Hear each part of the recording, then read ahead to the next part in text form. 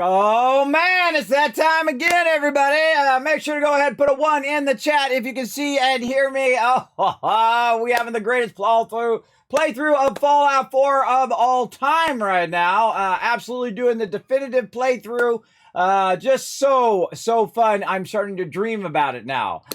Just so cool, everybody. We have literally given away hundreds of dollars worth of free stuff already. Here on the stream, and we're going to end up giving away thousands of dollars worth of stuff if we can hit those milestones for, say, Jude's. Now, I'm here for Fallout for Hope, everybody. Let me go ahead and pull that up right there. There we go. There's a global super stream event of over 400 Fallout streamers that raise funds for, say, Jude's Children's Research Hospital. And of course, we are, as we hit certain milestones, my awesome sponsors here in the stream, like Bethesda Gear, the mighty Manscaped, and Zombie Cure Lab have donated to give you guys tons of epic loot. And holy mackerel, we giving out lots of stuff. I'm on point to this year. I'm on point on these giveaways. And I have tons of stuff that's not even on that list, everybody. And I was working on something today that I think you all gonna like. Yeah. That's why I was running a little bit behind. I was writing back to some of my sponsors who are thinking of dropping some more giveaways. All right, so we'll see how that ends up, but you know what? I'm just a small streamer, everybody, and I appreciate their love, their understanding of what I'm trying to do here on the stream, bring a little joy and positivity into your life every single day to entertain you and to show you what I love to do, and that is gaming. I love multiplayer gaming, and I love, of course, some Fallout 4, which is my favorite Fallout of all the Fallouts, because it has the building. I'm a builder, everybody. I love to build factories. I love to build houses and defenses and all of that kind of stuff, and get all my dwellers all maxed out and all of that kind of stuff, and then go in and get all my settlers built up and give them gear and let them defend the bases and build that up to the point where I'm just absolutely dominating. And that's our goal today. Our goal today on day 3 is to absolutely win the game. That's right. I'm going to win the game by level 12, everybody, or maybe 13. And you're like, whoa, Kismet, how could you dominate the Wasteland so much? And that is to get my buddy, my pal, my favorite weapon in the game, the Overseer's Guardian. I have 2,000 caps right now. I need around 2,800. That's going to be our big goal today. We get that done today. Forget about it. We dominate the Wasteland. That's why I collect that purified water, so I can take that purified water and all that other stuff that I'm collecting so I can sell it to the vendor. That's why I super loot. That's the key, right? The key is not the original stuff, but at the end goal, and that is to get the Overseer's Guardian as early as possible, and then put those points into Rifleman, and which is going to boost the Overseer's Guardian, and then you'll watch us walk around and be one-shotting everybody. It's going to be awesome. The only time I need to change up that weapon will be in the later game if I went off to Far Harbor. Far Harbor, you have to use like Gatling laser and things like that, which will help, but I can actually dominate, and actually, I already know I win. The second I have the Overseer's Guardian, I know I already won. I can choose any storyline I wanted to. I can go down any path I want to go, because by the time I get to that point and I level up, I'll have all my other perks as well. Just absolutely dominant. And I never use food. I never use any boosts. I never use any jet or any of that stuff. In this playthrough, I'm trying it out, but I could have dominated him anyway without it. And you saw what I was doing is I was using their ammo and their weapons against them. So as I used the little bit of ammo that I had, I would wipe them out, grab their stuff, and then switch around and use their shotgun and use their rage weapons. And see, you take your enemy's supplies and you turn them against them, right? That's called guerrilla warfare right there, everybody. That's old school right there. That's the art of war right there. You take them, you take their stuff, and it makes you stronger, right? That's how you work that stuff. So that's what we were doing on there. Thanks for all the ones in the chat. There's 1,000 caps to get you guys started up. Of course, I've got Fallout 4 ready to rock. Now, of course, I will be back to like Stream Raiders and all that other fun stuff on Tuesday. We're going to have some fun doing that. We're going to play, of course, Nuka World on tour. It's going to drop on the 6th. It's still set up to drop on the 6th, and of course, I'll be on Bethesda's main channel Wednesday, 1 p.m. Eastern Standard Time, and then they're gonna drop a raid on me, and then I'll start up my stream after that. We'll be on there for about an hour, and I get to ask the dev questions. So again, get those questions in, everybody. If you have some questions you want me to ask the devs, go ahead and send them to me right now on my Discord right here. Boom. You don't want to send it to me on Twitch Whisper because I look at my Twitch Whispers and they're like, they're massive amount because I've been giving tons of stuff away. That's why. So feel free to go ahead and whisper me on Discord over there. You can find my name in the general, go in the general chat, just click my name and you can whisper me through that so you know you get the right Kismet, right? Make sure you get the right Kismet in there. Let me get some hydration in there. All right, everybody. So we're going to get into it. Super excited. We're going to start some giveaways right away. Let's see. What are we looking at on our milestones here? I think we are at around 1,400 toward our big 5,000 goal. And it was like, you know, pie in the sky goal. I thought 500 was pie in the sky goal last year, but we had 3,000 last year. And I thought, you know what? We're going to do it. Let's go all in, right? Let's go all in and make it happen. If you guys have already made it amazing, we're at $1,465 right now toward that $5,000 goal. We are about, let's see, we are $35 away from another giveaway being unlocked as well. And I appreciate everybody coming in with the No More Chemo Parties, for St. Jude's, Founding Settlements, Art Supplies, a whole bunch of awesome stuff. And then also toward chemotherapy treatment. I mean, this is amazing stuff. We got new toys for the play areas. We got a whole bunch of other stuff. Just amazing. Oh, and a red wagon. Oh, yeah, it's for donated for the red wagon. Yeah, that's amazing. So yes, again, if you do want to help out. Now, by the way, just so you know that when you do donate, if you donate again, it does stack. So say you donated, 25 last time and you're like, hey, I'm going to donate another 25, right? Well, here, you could actually you could say, Kismet, I want the $50 one. You absolutely could. I forgot to mention that earlier. You actually can stack your donations. So if you can only afford a $25 donation this week and a $25 donation next week, that's perfectly fine. I always try to do right by my community, everybody. So if you want to say, hey, Kismet, I want to actually get my name on one of the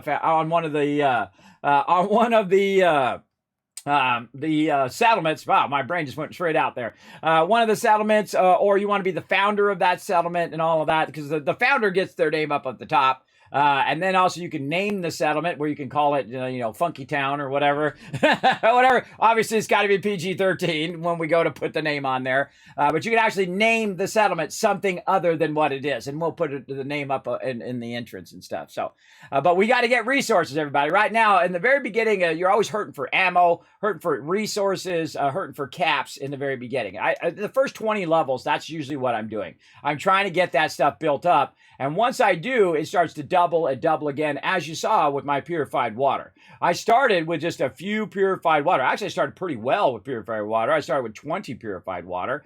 And then we doubled it up, and now we're up to 130 purified water. At the very beginning of the game, I'm only like level 11 right now. And that's 130 times 10. So that's 1,300 caps every cycle that comes up, everybody. That's a lot of cash. That's some good cash right there. You got to think the vendors only have like 200 or 300 caps too. So I'm going to have to spread that around to the different vendors. And of course, the best place to do that is where all the vendors are. And there's several places that are like that, but of course the most known, the mighty Diamond City. So we're going to need to get over there as well and be able to trade out a bunch of our stuff, and we're going to meet some new companions and more fun stuff like that. So excited, everybody. Can you tell? Can you tell how excited I am? So we've got a whole bunch of giveaways to do over here, and I got to actually pull this giveaway thing up. All these milestones over here so I can remember which giveaway I am currently doing, because I get totally distracted in here. But then again, I feel pretty good. What do you guys think in the chat? Put a 1 in the chat if you think I'm doing pretty good on my giveaways this year. I'm trying to be diligent, try to be very diligent, trying to give away those stuff early so I don't end up you know, at the end, you know, just giving away 50 things at the same time. It's too tough at the end. Yeah, lots of ones in the chat. All right, awesome. Yeah, don't forget the timers today. Thanks for that reminder. Another 1,000 kids caps. That's a good idea. I'm gonna get that ready right now. I know what it is. I start the stream and then all of a sudden my allergies kick in. Darn it. It makes my nose run. I don't know. Maybe I just get so excited. I get so excited and it fires up my allergies. All right, there we go. All right, we got the timer ready. We're going to go every 25 minutes today. There we go. Or actually, let's go every 30 minutes. Yeah, let's go every 30 minutes, and that'll make it easier for me to remember. All right. So we still got a bunch more giveaways to do today. We got $10 Steam gift cards, 5 blast of codes, another $10 Steam gift card, another 5 blast of codes. And if we do hit that 1,500, then we're going to go ahead and do this one right here, everybody. This one is awesome. We're going to do another thumbs up. Check it out, everybody. This is cool. And again, Bethesda gear is just absolutely knocking it out of the park, everybody.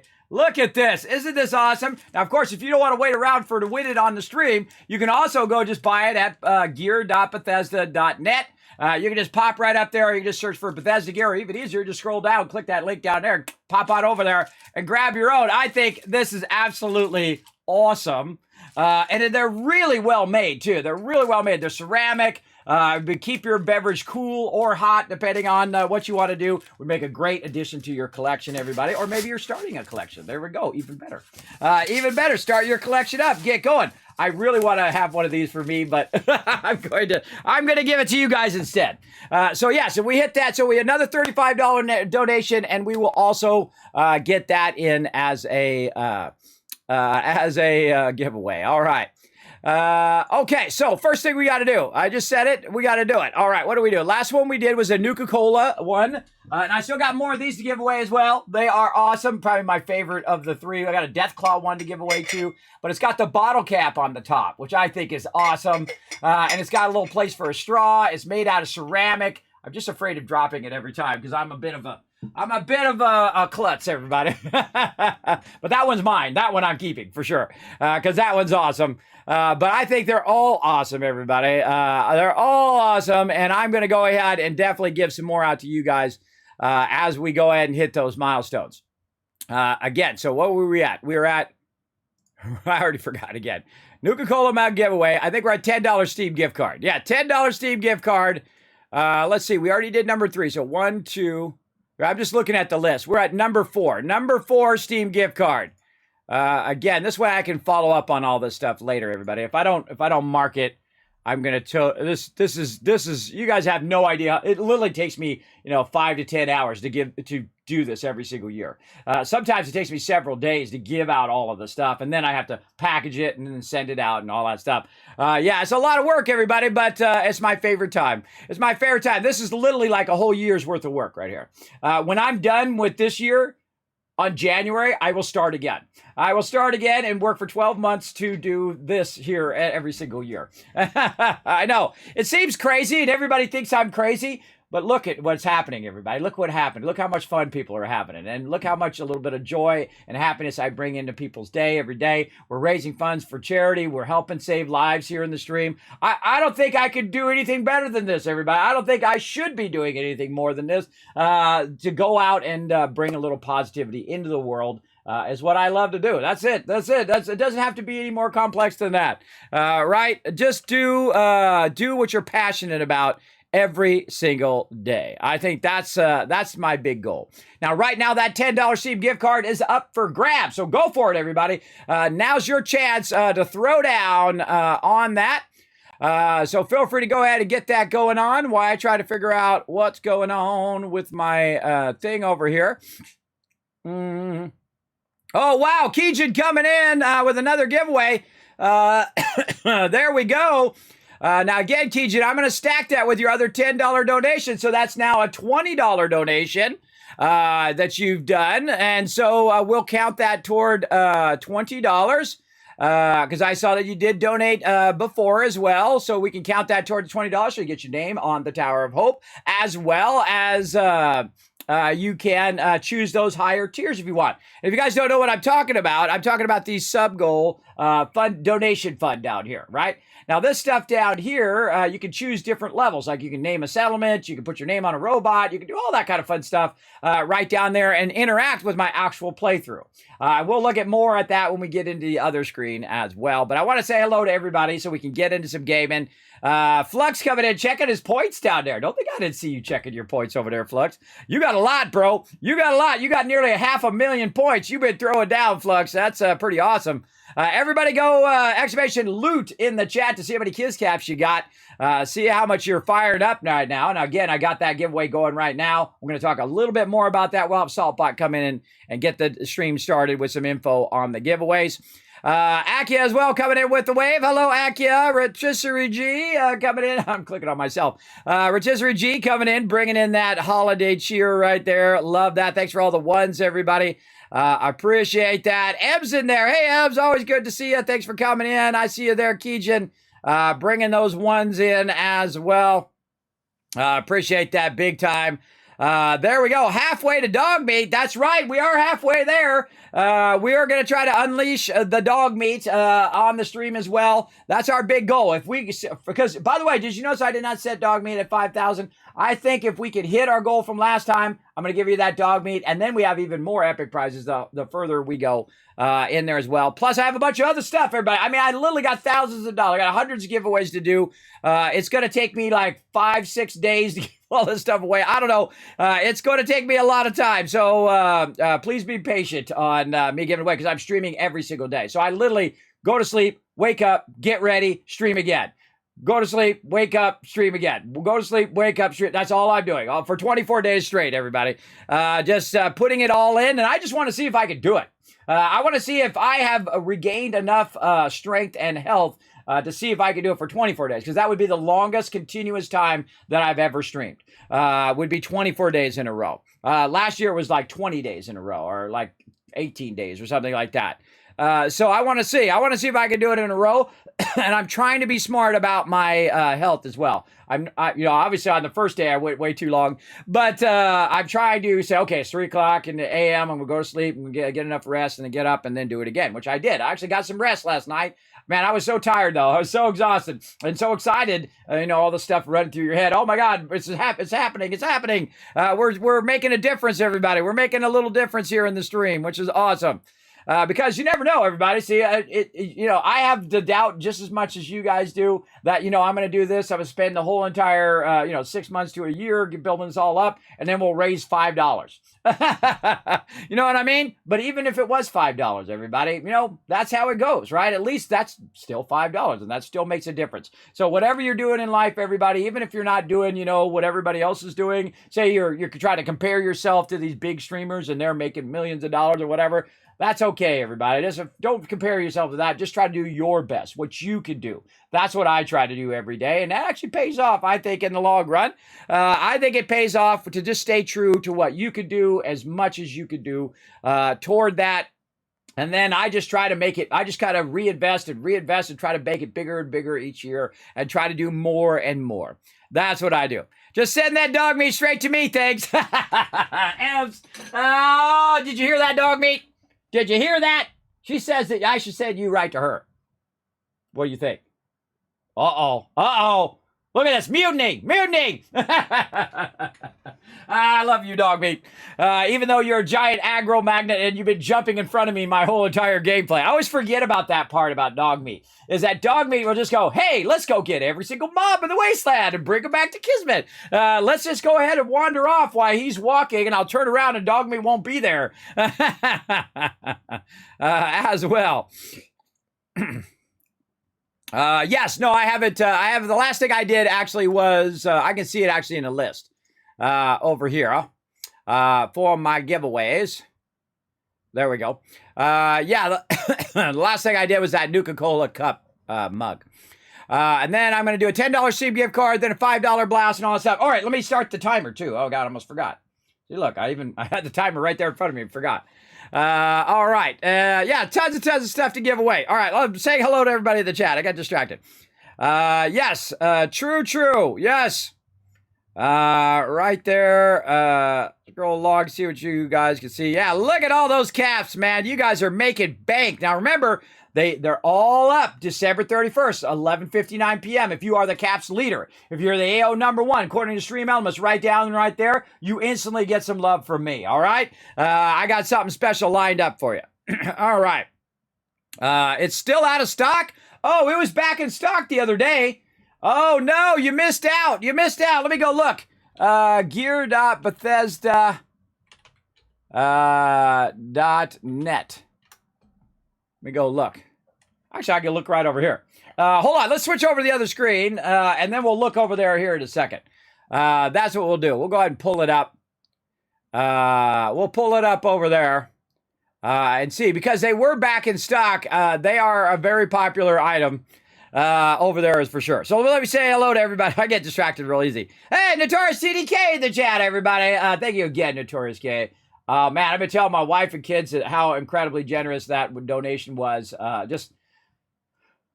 All right, just when I just start talking about it, I just start thinking about it, how wonderful that is, how amazing that is in Notorious K. It gets me all choked up, man. Hey, Kismet in chat, he says, hope everyone is doing well today. Doing amazing, Notorious TDK. You are incredibly well loved in this channel, that is for sure. Before I start tearing up, before I start tearing up, we better get into some gameplay. Let's go.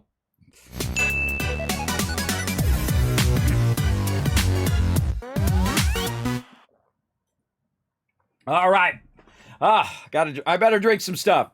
My pleasure, says Notorious TDK. Oh, thank you so much, man. Thank you so much. The mighty Rotisserie G hanging out as well in the chat. Rotisserie G and TARDIS are going to join me next week on Bethesda's main channel as we throw down some alpha level fun in Nuka World on tour. I'm looking so forward to that, everybody. So excited about that stream and about hanging out with the peeps at Bethesda.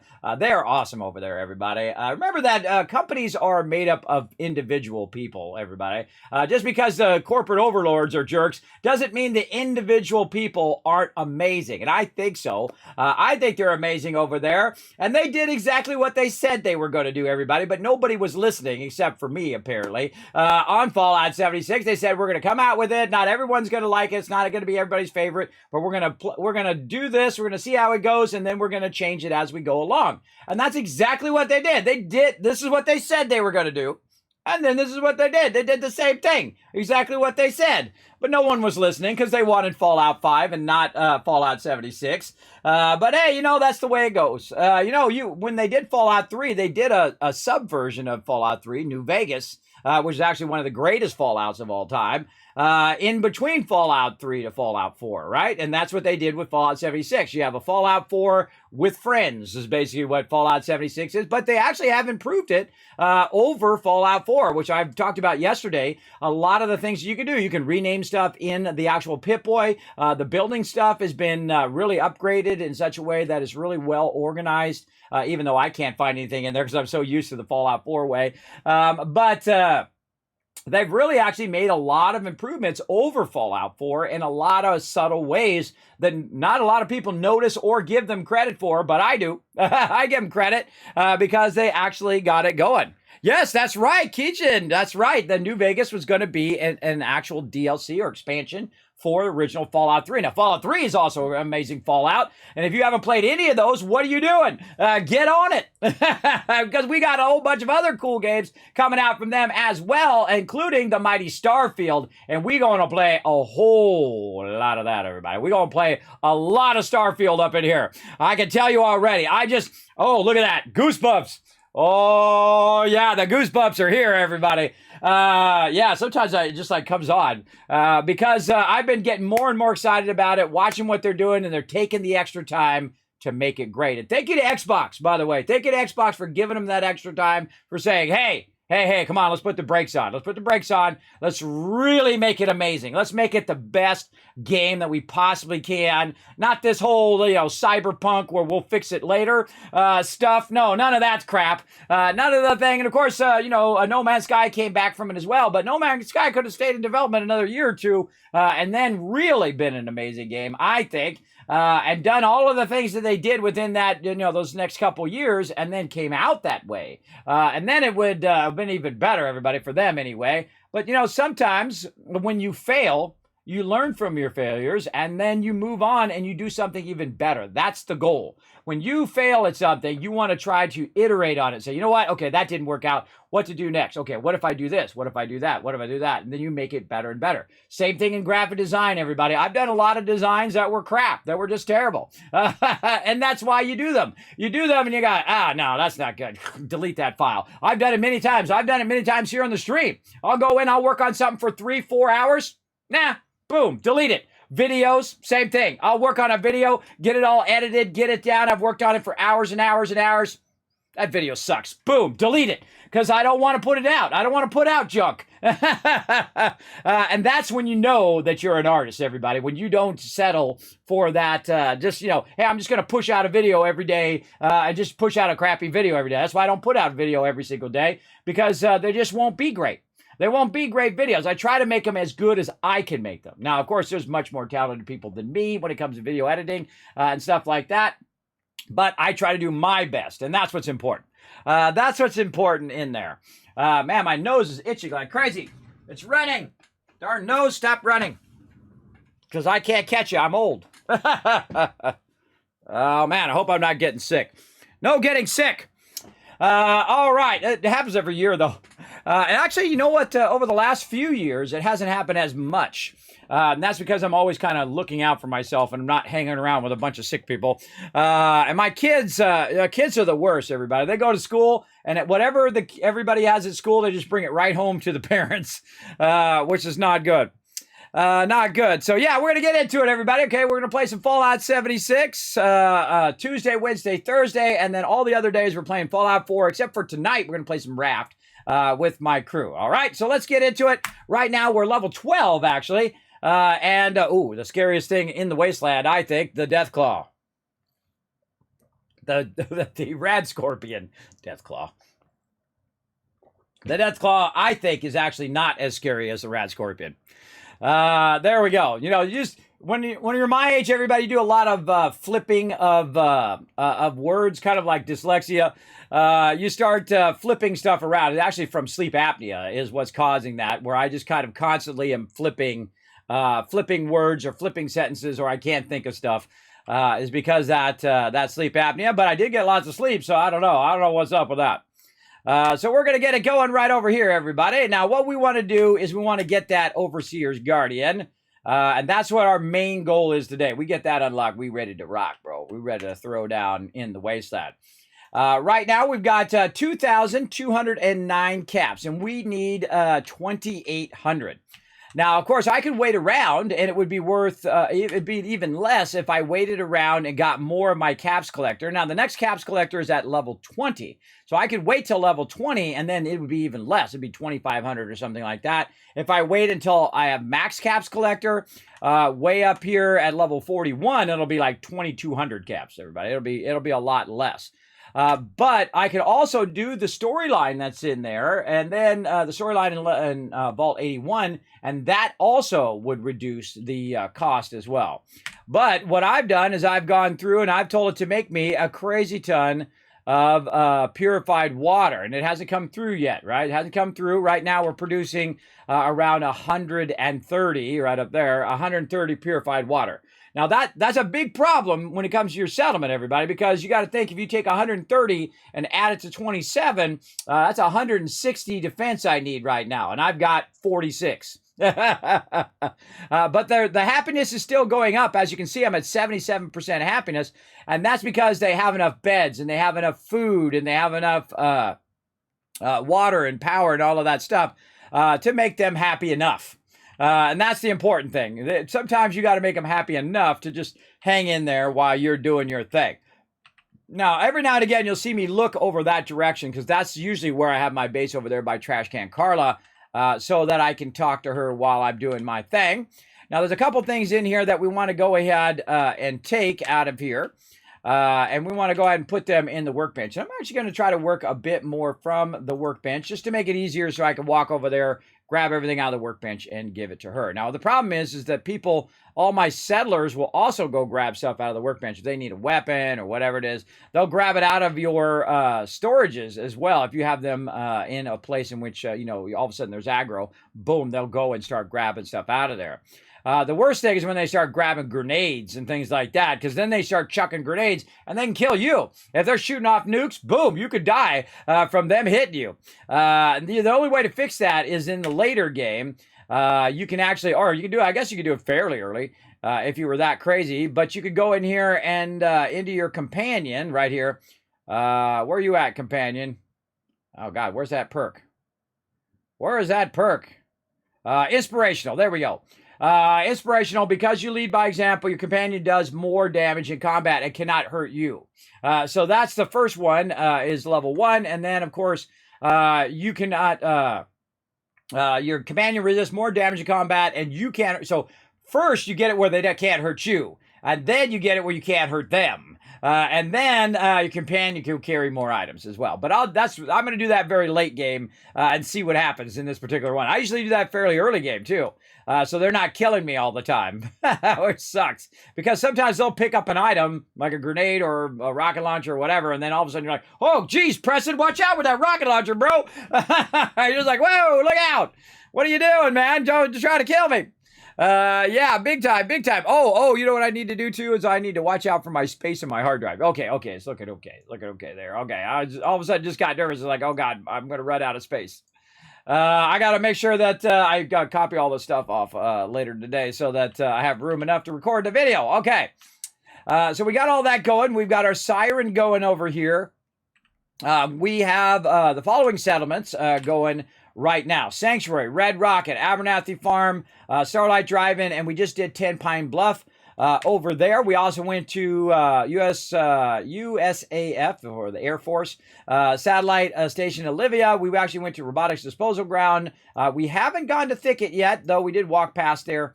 And then also we went to Bedford Station. We went to the Starlight Drive-In. We've been kind of by Lexington, but not in Lexington. Oh, hey, thanks for the follow. Appreciate you coming in, showing some love. Why are those alerts? Those are under the overlay, I just noticed.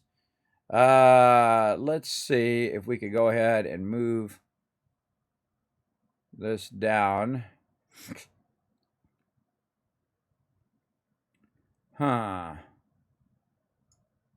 There. Let's replay that and see how that looks. Still being overridden. Hold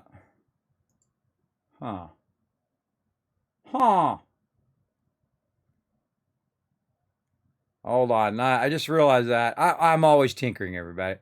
Always tinkering. Let's try it there. One more time. Let's go. There we go. All right. Always tinkering with my stream. Thank you very much for the follow. Mo Profit coming in. We're going to get a lot of profit in this stream. And the real Dark Easer. Well, in game anyway. Not in real life, but in game, that's for sure. Are you using the DLCs? Yes, I am.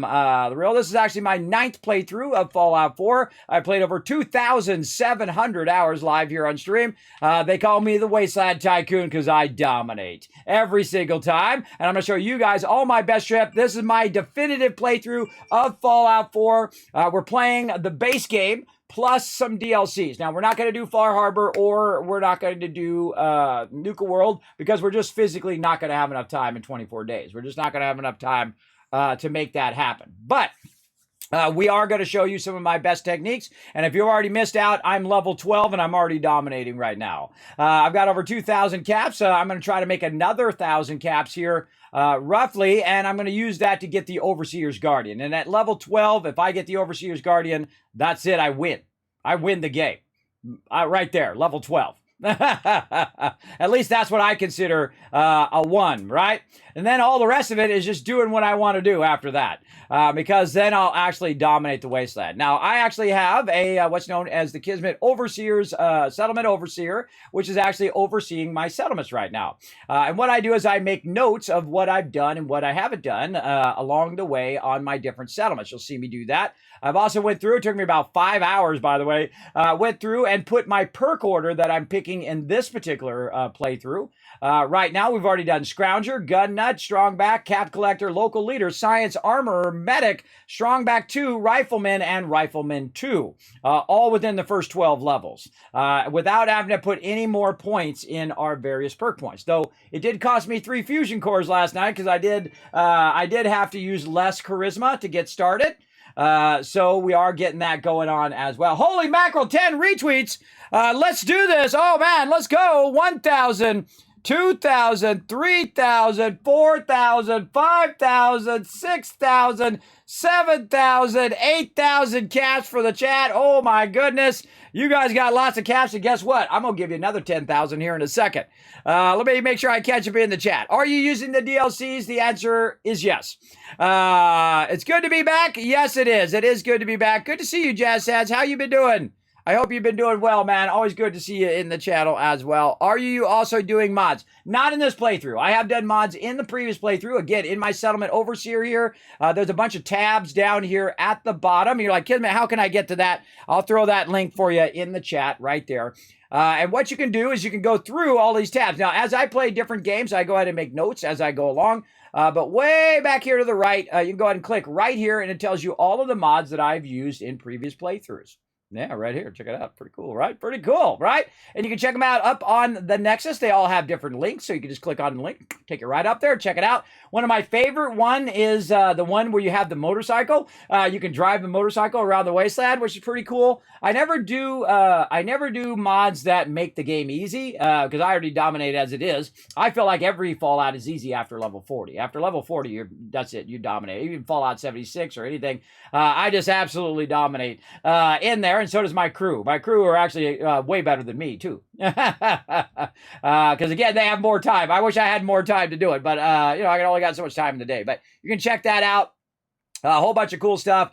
But right here, the drivable motorcycle mod, that's my favorite one. It's number 8 on that list right there. And, again, you can check it out right over here on Nexus Mods for Fallout. So I have done those previously. I think that was my 6th playthrough that I did do some mods. So if you want to see all the mods, there you go. But I'm not playing with mods in this playthrough. This is a vanilla playthrough that we're doing for charity for St. Jude Children's Research Hospital. Now, I'm part of a global super stream event, everybody, with over 400 Fallout streamers this holiday season. And I also did it last holiday season as well, raising funds for St. Jude Children's Research Hospital. So we're here for charity.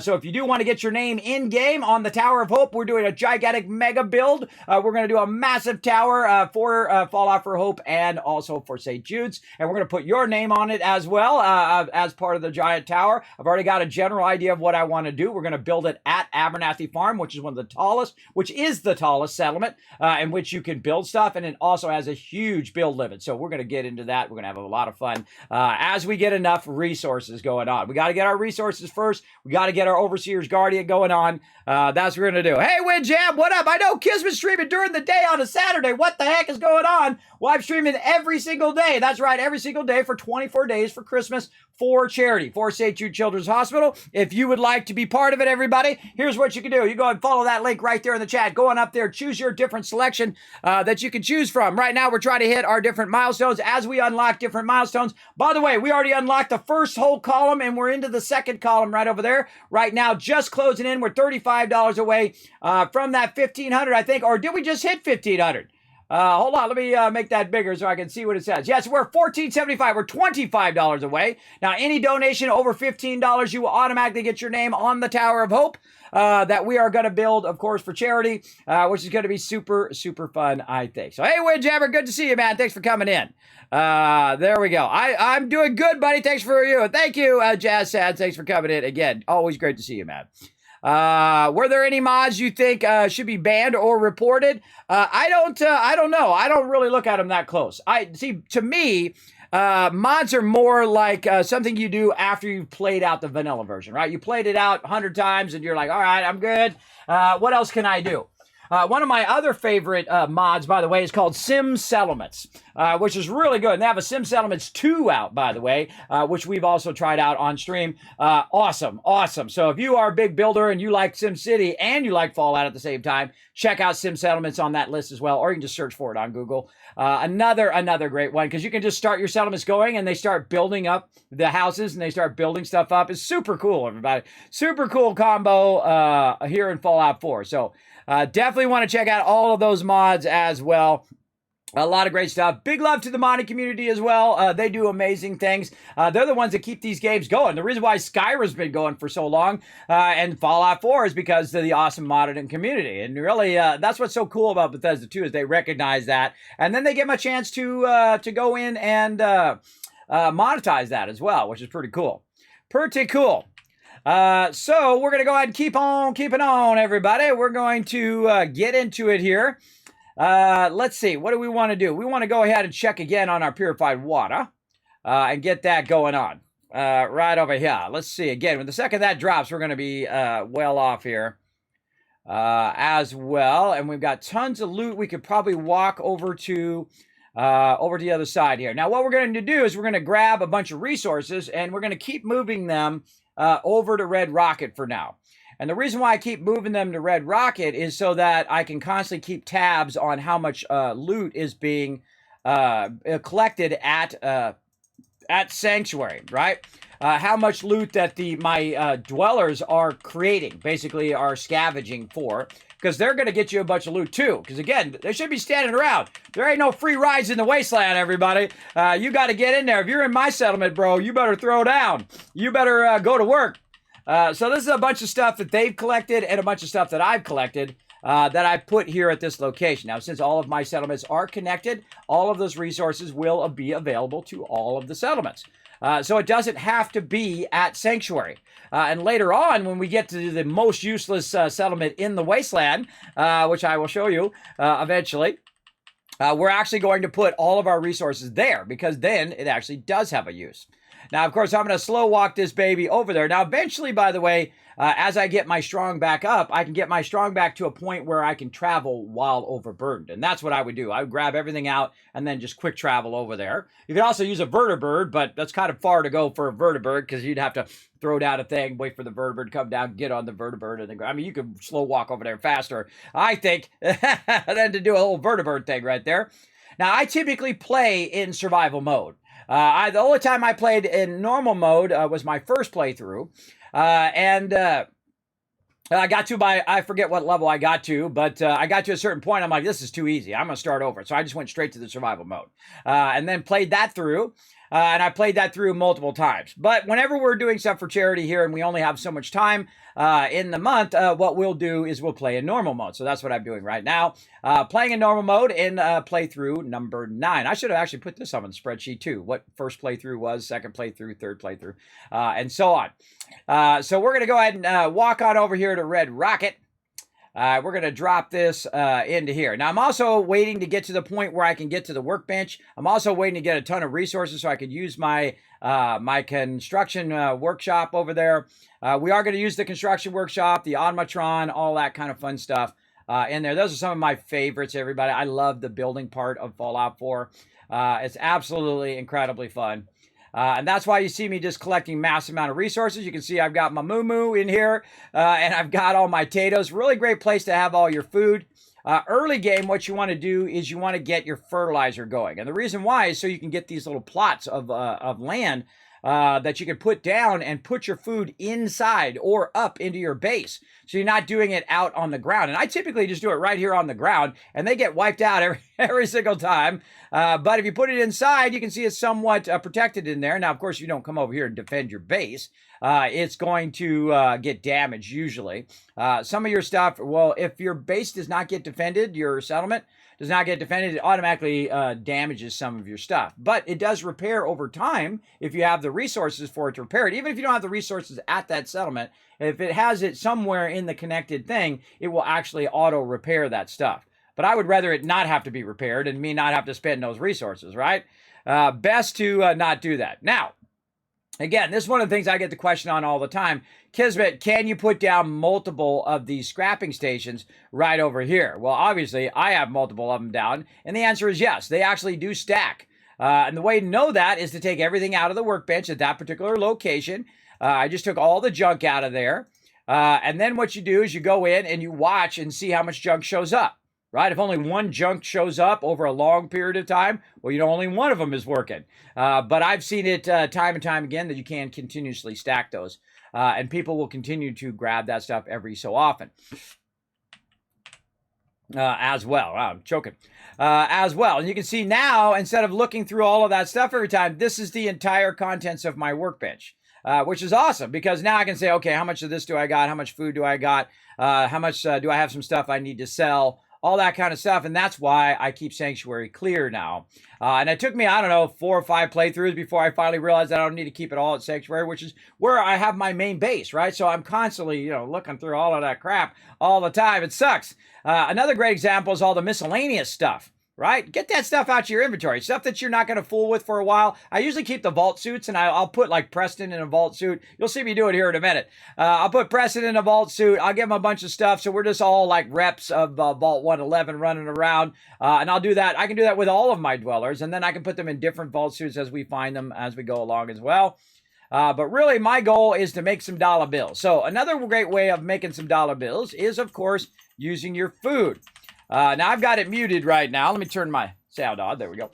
And what we can do is go in and basically just keep collecting this manually. Instead of waiting for them to collect it, we can go in and just collect all these potatoes and whatnot. Now, one of the good things about doing this is that we can go in and grab this in Fallout 76. One of my biggest suggestions is to get the green thumb. Oh, my God, it scared me. Get green thumb. And basically get double the food and water from everything as you go through. Why is my sound not coming through? There we go. So you can get double the food and water as you go, and then it really helps you in the early game because you can go and collect a bunch of like carrots and things like that, or corn and razor grain, and you can literally get hundreds of caps. That's right, hundreds of caps right away, just like that, and be able to rule the wasteland right at the very beginning of the game. And you'll see me do that. I call it the Kismet Cash Run, and I'll talk about that when we get back to some 76. But as you can see, I've grabbed all of the various things here. Now, what I could do to keep increasing that profit or keep increasing that output as more and more people show up here at this particular location is to basically go in and put down more of the stuff, right? Now, you can go in and figure out how much each of these are worth or whatnot. I usually put everything down in pairs, by the way. So I'll put carrot down in pairs. I'll put corn down in pairs. You get that general idea. Going on right there. Now this person's in my way. Hey, you. Go over there. See, so you can tell him where to go. Sometimes I tell him where to go. But he's in my way right now. Go over there, Die. So you have to wait it out, though. You can't just switch off, because if you switch off, he'll go straight back. So I'll hit tab to get out of there, and then very quickly see if I can throw this down before he comes back. There we go. I try to throw down another one. Not going to let me. Let me move this over just a little bit. No. I have that problem because I feel like I'm in Fallout 76. And I keep hitting the tab key to get out of it. No, not going to let me get another one in there. Bummer. All right. Now, you know what I could get in there? Absolutely. We could put in the double tato plant here. Tato plant there. And tato plant there. There we go. Again, you want to do them in pairs, everybody. Always do everything in pairs except for mute fruit. Mute fruit you could do in singles because they're worth 1 food unit where everything else is worth half a food unit. So as you can see, a lot of my food is being done up above here. Now, of course, I'll go in and optimize all of this stuff later, and we'll also cover it up so that it can't be shot from invaders that are coming in. Now, I'm really going crazy, everybody. That's 29 food is being produced right now and 130 water. And again, the more food and water you're producing, the more defense you're going to need. So the more Kismet kill boxes, just like mine right up here. Now, this is one of my signature things that I do. Let's see those Kismet kill box emotes in the chat, everybody. Is the Kismet kill box. So a well-placed kill box replaces any need for have people on defense. Now, I have one lady on defense, just as an example, that you can actually use one person and they will actually work 3 different defense places. So she'll hang out over there on that side, then she'll walk over here, and then she'll walk on the other one, which is right down below. But you don't even need those, everybody. What you need is a lot of turrets. And you need to elevate them up like this, like a Kismet kill box, so you can put them on top of your bases as well. Oop, time for a giveaway. On top of your bases as well. And put them in strategic positions, and that's all you need. Even a giant amount of death claws coming in, they're going to absolutely get destroyed, especially as you upgrade your turrets, by the way. See, this is an MK1 turret. Your turrets actually go MK1, MK3, 5, and 7. Now, 7, look out, because 7 is an explosive round turret. And that's some dangerous stuff, everybody. That's some dangerous stuff. Watch out for that for sure. For sure. Now, again, if you guys want to be part of the giveaway right now, we're giving away a $10 Steam gift card. What you do is go exclamation loot in the chat to see how much Kiz Caps you got, and then you go exclamation ticket in there. If you also get a free ticket, everybody gets a free ticket no matter what, even if you just wandered into the channel. The trick to it is, say you have 3,000 caps, what you do is just take the last number off, because it's 10 Kiz Caps per 1 giveaway ticket. So you just take that last number off and you say, okay, I got 300 tickets I can buy. And you can just go exclamation ticket 300, right? Make sure you put a space in there. Exclamation ticket, singular, a space, 300. And there you go. Or you can buy more, up to 10,000 tickets if you want it bad enough. Or when you're first entering the giveaway, you can go exclamation ticket space max, and we'll just max out your tickets if you really want it bad. Like when I'm giving away like dog meat over here. When I'm giving away the mighty dog meat, this guy right here might be a good time to go exclamation ticket max. I'm just saying. There you go. So again, exclamation loot to see how many Kiz Caps you got. And then exclamation ticket space 1, 10, 100, up to 10,000. It's up to you. So there you go. So I'm going to give you guys a couple minutes for those who just wandered in the stream to go ahead and put their tickets in.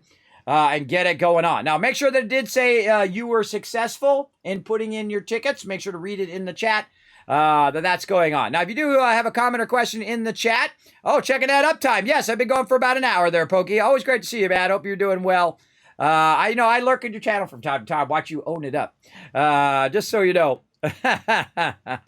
I don't always go into people's channel and chat. I feel like it always becomes a Kismet show. They're like, yeah, Kismet, how you doing? What's going on? Sometimes I just like to be like everybody else and just lurk in people's channel, or just lurk in their channel and give a little viewer boost as well. That's just how I am. How can a console streamer be part of the charity? What you can do is just go ahead and follow that link right there. It's going to take you up there to Tiltify. Remember that the donations go directly to St. Jude, so I don't have anything to do with it. It goes right through Tiltify directly to them. And if you want to know more about St. Jude's, an incredibly great charity, you can go ahead and follow that right there as well. And you can also write it off on your taxes as well. So there you go.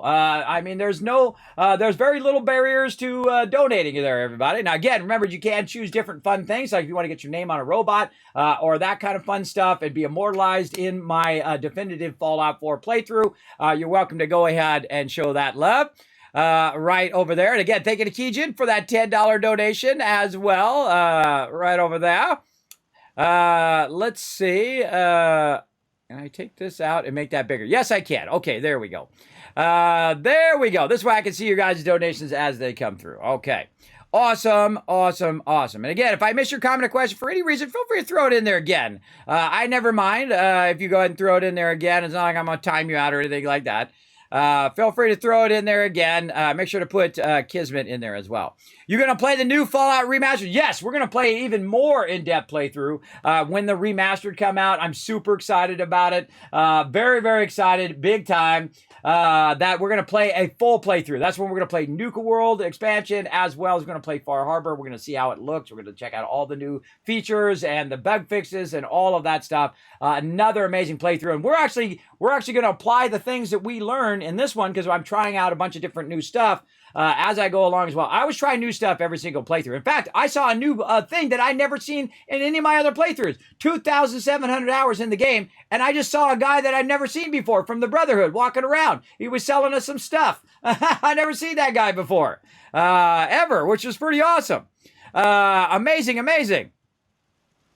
There we go. I know, somebody decided to describe girl. I know, right? You're like 20 hours in and you're like, oh my God, I haven't even got anything done yet. What's the biggest news about it? The biggest news about it is the fact it's going to be 4K and they're going to do a lot of bug fixes on Fallout 4. It's going to be for next gen consoles as well. So if you got a PS5 or if you've got the awesome Xbox One X or S, you're going to get the awesome version, everybody. You're going to get the throwdown version. I suggest start a new playthrough. Absolutely. And we're going to do that here in the stream. Absolutely. But let's keep working on this one right now. We're going to try to dominate the Wasteland by getting the Overseer's Guardian, my favorite weapon in the entire Fallout franchise. And we are waiting. We're waiting for our purified water to drop. It's going to drop 130 purified water here at this particular location. Now, while we're waiting for that, let's do a little bit of the thing that I like to do. Hey, Brando, what up? Next year, they said.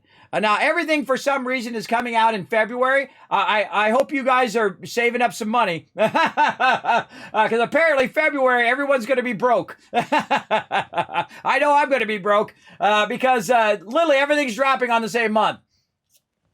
Got a dangerous look about you. Hope you ain't here for me. You know I got a dangerous look. I got a dangerous look because I got my fashionable glasses on right now. That's why, by the way, my glasses are white to kind of an homage to the fashionable glasses.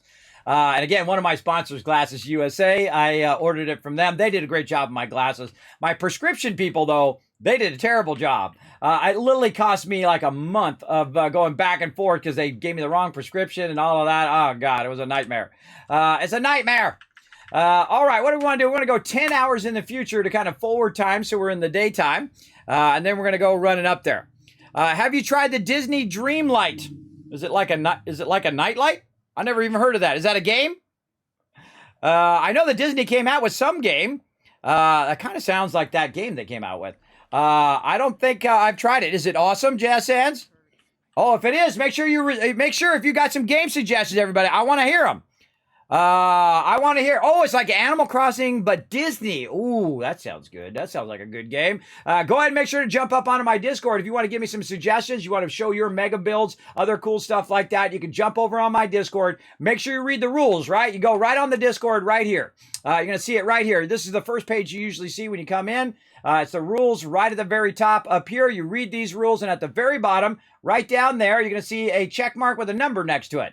You go ahead and click that check mark, gives you a special title, Teamwork Tycoon, gives you access to the other sections over here where you can go in and suggest some games right here, like game suggestion right there, like Beyond Sunset right there, and Dead Matter. So again, this is my community basically giving me some suggestions, and then what I do is I contact all of these peeps and I say, hey, send me a code and I'll show it on stream. We'll give it a try, right? We'll do a learn to play on it. And so that's what I do. And I do that like every month or so. I'll take a list of that and then I'll contact them and see if we can do a learn to play on it, which I think is pretty cool. So feel free to go ahead and put some suggestions in there. Again, that Disney one sounds fun. Marvel Midnight Suns might be coming up on the stream. Hint, hint, nudge, nudge, wink, wink, say no more. Yes. Already got that one on my list, Keegan. Already got that one on my list, brother.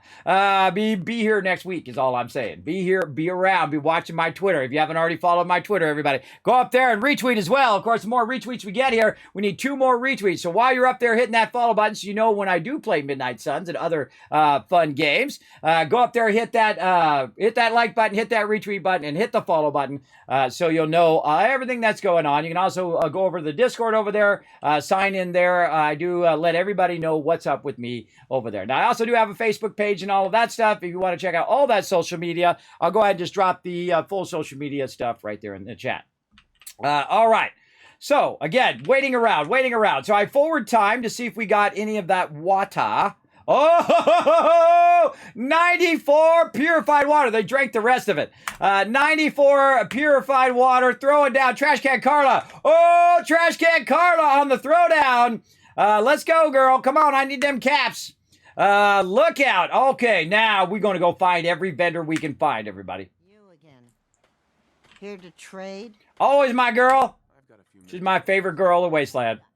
I know Piper and Kate get jealous, and Curie get jealous of Trash Can Carla, but that's it. She my girl.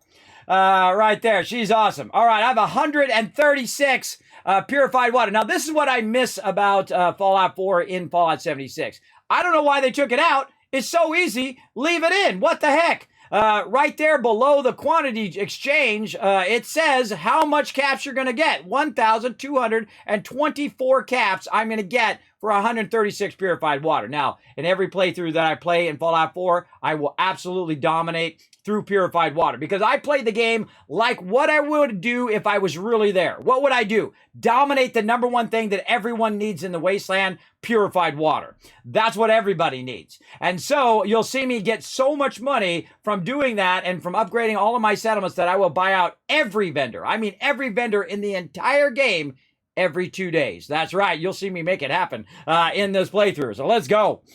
So yeah, Trash Can Carla does not have 1,200 caps.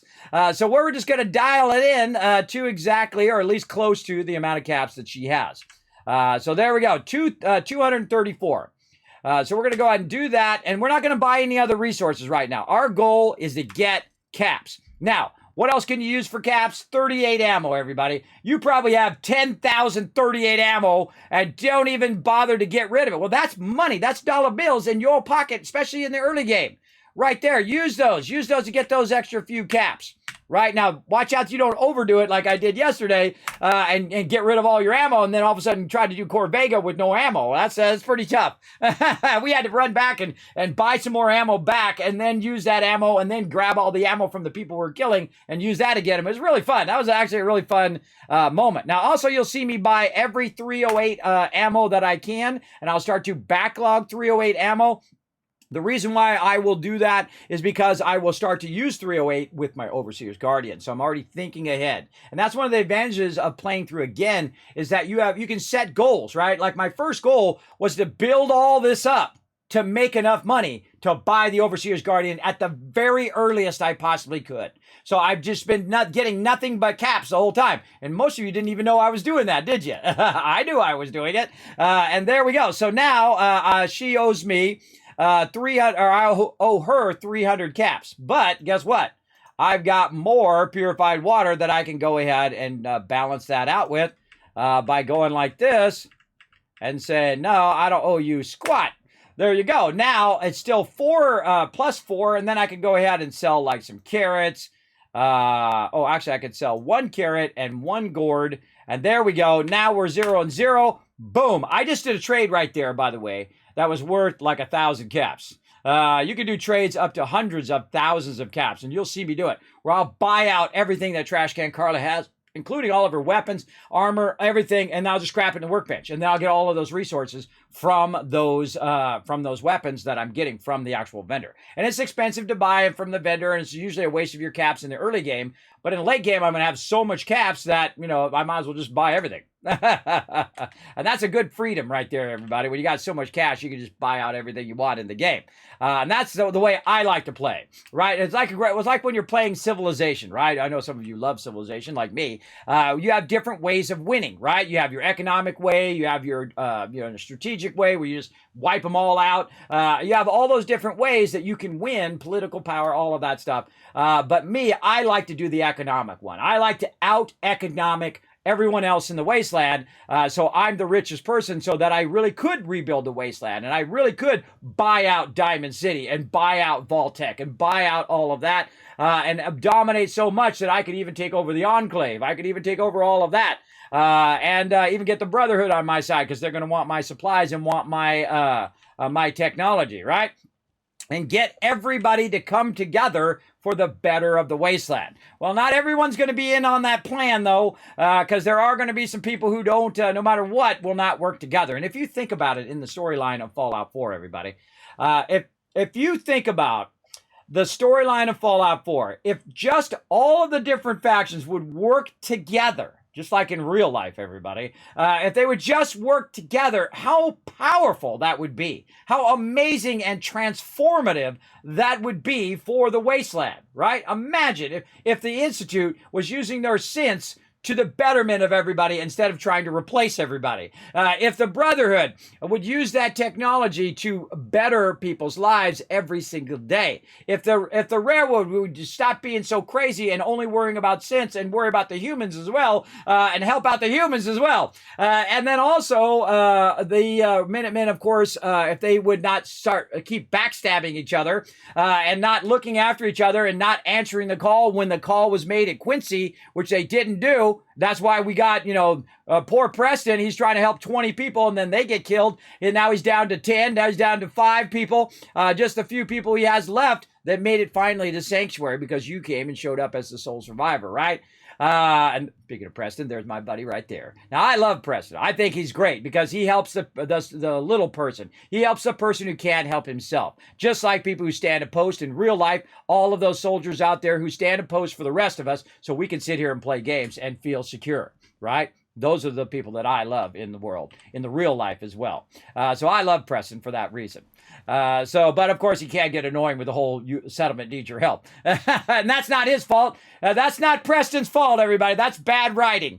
That's bad writing because it should say, hey, Kismet, another settlement needs your help. Do you want to go do it right now? Can't do it right now, Preston. Okay, hold on. I'll hold on to it. I'll let him know when you're ready. I'll give you the quest. That's what they should have done. And then it wouldn't be so annoying all the time. But what he's trying to do, by the way, that mechanic that he's trying to do is trying to get you to go to new places. That's what's so great about Fallout 4, is that the fact that I can play through this in my 9th playthrough and still see brand new stuff. I didn't see that Brotherhood guy. I've never seen that guy ever.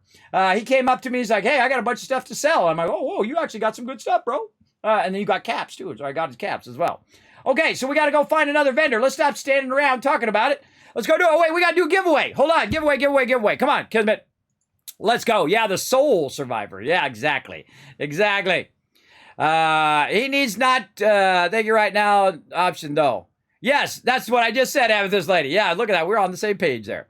Facebook tag, I never see that. Yes, I do have a Facebook page. It's very much like my Twitter. I just go in there and I tell you what's going on with me lately and, all of that stuff. And occasionally I throw some IRL stuff in there, just like I do on Twitter and whatnot. Like, if I'm working out or how my, how my health is doing, things like that. So feel free to go over there. It's facebook.com/KismetBP. I'm not a big Facebook guy. I barely know how to work Facebook. So just keep that in mind. That's pretty much a kind of a duplicate of my Twitter. But some people don't get on Twitter, which I don't blame them because sometimes Twitter is like a dumpster fire. Well, a lot of times it's a dumpster fire. But, they're trying to clean up that dumpster fire. And, we'll see how it goes. We'll see how it happens over there as well. All right, so what are we doing? We're running over here. We're trying to get some vendors. We're trying to do a giveaway. That's what we're trying to do. Come on, kids. Stay focused. All right, $10 Steam gift card going out right now. Here we go. In 3, 2, 1, boom. You're the winner. Flux. Oh, Flux with the win. Now, everybody throw some GGs in the chat. Be a good sport, because guess what? I got tons of stuff to give away. Believe me, I got massive amount of stuff to give away. Let's see some GGs in the chat. The more GGs I see in the chat, the more Kiss Cats I'm going to give you guys for the future giveaways, all right? So let's see that love in the chat. Feel free to throw in there some emotes or go ahead and just throw GG in there. Flux, yes, confirmed in the chat. That is a confirmed win. Way to go. Now, of course, if you do win a Steam gift card for me to gift it to you, you're going to need to go ahead and friend me on Steam. And everybody can go ahead and friend me if you want. This way you can come play some games with me, too. Right there on Steam, you go and follow me. You can find me over there, Kismet, B like Bravo, P like Papa, Kismet BP, because they wouldn't give me my name. Same thing with YouTube and stupid Twitter. They're like, hey, we'll give you Ninja his name. That's a generic name. But they won't give me Kismet. I don't know. I guess if I became like as rich as him, I guess they would give it to me. I got to win the lotto or something, everybody. I should have won that $1 billion. I bet they give it to me for $1 billion. So there we go. Yes, and go ahead and add me to your friends list over there. But especially Flux, go over there, add me to your friends list.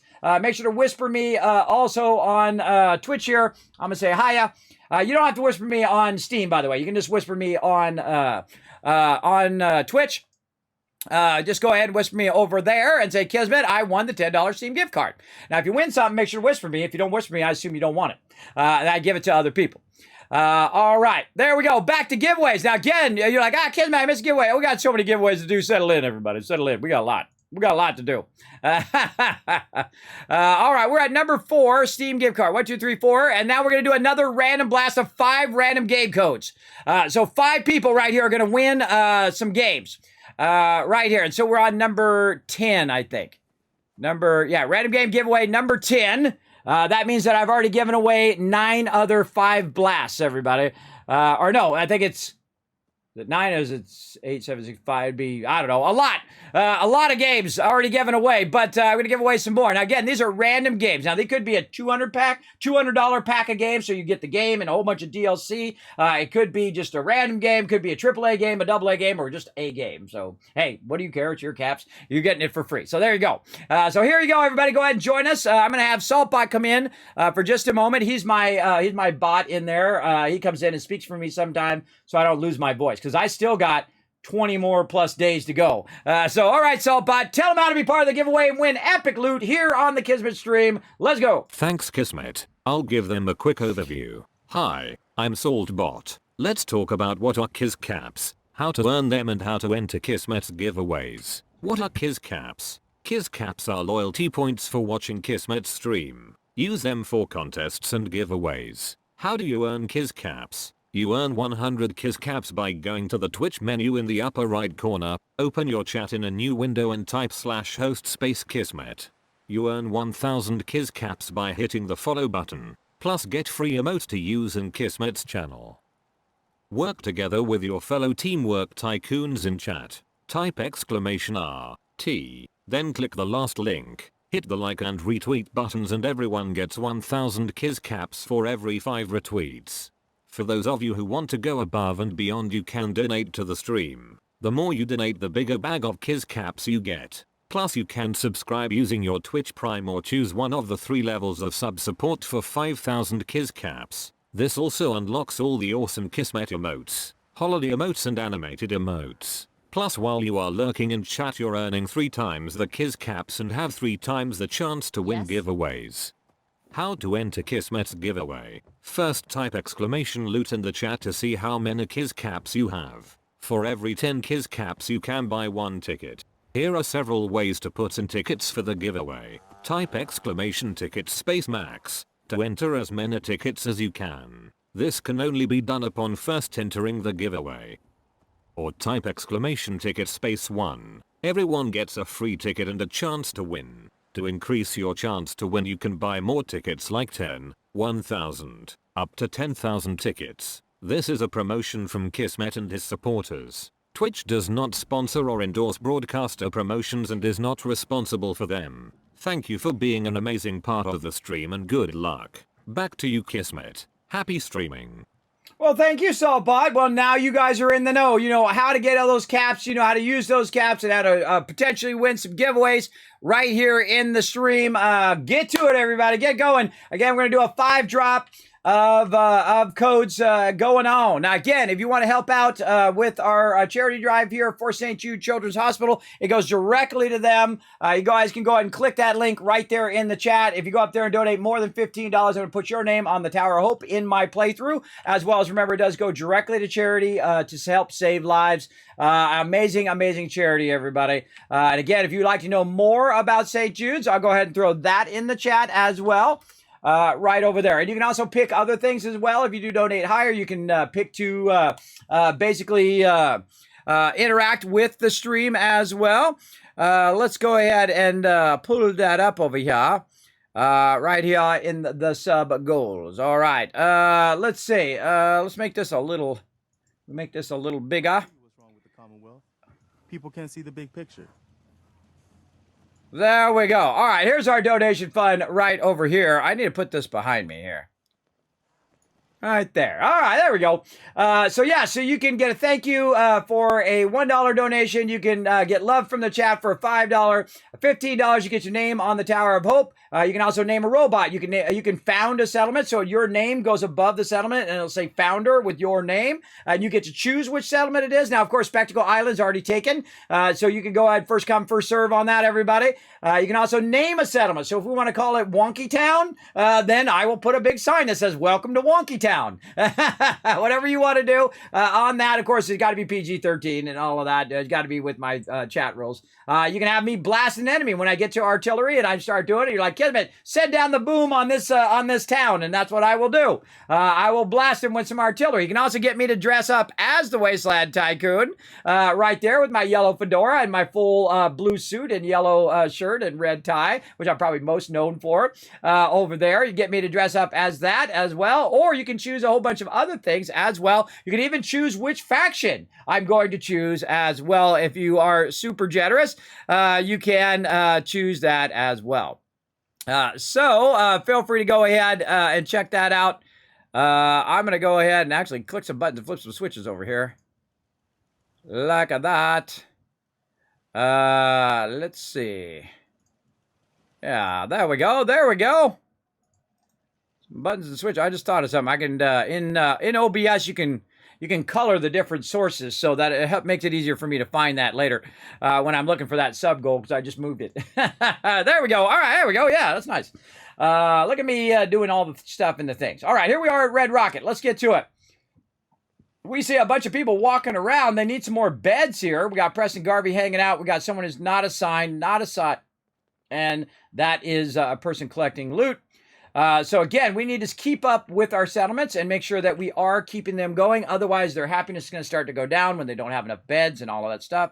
So we need to do a little bit of a build here at Red Rocket. Now, in the beginning, everybody, I do what I call basic builds, right? Where we just go in, we just build some basic stuff. In fact, I suggest when you are new that you use these ones right here, the prefabs, the large shacks, the small shacks, these kind of things, because the large shack you can just throw down, put 10 beds in it, boom, you're good right at the very beginning of the game.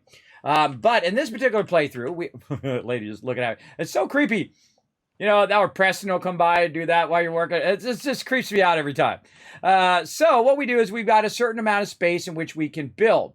So what I can do is just kind of build onto the front of the Red Rocket here. Right over here. Now, one of the things I suggest you do, and it does come at the cost of concrete, is to build yourself a little concrete area like this. And I like to leave a little bit of a gap. This way they can get up over that lip that's there. You can see I can put this down. Now, one of the things that I suggest you do to save some cash is that you go ahead and use your wood stuff like this. Now, so notice I can't put that in there. Watch this as I hold down E, and I pick all of those up at the same time.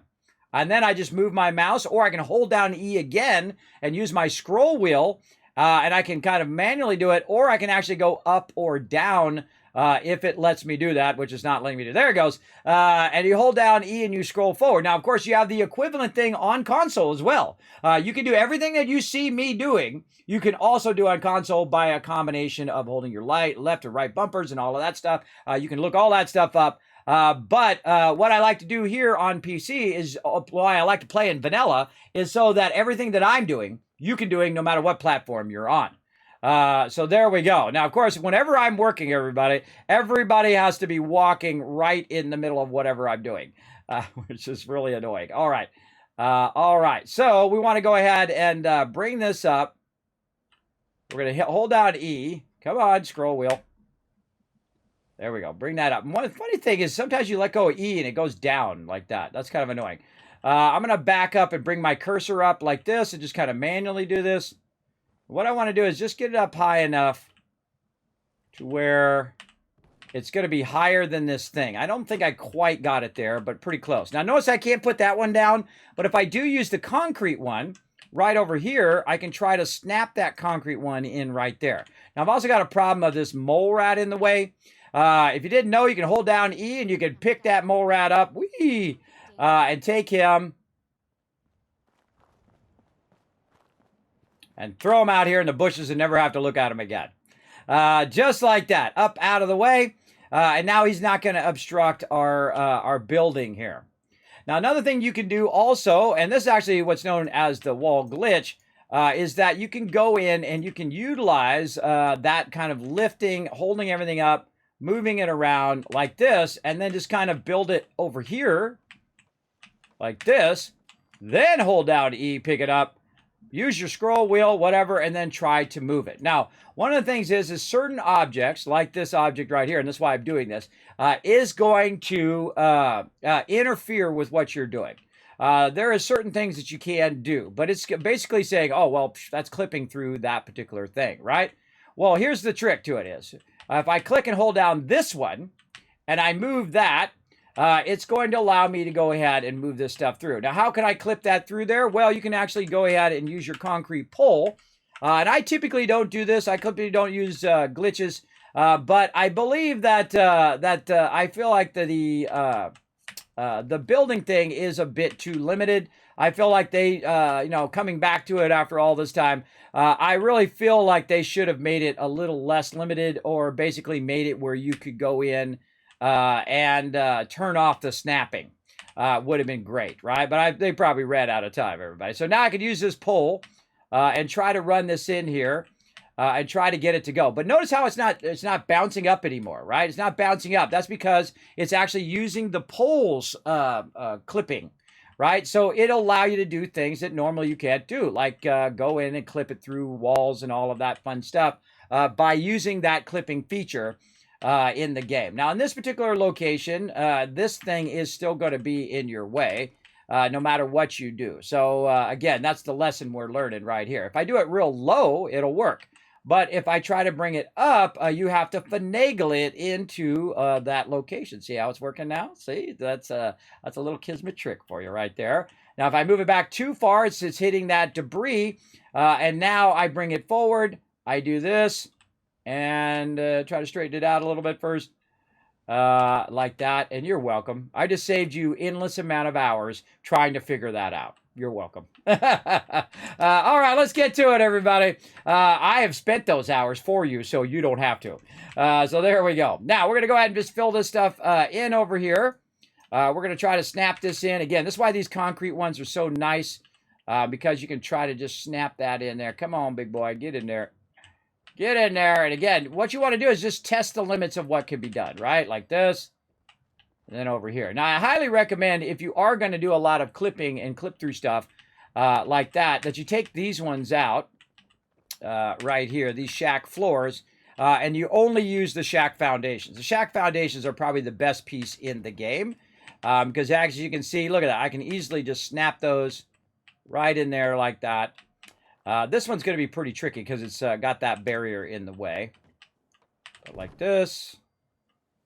And a lot of times you can force that to snap right in there. Now you're like, well, Kismet, how can I get it to go through this? Well, here we go. We pick it up. We move it back. All right. Oh, we got something in the way that's causing it to pop up. That person right there. Or something. Maybe the kill box.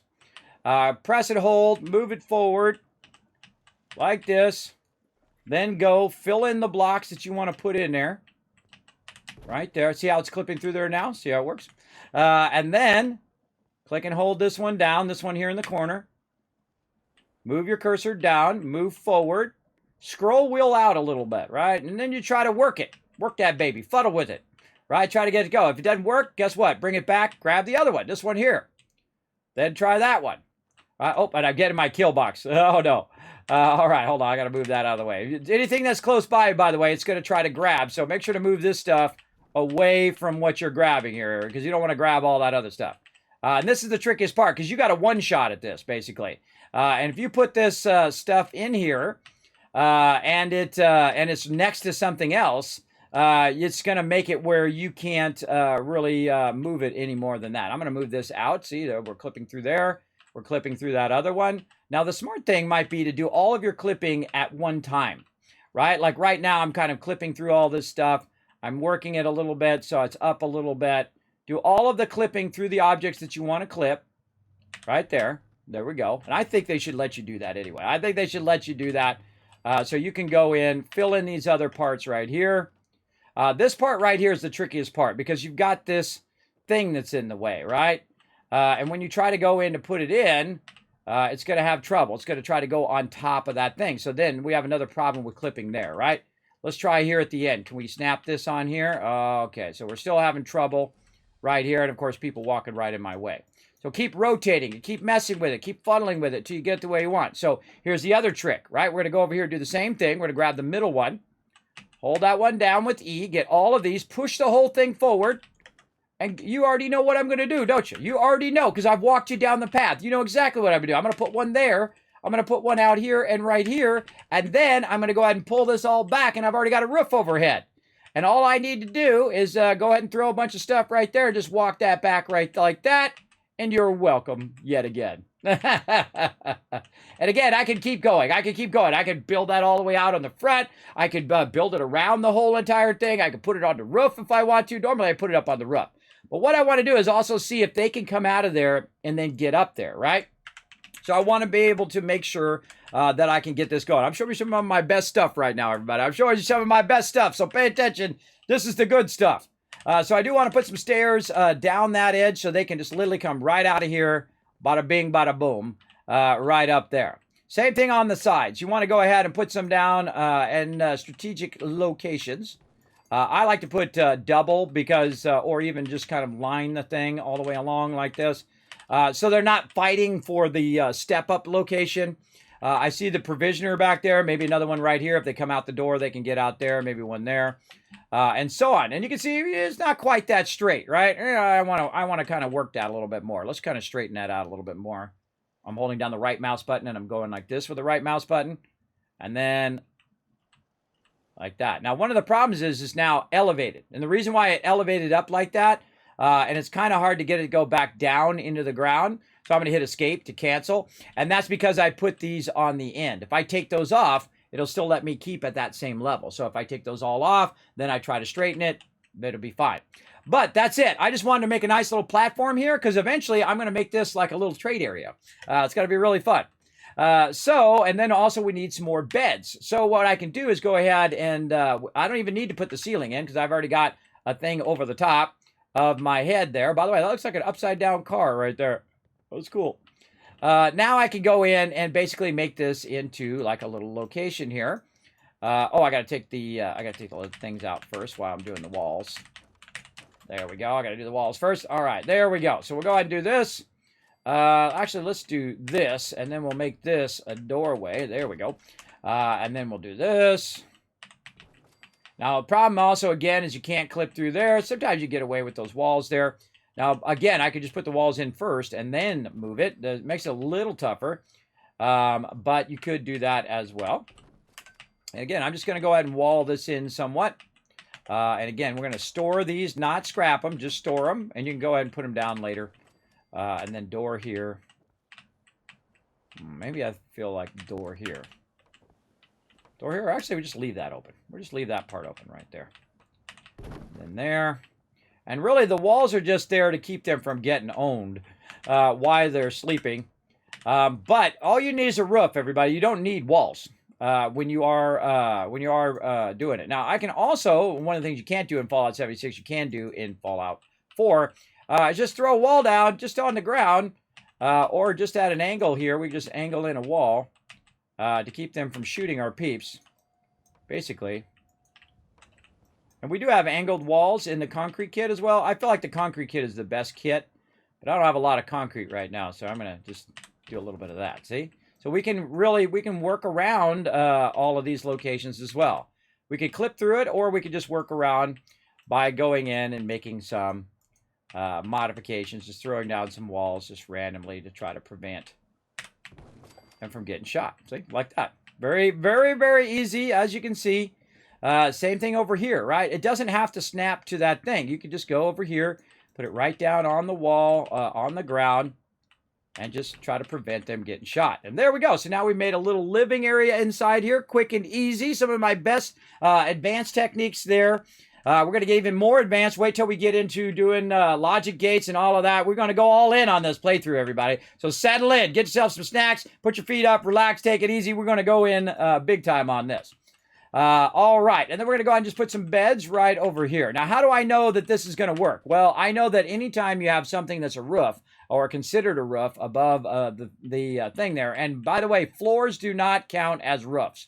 It's got to actually be a solid object like this to be counted actually as roofs. Now, one of my default things that I do is I will put in around 10 beds, right? 10 beds is my gold standard to get started in any settlement. This way, if you have up to 10 settlers, they've already got some beds, and that means their happiness is automatically going to go up because they got a place to sleep. Another thing we want to do is go ahead and boost our food as well. Now, actually, food, one of the few things that you can do elsewhere, build up a massive amount of food, say at Sanctuary or at Abernathy Farm, which is a great one, and then they will actually get the food from another settlement if you have them connected. So you don't necessarily have to do a ton of food here. I do because I want to keep doubling up and doubling up of food. Excuse me, Moo Moo, I need to get this cord. There we go. And so I'm going to grab a bunch of these resources here.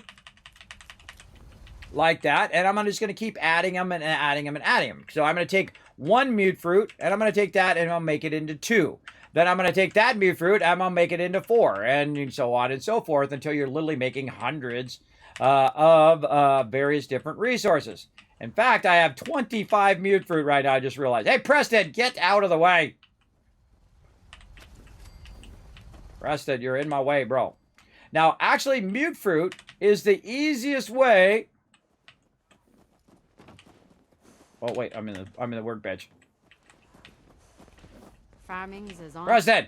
work gets. Point it out. Over here. Got it.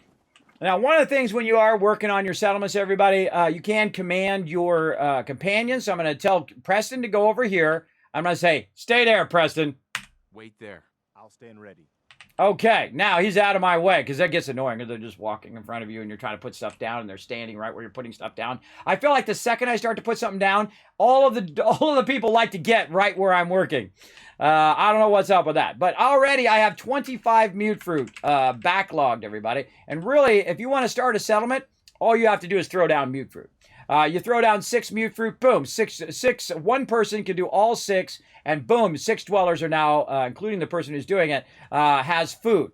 But you want to spread it around too. You want to be getting a different type of food for your peeps in here. And now this is one of the best places to put stuff, everybody, inside here, whether it's like a little base or whether it's food. And you're like, well, Kismet, how do you get these plots? Well, you get these plots right at the very beginning of the game if you have the DLC.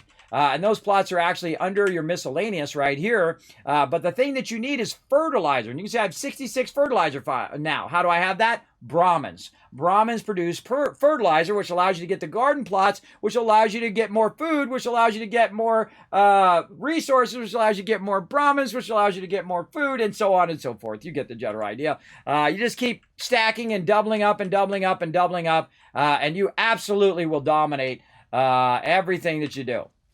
And you can see that I'm just not even counting anymore. I'm not even counting how many of each of those things I'm putting down. That's because I don't care. At this point, all I care about is that these people are staying busy. That the people are showing up at my settlement and going right to work on some food and stuff like that, right? I don't want anybody just standing around. And this is a really great place for that moo cow, too, so he don't get killed so easily. Your cows sometimes get killed quite often. Right away. You can have up to 3. You only need up to 3. You can have more than 3 if you want, but you only need up to 3 cows each location. Now, this girl's standing around. She's a provisioner. Let's see. What did I do with my bell? Now, I suggest to have a siren and a bell at each and every location. And the reason why is so I can hit this bell, and all of these peeps are going to come from wherever they're at, right? They're going to come toward me and do that. Now, also, we want to go into our power here.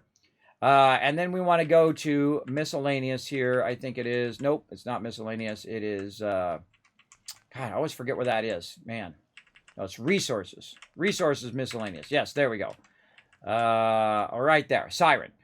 So I need some more copper to do a siren right now, but you put a siren here and the NPCs will flip that siren, which will make all the other NPCs run over and help defend that particular location. Now, I've never used the siren in any of my playthroughs, but it actually does help you a lot, and I've fooled around with it in the past, but it's annoying. So that's why I typically don't use it, but we're going to use it in this playthrough. I'm going to show you how incredibly effective it can be and what it's doing.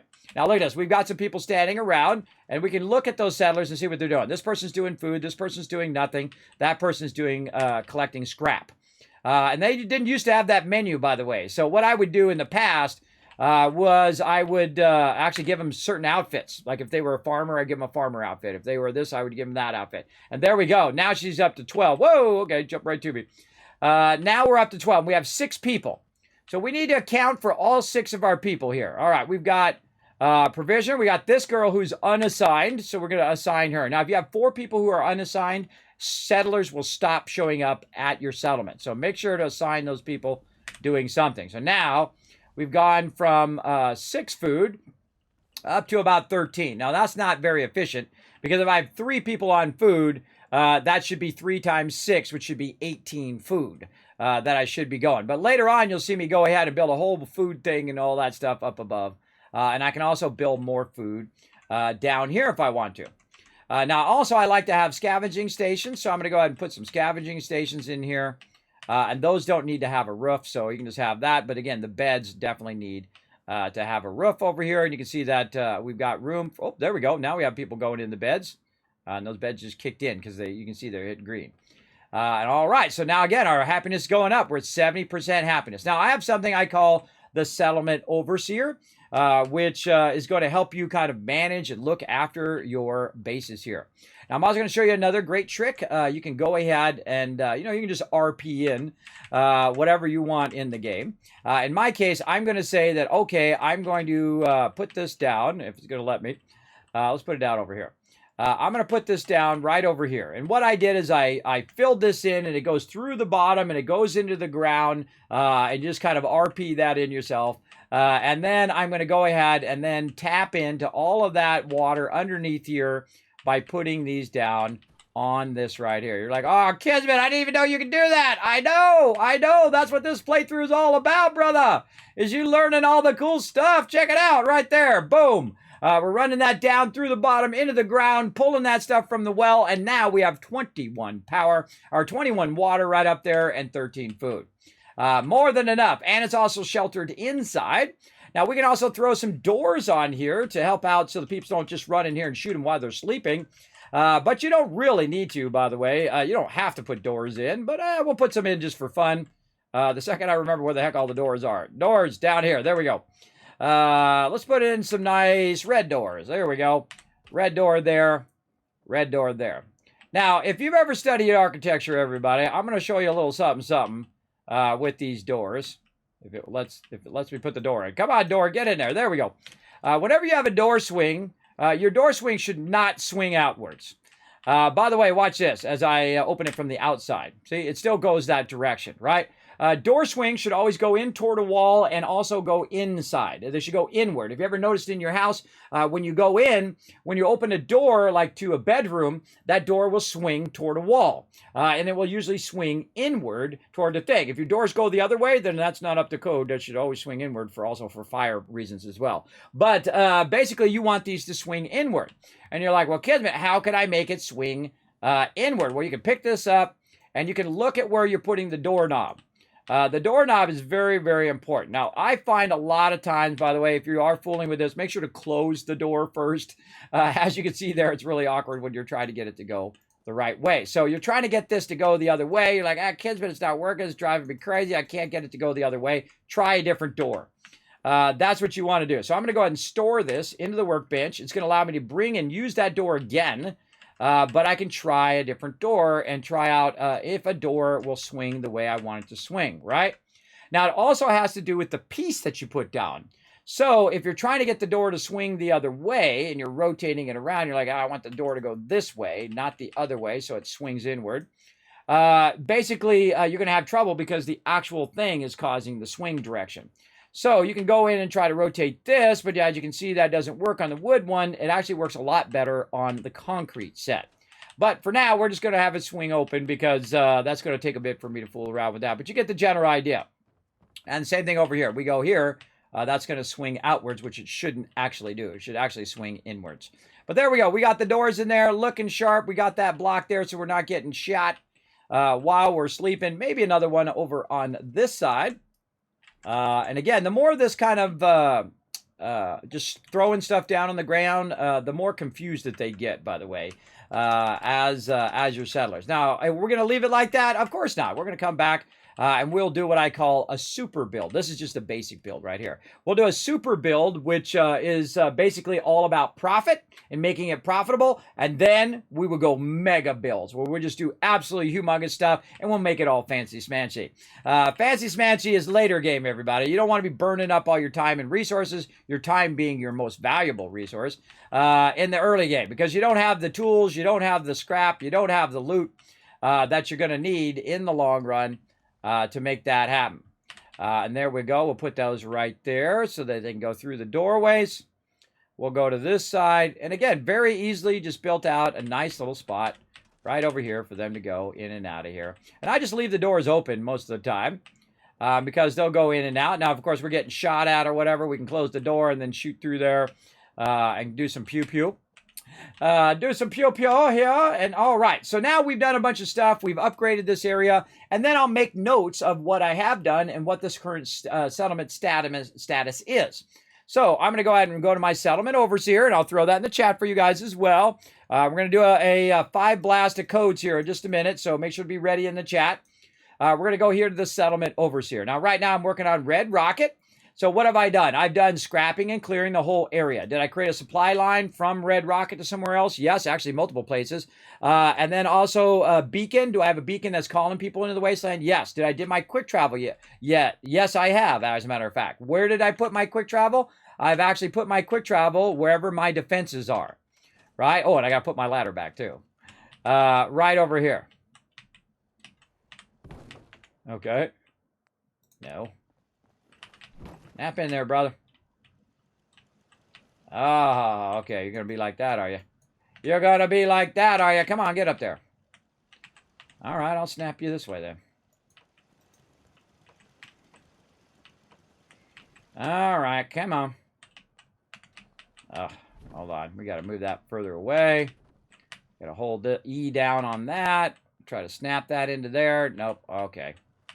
Now, what happened was when I originally put this down, it went into the ground a little bit. So it's going to have trouble snapping. All right, here's what we'll do. We'll move this over right there. We'll move this over. And we're going to have to re-snap that with that. Now, this is what is known as a clamped object. A clamped object is an object that's clamped to another object. So if I actually store that shack floor, it'll also store the kill box there. And there we go. So we'll go ahead and grab this whole thing.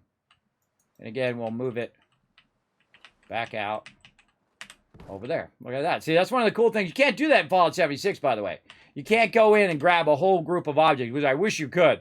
Grab a whole group of objects and move them all together. It makes it so incredibly convenient and a lot more useful. All right. Oh, I had my thing over here. There we go. There's a good central spot right here to just call everybody over there when I need to assign them. Okay, so yeah, looking good. And again, we are at, let's see what we're at here. Let's go ahead and move this down just a little bit. And we're going to go ahead and say, did we do our quick travel? Oh, that's what I was showing. Hold on, I'll do my quick travel. My quick travel is actually right up here at the top. There it is right there. So when I'll arrive, I'm going to arrive right there. I can actually put my quick travel on here. But notice I can't put the quick travel right there. This particular, I don't know why the top of that is transparent. But you can't even put a turret on there, which sucks. So you can see that I use what's known as the kill box here. And this can shoot in 360 degrees. And I've got it kind of on the edge of my settlement. So if anybody starts running up right there, they're just going to get annihilated. If anybody comes running up that way, annihilated, annihilated, annihilated, annihilated. Now, of course, if they come from the other side, then I'm going to have trouble, right? That's why eventually we'll put one on the other side as we get enough resources. But right now, we just need a little bit of defense to get that going. Now, of course, we want to combine our food and water to figure out our defense. So let's go ahead and mark that quick travel as yes. Do we have a quick shop? Right now, no. Do we have workbenches? We have not unlocked that. Vault-tec computer, we'll come back to that. Peeps, do we have a bell? Yes, we do. Do we have a scrap area? Yes. Do we have a trough? Yes. Do we put a kill box? Yes. Have we done living quarters for them? Not yet. We're gonna do that later. Artillery, haven't unlocked that yet. Trade center, have we done all of the peeps different gear? Have we maxed them out in gear? Absolutely not. And how many people do we have? We got 6 people. We have 13, not 31, 13 food. We have 10 beds. Right now, we also have 21 water. And power, we have a measly 13, but that's okay. And then, of course, what's our defense right now? Our defense is 16, and notice how it turns red. It says, you don't have enough defense, bro. You need 34 defense here, at least. Do I have a siren? I don't have enough copper, so we have to come back for that. And then happiness. Now, what this does is allow me to quick glance and say, what have I not done at Red Rock? Especially when you're getting all 30 of them going at the same time, right? You say, oh, yeah, that's right. I still got to put a siren at Red Rocket. Okay, I'm going to go over there. I'm going to do that, right? It helps you remember and do that kind of stuff. Now, right now, this particular location is going to do food for me in this early stage. Later on, we'll make it into a scrap heaven where it's just going to be scrapping stuff like crazy. And there we go. So now that doesn't auto-update. This is just me manually putting it into a spreadsheet, everybody, to manage those different settlements. Good time to save right now, too, because if I die, I'm going to be doing all of that again right there. So there we go. Good-looking settlement there. And we've now got up to 6 people. And I believe we have everybody doing their thing. And the only way to know, again, is to grab this right here. Now, out of the 6 people, there's 2 of them doing provisioning. We go look at our map here. Oh, if it wants to bring up my Pip-Boy. There we go.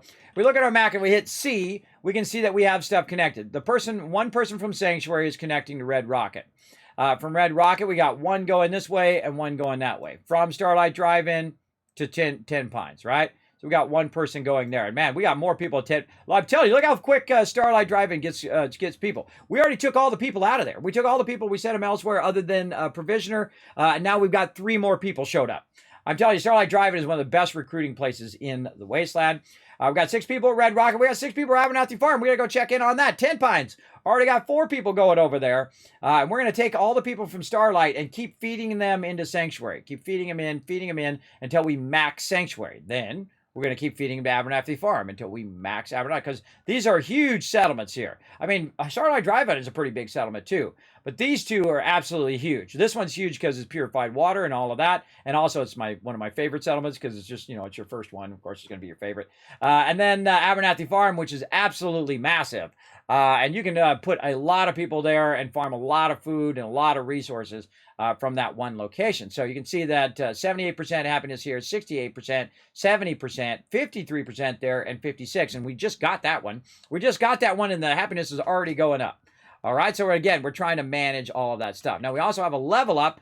And again, I spent about 5 hours going through and trying to figure out before my playthrough how to get all of these in the optimum order. How to get Scrounger, Strong Back, Caps Collector, Gun Net, all those ones that I typically use in my playthroughs, what I call the Wasteland Tycoon perk set.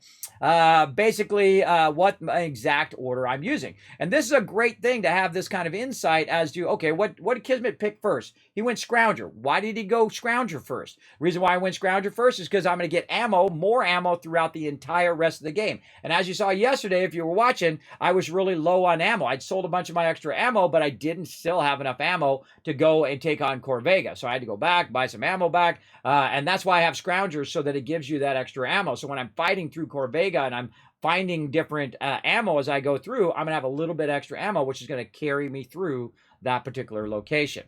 Same thing with Gun Nut, so I can get my turrets going. So I strong back, so I get more carry weight, and it actually listed out right there what I'm saying right now. Now, right now we're on number 13, so we're going to do Gun Nut number 2, which is basically going to give us those rank 2 gun mods. And of course, we're going to get our Overseer's Guardian soon, so we're going to be able to get rank 2 gun mods on our Overseer Guardian. Yeah, very excited about that as well. So now Red Rocket is styling. We can just let that run for a while, because right now we can get up to 13 people at this location, because we have 13 food, 21 water, and definitely have to come back and build up the defenses a little bit more as well. I like to have at least a minimum of 4 heavy turrets. Do not use these turrets. Those turrets suck. You want to have at least 4 heavy turrets at each location using the Kismet kill box. Now, here's a little trick, everybody. If you put these at an angle from each other and just kind of rotate this around a little bit until it turns green. Come on, get in there. Like that. And then you can take this one and you can slide it right over here in the corner. Like so. I try to nudge it again. Try to nudge it this way as much as you can. So it's hanging over the edge. And it sometimes it's very feisty. Very feisty. Come on, you got this. There we go. All right. Same thing over here. We'll go ahead and put these at an angle from each other. Right there. And then eventually I'll put another one there. And I'll have at least 4 turrets. And 4 heavy turrets, everybody. That's a lot. Because you'll think those don't run out of ammo. So they'll just keep shooting until stuff is dead. Which is awesome. So you don't even need people on defense. They can just literally be walking around. All right. So we got 4 people here. All 4 of our people are doing something. We got 3 people doing wood, or 3 people doing wood. 3 people doing food, and 1 person doing scrapping. Always have at least 1 person doing scrapping, so they're gathering resources for you. And then the other 2 people who are here, the total of 6, are provisioners. So they're connecting my supply lines right there. Hey, Cyan Sentinel coming in. Kismet, long time no see. Hey, long time no see for you, man. Man, you are coming into the stream at the perfect time. We're literally giving away thousands of dollars worth of stuff here in the stream. We're doing massive giveaways all month long for a charity drive I'm doing right now for St. Jude Children's Research Hospital. We are raising funds to save lives this holiday season. I'm part of a global super stream event called Fallout for Hope. Over 400 Fallout streamers working together to help save lives, again, through St. Jude's Children's Research Hospital. Now, of course, you can get your name in-game and forever be immortalized in my game by following that link right over there and choosing what you want to do. Any donation over $15 will get you on the Tower of Hope. So there you go, which is one of the big mega builds I'm going to do in this particular playthrough. Amazing, amazing. I've already got my designs already going in my head. In fact, I woke up today and I was dreaming about it last night. Very, very fun. Okay, so there we go. So we took care of business here. Oh, you know what? There's some stuff out here we forgot to scrap, too. Look at that. We forgot this whole bar right here. I love finding stuff I forgot to scrap. There we go. Yeah, that's more loot. More resources. Okay, and again, the bell is really great for managing your peeps so that you can... oh, I need gears. That's what I need next. So that's really great for managing your people. You can pull them in, and that's also why I have the chair there. You hit the bell, you sit in the chair, you forward it by 1 hour, and all of a sudden, whoosh, all your people will be there, ready to go. By the way, check it out, Cyan. I can highlight your messages right down below there. It took me a lot of work to get that to work. It's pretty cool. All right, back to Sanctuary, everybody. Why? Because it's going to be, hopefully, have a bunch of purified water. Oh, wait, I already have a bunch of purified water. Wait, no, I'm going the other way. I'm going this way because I'm going to go to a vendor down here. In fact, we got to go find that vendor, man. It's usually right about there. Let's see. We can run from Museum of Freedom, or we can jump with the Starlight Drive-In. Let's go Museum of Freedom. I feel like going for a little run. Going for a little run. Now, by the way, when I go to do the HD version of the game, which is coming out next year, I will play in survival mode. I will play the hardest way you can play in the hardest mode, which is normally the way that I play. And it is way harder, everybody. Not just a little harder, it's a way harder. You got to watch out for your food, water, disease, and plus most of the mobs that you're going to run into, even early game, will be much harder or legendary. I know, and you can't quick travel. You have to walk everywhere until, of course, you get your brothers in the Brotherhood to give you a lift from time to time. Yeah, definitely good to have the Brotherhood on your side when it comes. Oh, look out! Look out! Whoa, whoa, whoa, whoa! Hey, oh, Preston, you got my back, bro? Hold on! Walk right into it.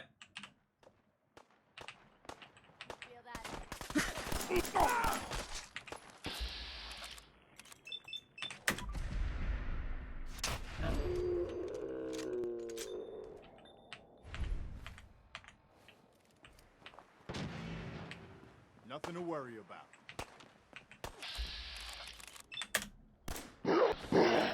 Oh, I got her, and then Preston got her with a cross shot. Nice job, Preston. Oh, I forgot those guys respawn. Yes, good job, Preston. Got to get those revenge on the Raider scum who, of course, attacked the Museum of Freedom earlier in our playthrough. They just got owned. Again, always be ready for battle, everybody. I was talking to the chat, and I did not have my weapon out. I was not ready. I wasn't even paying attention. Bad Kismet. I totally forgot that those guys respawn there. Yeah, but then again, there we go. Get some action in. Get some loot as we're walking along. We can trade this at the next trader as well, along with our purified water. Let's get back on the road here. Also a good time to go in and use some of my Radaway. You know, I should put my Radaway on my favorite bar. Radaway on my favorites. What should we put that at? Let's have it at 4. I had something else at 4. I think, I had my Nuka-Cola at 4. So we hit 4 on my awesome mouse, by the way. I have the Razer Naga Chroma Epic. I actually suggest the Corsair mouse. I got an even cooler Corsair mouse. I love the Corsair Scimitar, which also has the 14 buttons on the side. It feels much nicer. I actually use it on my other graphic PC over there. And when this mouse dies, that's the mouse I'm going to get. Though I've had this mouse for a really long time, so you got to give it to Razer. I've had this mouse, I don't know, 8 years, a long time, or 5 years. I can't even remember. A long time, and it's I've been doing nothing but gaming with it, man. It holds up. So give Razer some credit for that. But again, I like the Corsair one because it has a button that shows you where the 5 is. There's a little knob there, and then the tactile feel of it. You can feel these little edges of what buttons you're pressing. Hand over the goods. You owe us. I ain't giving you poison shilling chem pushers anything. Do you know what that junk has done to my easy boy? there, Vault Boy. This doesn't involve you. See that? How they recognize me in my vault suit? That's why I wear my vault suit. I love how they have 2 different lines of dialogue, everybody. Somebody thought that out. Somebody said, hey, if you're wearing your vault suit, let's have this happen. If you're not wearing your vault suit, have this happen. If I'm probably wearing different outfits, they interact with me differently. So let's talk to this guy. Let's see. I can get him to lower his gun. Let's go. You stop waving that gun in my face, or it's gonna involve me. Okay, just take it easy. Charisma for the win. Weapons, all right? Preston like that. Just don't do anything crazy. Offer help. Looks like you got some trouble. I can help. Help? What are you, some kind of hired gun? Or maybe you can talk. Preston dislike that. Over there. I'll talk to her. Maybe we can work this out. I appreciate it. If things go sideways, Preston like that.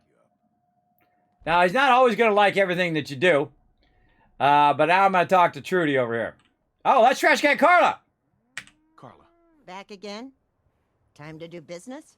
Dang, Trash Can Carla, man, she fast, man. She got ahead of us. And she got her caps back as well. Oh, yeah, look at that. We're at 2,400. Let's get them caps, everybody. Now, again, you'll see me just go zoning in on the caps now. Oh, my God, I think we're totally going to get this. Oh, yes, we're real close. Okay, now we're going to use our ammo. Or actually, we can even use these mods. Hold on. How much are these mods worth? Get rid of that one, this one, and that one. And those are worth too much. And then some 38 ammo. And a couple caps. Get every little one of them caps. All right, take it easy, Carla. All right, I gotta go talk to Trudy. Hi. I saw you in that poison cellar talking. Well, he ain't getting his money. Period. Now I could threaten her. I could offer to help her. I could kill that guy. That guy's actually a vendor, everybody. I would say 1 out of 9 playthroughs, or 1 out of 8 playthroughs, have actually let that guy live. So in this one, we're going to let him live. Let's end peacefully. You owe them money. If you just pay them, then this'll be over. Everyone walks away without getting hurt. I got a better idea. You take care of Wolfgang. I'll pay you 100 caps to put a bullet between his eyes. All right, so I failed to convince her to say, hey, wait a minute, don't do that. Let's go ahead and do that. Now I've got no choice. This guy going to die. And this is why this guy never lives. Now, normally I have 10 charisma, so I can convince people to do whatever I want them to do. Most of the time, 99% of the time, they will go and do whatever I tell them to do, or they'll tell me all their secrets, which is why I typically play high charisma. And this particular one, I'm not. I'm playing with 6 charisma. Now, I could have used some buffs. I could have put my hat on, which I forgot again. Before I went into dialogue, I have one that's a +1 charisma hat. That I could have, that probably would have helped me convince her to do it. And I'm just going to say, well, too bad, dude. You're going to die now. All right, Trudy. I'll get rid of him. Thank you. I'll back you up from here. Go get him. Preston disliked that. I'll kill all you chem pushers. Do this!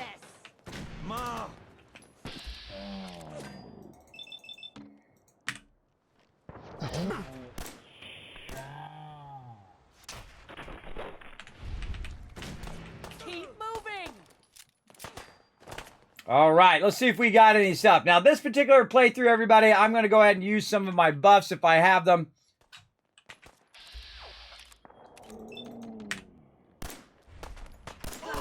Look at all the blood. All right, Preston didn't really like that. But sometimes when your people are scumbags and they're selling drugs to your kids, they got to die, everybody, at least in the wasteland. Not good. So that's basically what those people were doing. They're selling drugs to Trudy's kid over here. And dude is strung out like a crazy man. But now we got Trudy on our side. I can't wait to see the crows feeding on that scumbag. Here, this is for you. Now, if you ever need to trade, my shop's open. All right, so order up. Got that done. Now, again, Preston didn't like all of that, but, you know, it went up a little bit, went down a little bit, up a little bit. So we kind of hit even with Preston on his companion. Now, him as a companion. Now, his affinity rating with you can go all the way up to a point in which he's going to give you an awesome buff that'll help you in the wasteland, which I do with every single one of my companions, which is awesome. All right, let's barter. Take a look. Sure. It's all worth every cap I'm charging. All right, sounds good. All right, Trudy, buy my stuff because I want to get your caps because, oh, I already got it. I already got it, everybody. With that 100 caps that she just got me, I'm at 28.29, so I already have it right now. But, hey, you know, we're here. We might as well make some money, right? So let's go ahead and sell her a bunch of this random stuff that we picked up along the way from those peeps. I think I get rid of that submachine gun because I'm not going to need that here in a minute. Keep the helmets, by the way. The army guns, keep those. Let's go ahead and put all this stuff away. Sell all this carrot.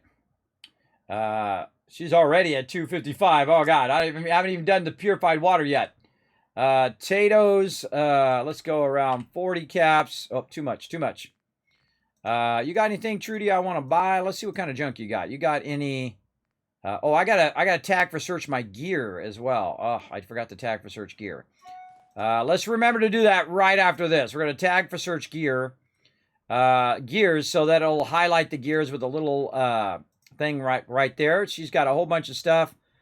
It really makes it a lot easier, everybody, when you do tag for search. Tag for search is one of the greatest features in the game, I think, as well. All right, we got to remember to do this giveaway, too. I'm not even starting the timer, everybody. I keep forgetting to start the timer. Bad Kismet. Oh, God. Okay, let's focus. Let's focus, though.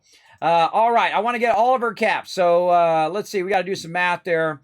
Let's go ahead and start around 126. Let's see how that is. That's 240. Okay. Sell her more purified water. So I use purified water as currency. That's how I make all my dollar bills right over here. Let's see. Let's get that 38 ammo as well. Okay, now we're down to 100. Again, I'm trying to do a single trade, which is going to get me all of her caps plus all of the resources that I'm looking for here. 32 caps there. Get rid of the rest of these potatoes. Okay, too much. What else can we get here? Let's see. What else? Any more gears in here? Yeah, bone cutter. Okay, 286. Okay, we're right there now. We just got to use our ammo to sell our 38 ammo here, and we can get that last little bit because 38 ammo is only worth 1, so it makes it easy to do the math. And then there it is. I just sold and bought a bunch of stuff, did a whole bunch of stuff there at the same time, and I got over 3,000 caps now. 3,000 caps at level 12. And that's nothing, everybody. That's nothing. We're going to throw down. Now, if I grab those 10 packs right there, it's going to aggro her. If I grab all this stuff, it's going to aggro her. I forget what it is I need to do for her that allows me to open all this stuff up. Let me talk to her kid over here. Never take a hit at Jet again, I swear. Yeah, dude, bro. Not good. Now, you made me make Preston unhappy. Now, I could have, and I got Wolfgang there, and I got her loot, I think, already. Over here. I could have went and brought somebody else, right? Like dog meat, and then it wouldn't affect dog meat. But, you know, hey, we'll keep working Preston Garvey there until we get it going. Now, those are my two favorite vendors to work here close to my base, which is Trudy and Trash Can Carla. I tried to convince her. That other guy would be right here. So literally you would have 3 vendors here at the same time. And again, it's always something like that happens, everybody, where she just says, nah, I don't care. Kill that guy. And I'm like, all right, I'll just kill him. Blam. Kill the guy because he's a scumbag anyway, selling drugs to his kid. Too bad. Gotta die. All right, let's stop screwing around. It is time, everybody, for the epic moment in which I win this game. You ready? You ready? Watch me win this game. I'm level 13 now. You'll see it here in a second when I load. This way. Well, yeah, there you go. You barely see it behind the giveaway right there. But I'm about to win this game at level 13. I'll show you why right now. Let's go. Let's go right over here. Now, we already did this last night. We ran down here to Vault 81. We actually ignored the kid this time. I've done that tour many, many times. But I ignored the kid this time, said, no, I don't want the tour. And we immediately ran over and see if we could get the Overseer's Guardian without doing any of the quests in Vault 81. And the answer is yes. You absolutely can. Now, by the way, the vault door is always open for you now. You can run in and out of here once you go ahead and talk to everybody. Get it going on. Yes? You got guts wearing that Pip-Boy in the Commonwealth. I can't believe someone hasn't tried to steal it yet. They have, but they are dead now. Preston Garvey, what up? Me and my buddy Preston getting it going on, brother. Come on, Preston. We're going to get things going on. Now, certain companions will like certain things, right? So if you're a terrible person, you're around just killing everybody randomly, you don't want Preston with you because he ain't going to like that because his job is, of course, to help the wayside. And I tried to make the nice choices, but, you know, in life, just like in game, everybody, even if you try to do the right thing, sometimes people screw that up. All right. Whoa, she's not here. Okay, she wandered off somewhere. Where'd you go, girl? It must be nighttime here. Foreshadowing right there, everybody. Foreshadowing for later. Okay, now again, if I go around and start grabbing stuff, they're not going to like that. They're going to be very upset. So, of course, just to throw a wrench in my plans here, Trudy is not in her normal spot. So I've got to find somewhere to sit and forward time. Whipping up a new batch of pies today? I heard Alexis promised one to Erin, and I know how you hate to disappoint the little ones. Marcus William Somerset. Oh, don't you go on thinking you're so clever. Those pies are going to be for Calvin and his crew. Lord knows they could use a treat right now. Hey, you tried telling that to Erin and breaking a little girl's heart. I didn't realize my wife was so cold-blooded. Mark, I swear, over 40 years of marriage, you need to count your blessings you're still alive. True that. I love this interaction between these two, everybody. Yeah, I love that interaction. All right. Sorry, I got to... I'm going to go hang out with Preston over here. Preston, good idea. I like the way you think, Preston. So what I'm going to do is go ahead and forward time. Because they're there at a certain time of day, so I'm here just a little bit too early. So I'm going to go ahead and forward time for about an hour. Preston, of course, helping me out there. And then we're going to go up here, and we're going to see if she's... I'll need more seeds. In here. So there she is. So right about 8 o'clock, she's in there. Anything I can get you today?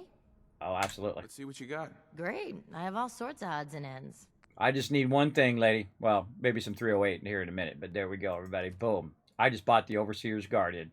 Now, she's also got some other epic stuff in here, which is like 13,000 caps, which is the Overseer's right arm, left arm, and the Destroyer's right arm. The Overseer's arm gives you 10% reduction in action points, which is awesome. And also has huge stats and also reduced damage while standing and not moving. And then, of course, boosting your AP on both of those. Incredibly great. The earlier you can get those, I'll be back for those. I'll be back for those soon, by the way. When we start making 20, 30,000 caps each round. We'll get that going. But there it is. It's in my inventory. Now, again, you can also just wait till later and also use Charisma, use Berry Mentats, all that kind of stuff to reduce it. I don't care. I want it now. Let's go, baby. Give me that Overseer's Guardian. Yeah. Now, did you know that I actually got one? Sadly, got broken back from coming back from TwitchCon. But I actually made a full replica done of the Overseer's Guardian that I took to TwitchCon one year. It was pretty cool. I had it done in yellow, so I didn't get shot. By the way, I had it done in yellow in that yellow 3D printing. It was awesome. Everybody I was walking around with the Overseer's Guardian over there. I'd love to get a fully cool looking one that looks like the one in game. But that's a little dangerous in the world, everybody. A little dangerous. All right, so favorite weapon, absolutely. It's going to be favorite weapon number 2. Now, number 3 is actually going to be my pistol as a backup now. So I'm going to go ahead and put that as number 3 right there. And I actually want to get another weapon, which is my sniper rifle going. But all of these are kind of taken up. So 1, 2, 3 is my primary weapons, and I think I'm going to go ahead and put that on 4, I think. Yeah, we'll put that on 4. Then we need to go through and say, okay, wait a minute. Now we changed all our stuff around. We want to go ahead and put our Radaway in there. So I think I'm going to put Radaway on number 6 right there. And then my purified water, I'll just go ahead and click it in the thing when I need it right there. And I can put it on 7, 8, 9, and all of those, but I'm not going to bother.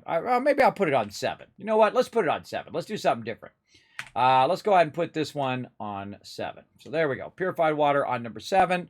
I like to test it too. But there it is, everybody. There she is, the Overseer's Guardian.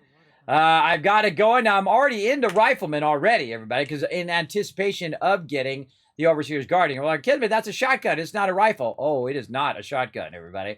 It is not a regular shotgun. The Overseer's Guardian, if you go ahead and look at it, is actually a combat rifle, not combat shotgun. So if you are going to boost his damage, which you can see the damage at the very beginning, before I even mod it out, is already 55 because it shoots an additional projectile. Shooting additional projectiles are actually like the gold standard in Fallout 76 as well. You have shoots additional projectile. It's an explosive weapon. And of course, you can have other buffs that, like adjust your ability to shoot through people's armor. It reduces their armor rating and you can shoot through them, or it has armor piercing as well. Shoots additional projectile is a great additional standard. Now, does it double up the thing? It doesn't really double it up. It's like 1.5 times. But it absolutely makes this weapon dominant, especially in the early game. I'm a level 12, 13 character now with a gun that shoots at a legendary gun level, right? That's what's so awesome. And if you look at the Overseer's Guardian, it is actually a legendary weapon. Now, there's not a 2-star, 3-star thing in Fallout 4, but there is in Fallout 76. Basically, you can even get even more buffs on weapons. So for every star, you get another legendary effect on that particular weapon. That's why I love the Overseer's Guardian. The Overseer's Guardian is insane, and I actually perk into rifles for that reason. Now, one of the things we can't do, sadly, is teleport out of enclosed locations. So we have to work our way out of here. The only one gun worth getting, exactly. And it's worth paying a premium for it, but I've already got Caps Collector, so actually it was less. Normally it's like 3,000 plus for the Overseer's Guardian. So that's it. I win. I could just walk away right now because I already know I win. That's it. I already know. But we'll go ahead and run through it anyway because it's fun. Do you wear your vault suit in the Commonwealth or just when you visit us? I wear it all the time because I like to represent. I'm going to get Preston wearing my vault suit here, too. And I'm going to put Preston's outfit as a memento in my base. All right, here we go. Running out of here.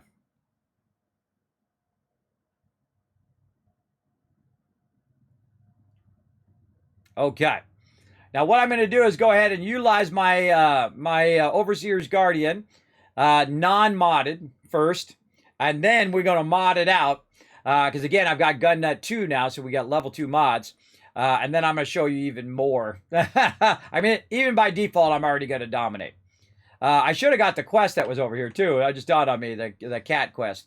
But that's okay. We're going to just kind of, walk up to town here and say hello. Now, by default, by the way, the Overseer's Guardian is a 45 weapon, right? That's the ammo that it uses. It also has a scope on it.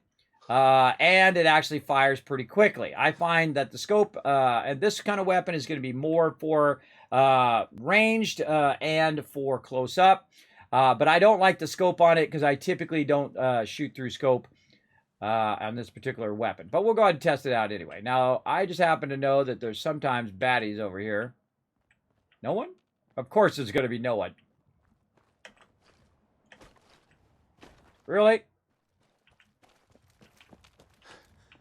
Nobody over here.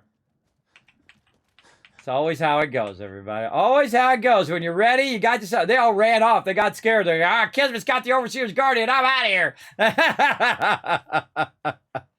I gotta mess around. I gotta go pay. Oh, I'm doing it right now. I'll do it right now, Paul. Thanks for the reminder. No, let's do it. Let's do it. Thanks for the reminder again. In fact, I'll give you 1,000 kiss caps for that reminder. Let's go.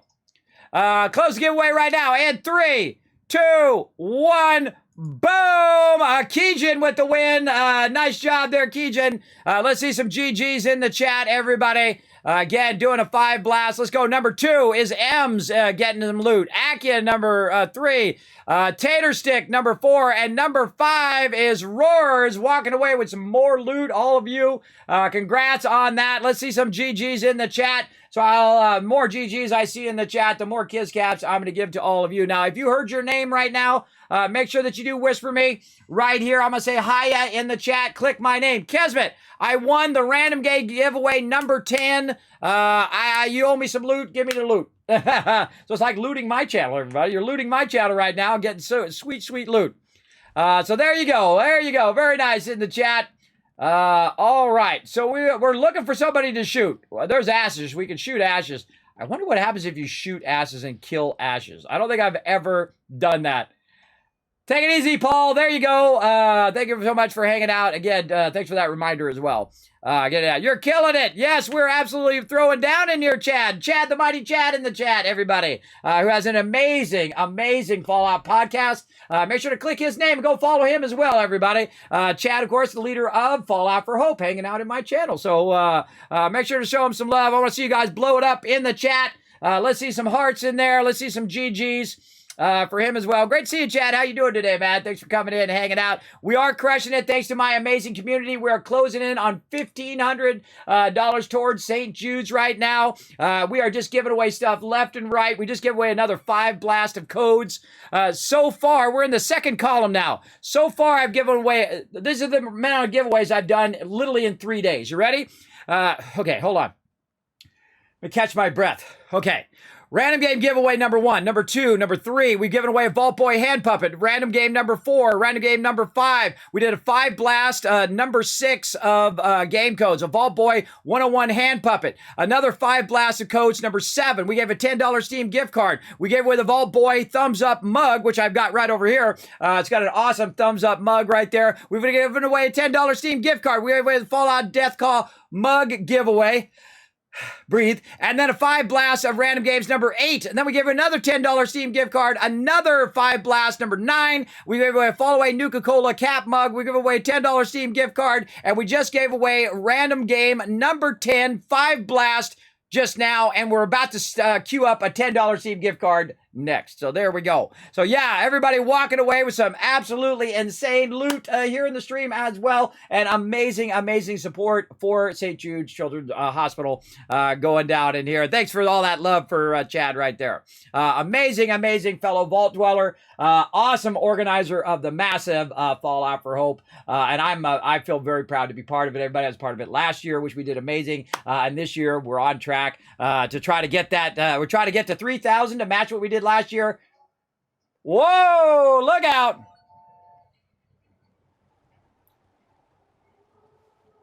Kismet Love Train coming in as well. Thank you very much for coming in, bringing in that love right there, Roars. Or Ams, I mean, giving a sub to Roars there. That is the Love Train conductor. So she just gave him a sub. There you go. Thank you so much for that gift of sub. Oh, and look out! We just heard a sub, St. Jude's hero, come in. Tater Sticks coming in with $25 donation, pushing us to 1,500 right here in the chat, everybody. Let's see some hype. Let's go ahead and throw some fireworks down. Let's do that. We did it. we're halfway. We're halfway there, everybody. Thanks so much for coming in. Now remember, if you do donate more than $15, you will get your name on the Tower of Hope, a gigantic mega build that I'm going to be doing at Abernathy Farm here in Fallout 4. In this particular playthrough, you guys are going to watch me do some of my most advanced building, epic stuff, where we're going to go ahead and put Fallout for Hope on there. We're going to put St. Jude on there, and of course, all of your names as well on the Tower of Hope as a beacon of the wasteland, as you guys are right now, being a beacon to help save lives in real life. So thank you so much for that on behalf of Fallout for Hope and for St. Jude's Children's Research Hospital. There we go. Thank you so much, Tater Stick. Appreciate that big time. Did you choose a different reward? Let's see. What was your reward you chose? Name on the Tower of Hope. All right. We got you on there. We will put you on there absolutely for sure. All right. So awesome. Now, of course, I now win Fallout 70 or Fallout 4, everybody. Once I have my favorite game in the entire Fallout franchise right here, the legendary Overseer's Guardian, which I've actually had 3D printed in real life and took it to TwitchCon. You guys can go back and watch my video on that on my YouTube channel. I'll throw that in the chat. It's, of course, 2019 or 2018, one of those years. I actually had it printed and took the Overseer's Guardian with me because it's my favorite weapon. Pretty awesome. Now, again, in its standard form, it is pretty awesome. But of course, I've scared away all of the mobs because they realize I have the Overseer's Guardian, so they took off. They're like, I'm out of here, because there's usually some peeps to fight right there, but they're not around. But we're also close to Diamond City here, so we can go ahead and take a little wander and get to Diamond City for the first time here in this particular playthrough. So we're going to wander up the way here, and we're going to see if we can get into some trouble. Now, all of these cars will be dead later on when I have lots of extra ammo. I have gone through in multiple playthroughs and killed every single car in the wasteland because they're evil and they try to get me every time. Because if you stand close to them, they blow up, they kill you. So I preemptively blow them up so they don't kill me. All right, so here we are. We're going to go up toward Diamond City here. We're going to go up this way and see what kind of trouble we can get into.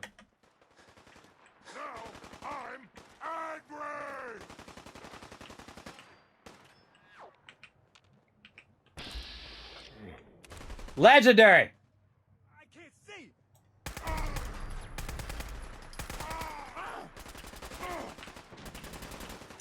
Whoa! I forgot those were there. Just about died. Get out of there. This is a good test. Legendary right at the very beginning. Now remember, this is unmodded, everybody. This is the default. We need more 45 ammo, that's for sure. Come on, stick your head out of there. He's trying to work his way down.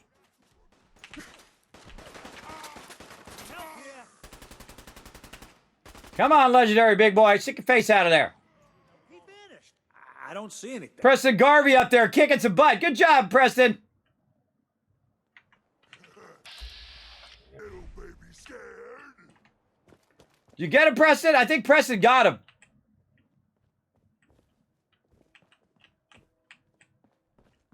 Where'd he go? Whoa, you're behind me.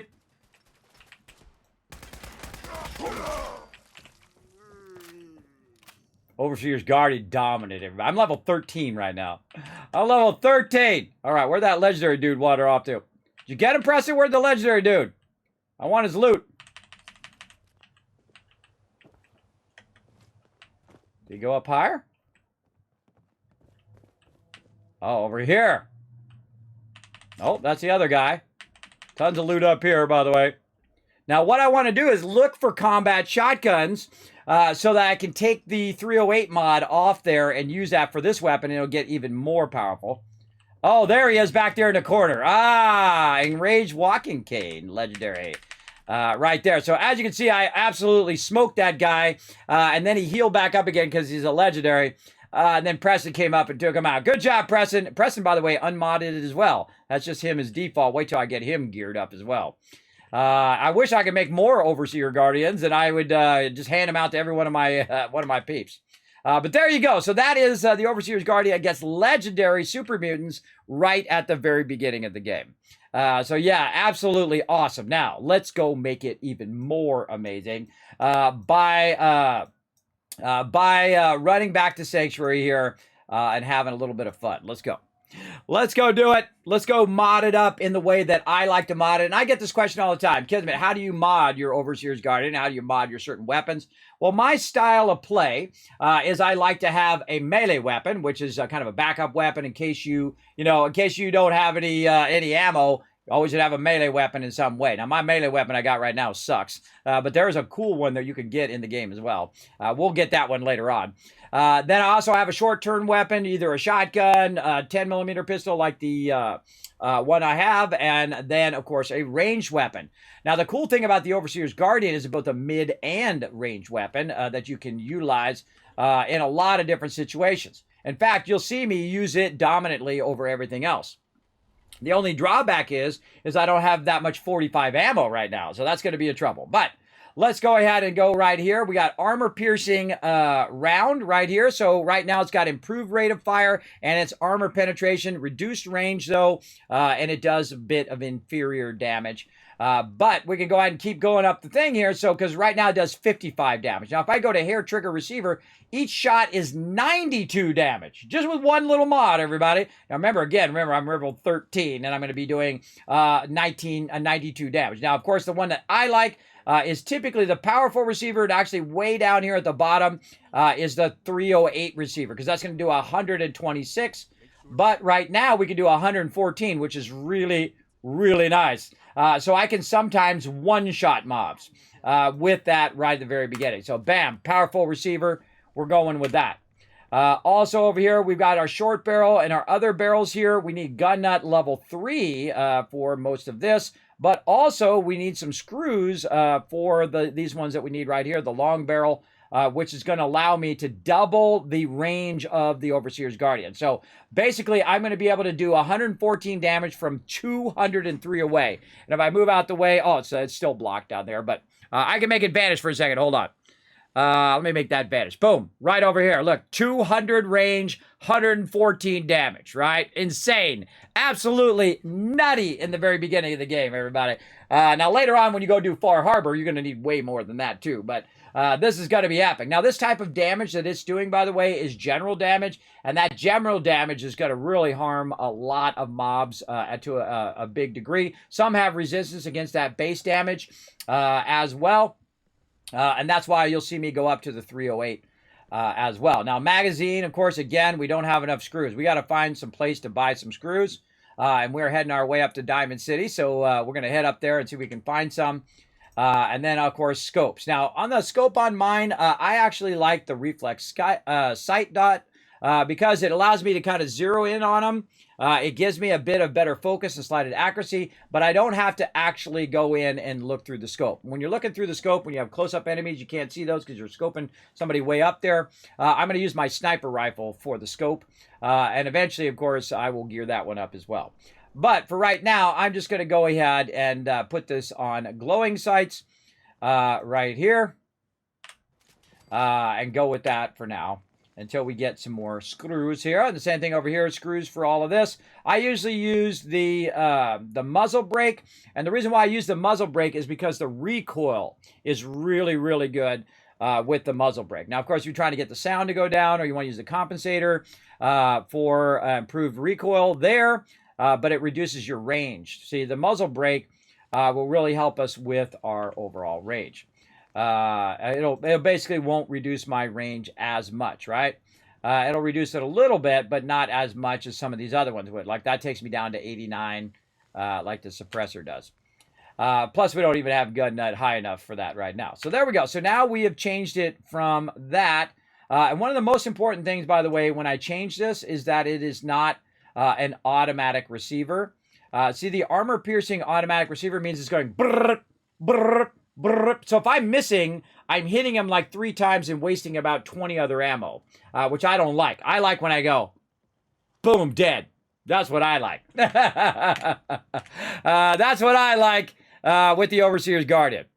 Oh yeah, I haven't started to do giveaway. Sorry, I wanted to do that giveaway before Paul went there. He had to run out, so I wanted to go ahead and get that done. All right. So we're going to mark that as complete. Again, if you did hear your name there, the winners. Whoa, follow coming in. Thank you so much for that love. Let's see, who is that follow right there? That was Gump coming in. Thank you very much, Gump Bubba. 77 coming in, hanging out in the stream, hitting that follow button. Of course, we're going to do some more giveaways right now. Let's go ahead and mark those giveaways as complete. Right there. So that was giveaway number 10. We got a Steam gift card to do, a 5 blast, and we just unlocked the Vault Boy thumbs up card. You can go ahead and thank Tater Stick for that, getting us to 1,500 raised for St. Jude's. Absolutely incredible, everybody. We're only on day 3. I hope we make it, everybody. Wouldn't that be amazing? Wouldn't that be amazing if we raised that much money for charity this year? I think that would be incredible. I think it would be one of those things you'd never forget in your life. Absolutely. Like, I'm not going to forget that first day, everybody, where we raised $1,400 on day 1. That's pretty incredible. That's pretty amazing. And again, remember, it all goes directly to charity. This is all part of the fun. Is you get to put your name in game, and I will let you choose whether you want to name the settlement or be a founder of the settlement or whatever it is. And we can call it we can call it your name if you want to found the settlement and say I want to call it Tater Town. Do that kind of fun stuff, which would be kind of fun again to name them funny things. And then I'll put I'll put welcome to Tater Town right outside the door when you come into the town. But we got to get more resources to do those kind of mega builds, and that's what we're working on right now. Okay, so giveaway. Stay focused, Kismet.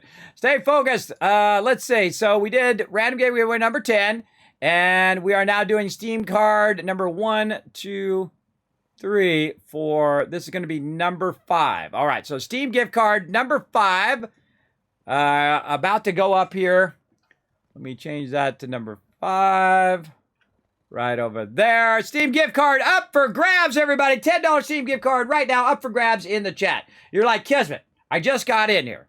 How do I be part of these giveaways? It's super simple. What you do is you go ahead and go exclamation loot to see how many Kiz caps you got. Say you got around 3,000 Kiz caps. In fact, how about I give you a bunch of Kiz caps for you guys being good sports? Don't think I forgot. For being good sports on that last one. So there's 3,000 Kiz caps for that. You're already starting with 3,000 Kiz caps. So say you got 3,000 caps, right? What you can do is go ahead and go exclamation loot to see how many you have, and just take that last number off, because it's 10 Kiz caps per 1 giveaway ticket. Now, everybody gets a free ticket, and you got a bunch of caps now, so you're really styling. So you can go exclamation ticket, and just do that. Boom, put in your 1 free ticket. Or you can go exclamation ticket space max, put in all the tickets that you can possibly buy, up to 10,000 if you have enough caps. Or you can tell it very specifically how many caps you want to put into that, or how many tickets you want to buy for that giveaway. So you go exclamation ticket and say, well, I just want to go ahead and spend 250. I want to buy 250 tickets. All right, so that makes it nice and easy. If you'd like to know more about it, you can just type Kiz caps, exclamation Kiz caps in the chat. Right there, and it will tell you everything that I just told you. All right, we are back here, and we have modded out the weapons workbench a little bit here. We're ready to mod it out, but we don't have enough resources. So what we want to do, of course, is kind of bounce down here to Diamond City. We should have just kept walking down to Diamond City. But we can also check and see if Trash Can Carla's around. She's not around over there. Anything like that. I really want to make sure that when I do walk up there that I am, it is daytime. So let's go ahead and forward time a little bit and get our well rested while we're at it. We're also going to use our purified water, which I forgot what I put that as. What did I put my purified water as? Number 7. No, number 7 is Radaway. No, number 7 is purified water. Okay.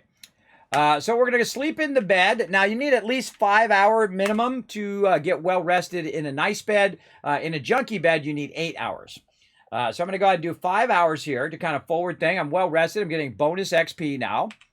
And then what we're going to do is we're going to basically travel to Diamond City. And what that's going to do is forward time when we're traveling. So what we're going to do is go ahead and jump here to Chestnut Hill Reservoir. And then we're going to walk up there. Now, I'm actually playing in a very different order than I normally do. Normally, I'm grabbing all the settlements and whatnot. So, because I always like to try different things in every single playthrough. And this is my definitive playthrough of Fallout 4. I'm showing you all my best stuff to help you survive in the wasteland. Now, let's catch up with the retweets here. Because I did forget to get those going on. I think we've already given you 4,000 for 5. We've already done 10 and 15.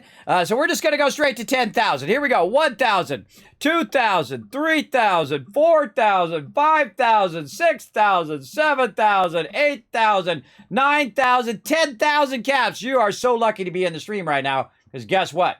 I'm going to do that again. 1,000, 2,000, 3,000, 4,000, 5,000, 6,000, 7,000, 8,000, 9,000, 10,000. That's 20,000 caps, everybody. Absolutely massive amount of caps for all of you to, of course, put toward this giveaway or future giveaways. If you want to see what else is coming up as we unlock them, everybody, you can go ahead and check out the different St. Jude's giveaway milestones here. We're on the second row right now. We are on the first kind of 4 or 5 there that we're giving away. I think we just did number 10, which is about 5 down, and we're now at number 6 doing that Steam gift card right there. We got plenty more giveaways to give away all day, and then, of course, all night as well. We're going to be playing some Raft. I have a bunch of giveaways that are not on this list, by the way. A massive amount more than these. I got a bunch of game codes to give away, both for Fallout and for Zombie Cure Lab. I've also got some other sponsors that hopefully we're going to get some even more cool stuff coming out next week as well. I just was talking to them earlier, so we'll see how that goes. Again, just absolutely hooking you guys up with massive love. Now, remember, everybody, as a viewer, you, of course, earning Kiz Caps just by lurking in the channel. But if you do want to become a subscriber, now's a good time because you're earning 3 times the Kiz Caps by lurking in the channel or gifted to somebody in the channel as well. Or you're also, have 3 times the chance to winning the giveaways. Plus, you get the Kismet emotes, you get the animated emotes, as well as you get the holiday emotes here as well. And even as a follower, by the way, if you hit that follow button, guess what? You get Kismet emotes right from the very beginning. Also, if you interact by going over and retweeting, right now we need 3 more, and I'll give you 10,000 more caps right here in the chat. We'll throw that in there. Click that last link. Go up there onto Twitter. Hit that like button. Hit that retweet button. Hit the follow button while you're up there, too. It does help me out. Allows me to do more of this, right? Allows me to do more giveaways, work with more sponsors, all of that kind of awesome stuff to help charity here on the stream. All right. Of course, we've come into a storm here. Let's do it. All right. We're going the opposite direction we need to go. We need to go this way, Preston.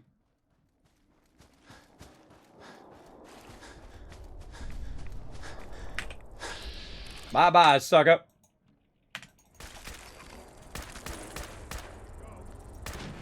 God, those blood bugs are OP.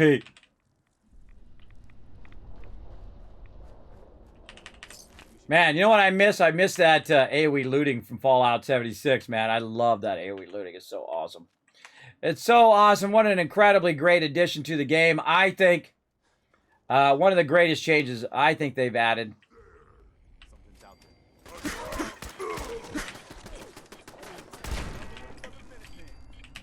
Oh, God. Oh, God. Where? I hear him.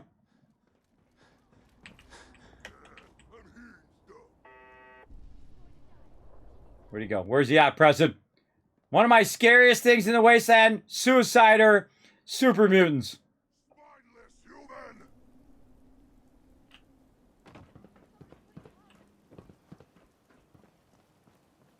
Raider got owned. Ah, ha, ha, sucker. Someone there? No. I hear something.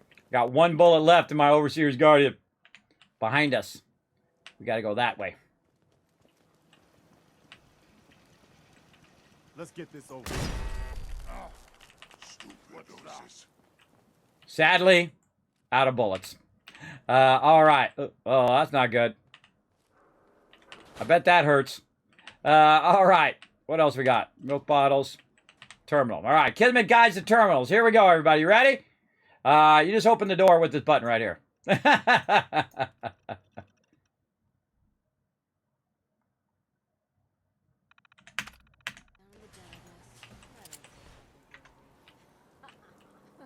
Stay cool, Preston.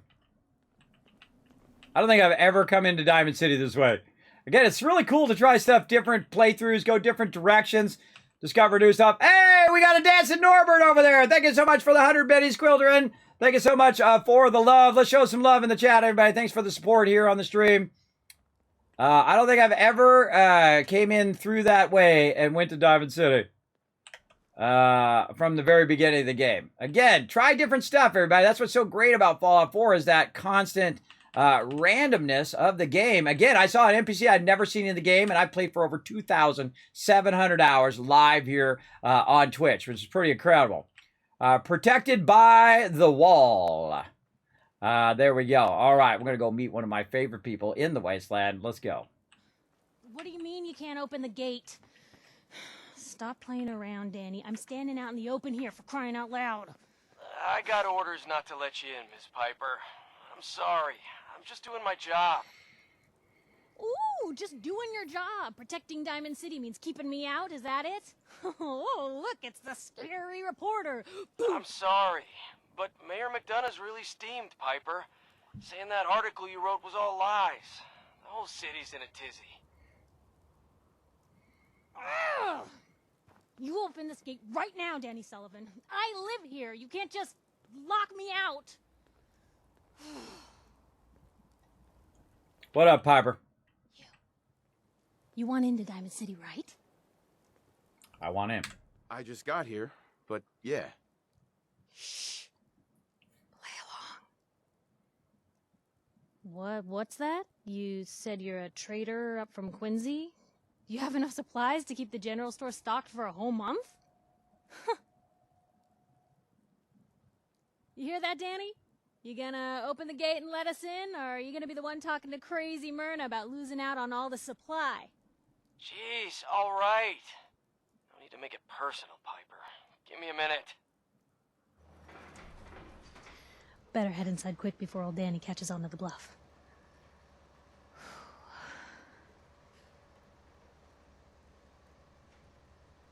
Let's go. Sounds good. Let's go. Another great day in Diamond City.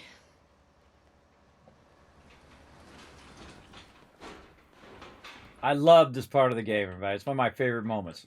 Who let you back inside? I told Sullivan to keep that gate shut.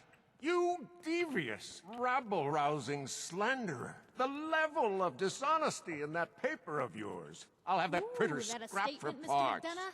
Tyrant mayor shuts down the press. Why don't we ask the newcomer? You support the news? Because the mayor's threatening to throw free speech in the dumpster. Support news. Always believed in freedom of the press. It's one of the foundations of a free society. Oh, I didn't mean to bring you into this argument, good sir. No. You look like Diamond City material. Welcome to the great green jewel of the Commonwealth. Safe, happy, a fine place to come. Spend your money. Settle down. Don't let this muckraker here tell you otherwise, all right? Sounds great. I'm sure your city's a great place. Yeah, greatest house of cards in the Commonwealth. Until the wind blows. Now, was there anything particular you came to our city for? Missing person. I'm trying to find someone. Trying to find someone? Who? My son. My son, Sean. He's less than a year old. Wait, your son's missing? Oh, you hear that, McDonough? What's Diamond City Security doing to help this man, huh? This isn't the first missing persons report to come through here, and now we have an infant who's been taken? Don't listen to her. Well, I'm afraid that our security team can't follow every case that comes through. I'm confident that you can find help here. Diamond City has every conceivable service known to man. One of our great citizens can surely find the time to help you. Ah, see, look, there's a charisma check. I should have took my charisma buffs, and I should have been wearing my charisma hat. I forgot again. Let's go for it. See what happens. Who can help? Well, sure. And a mayor of a great city must know everyone. Who can help me? Well, there is one private citizen, Nick Valentine, a detective of sorts who specializes in tracking people down, usually for debts or whatnot. Now, I have to get going. I'm sorry, Diamond City Security doesn't have time to help, but I'm sure Mr. Valentine charges a reasonable fee. This is ridiculous. Diamond City Security can't spare one officer to help. I want the truth, McDonough. What's the real reason security never investigates any I've had kidnappings? enough of this, Piper. From now on, consider you and that little sister of yours on notice. Yeah, keep talking, McDonough. That's all you're good for. I'm impressed. Not everyone can claw information out of McDonough's tight-fisted hands. Why don't you stop by my office after you see Valentine? I think I just found my next story. See, one of the cool things about this game as well, depending on which companion you have with you, they add an embellishment to the story. And you know how much extra writing that is, everybody? All of the different companions, no matter which companion you have, they embellish the story as you go along. I could have brought Dogmeat, and it would be a different embellishment as it went along. She would be talking to Dogmeat, and they'd be interacting and all that stuff. And if I dismiss one or the other, and then the other one talks to the other one, and has all, I mean, this is incredible. It's absolutely amazing if you think about the actual chain of events that you can unlock and the variations on those chain of events in the entire game. And I mean, not just this moment, but hundreds of other moments that go along, or thousands of other moments that go along in your playthrough, depending on how long you're playing through, with different people you see, random encounters, main storylines, side storylines. It's just incredible to just think about the sheer size and scope of the ambitious project that is Fallout 4, which is amazing. It astounds me every time, everybody. And I forgot that he said that. I forgot that he said that until that moment, because I have brought him before with me, because usually he's my first kind of main companion that I bring. Of course, I could bring a Cogsworth. I could have brought Dogmeat here in the beginning, because I already have those. I could have brought Strong over here and see what he says, right? That's really cool. One of the things I could do is I could back up and then go get Strong and then bring Strong over here and see what he says when we go in there. Now, that would be, I'm sure Mayor McDonough would be going like, what the heck? He's got a super mutant. All right, we have got into Diamond City. Now, normally I'd talk to all the peeps, but I'm just going to go straight in, and go check out the loot, everybody. Let's go. So again, I just love those moments. Incredibly great moments as you're going through Fallout 4, I think. How we do on time? Holy mackerel. Holy moly, 3 hours have gone by. What did you say? Something up against McDonough, against the Minutemen? Darn it, I missed what he said. I wish there was a way to go back and look at the dialogue.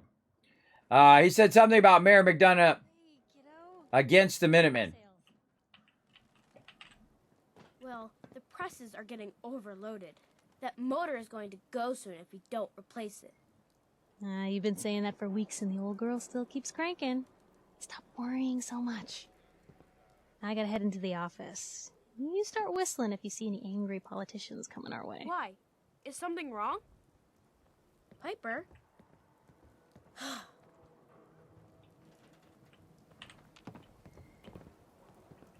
Free paper to newcomers. If the Institute grabs you in the night, at least we warned you.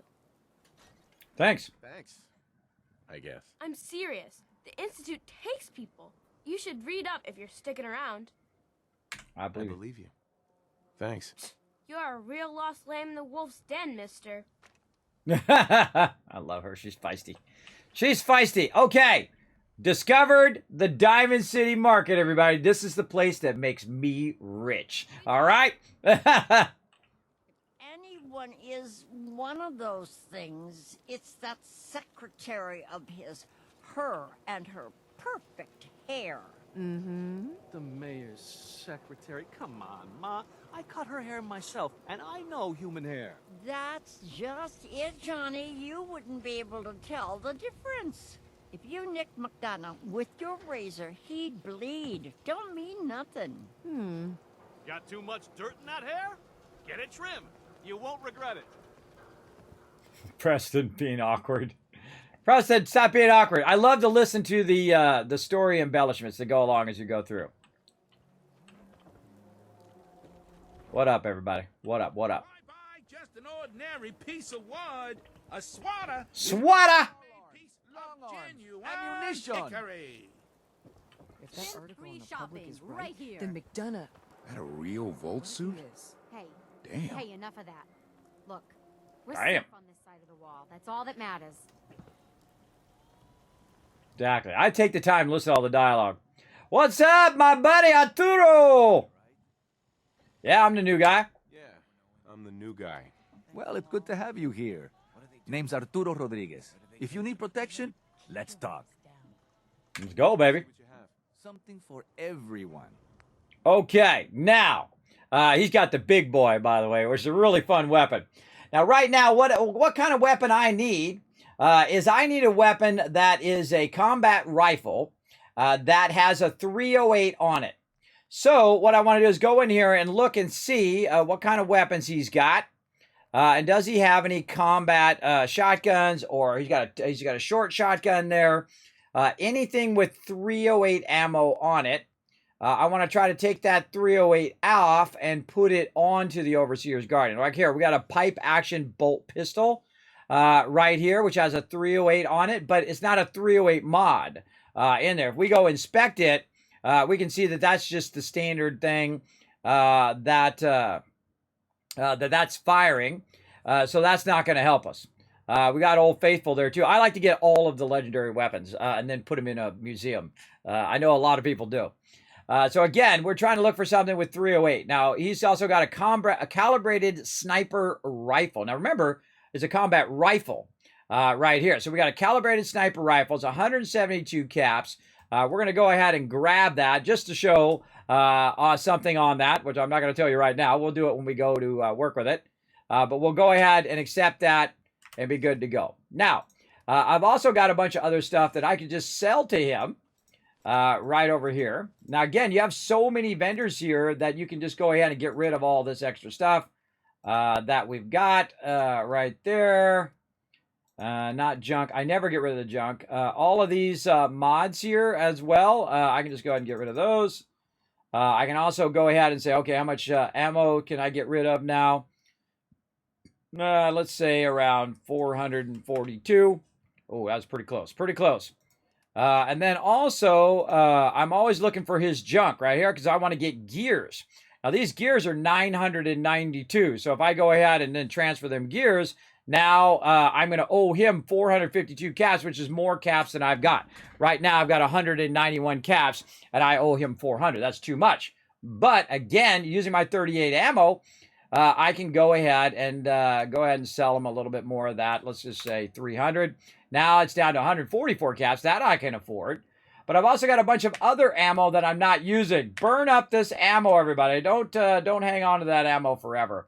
Get rid of it so that you are actually getting the stuff that you need when you need it. And right now, I need them gears. That's the main thing that I need. And of course, I need that 308 mod and a bunch of 308 ammo in the long run. So I'm just going to go ahead and go with that. And that is a really good trade right there. Now, again, I now got 300 caps over here.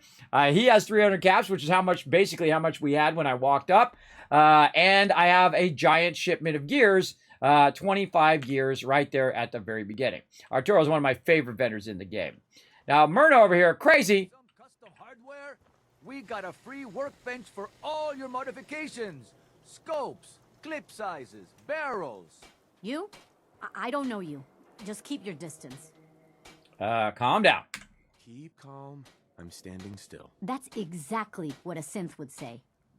But I don't know. Are you really, human? I'm human. Human as the day I was born. Well, you do look human enough. But I'll be watching you. I have eyes like well, they're good eyes. Got it? All right. We can do business, but no funny stuff. I've got a few minutes to browse. Odds and ends. Okay.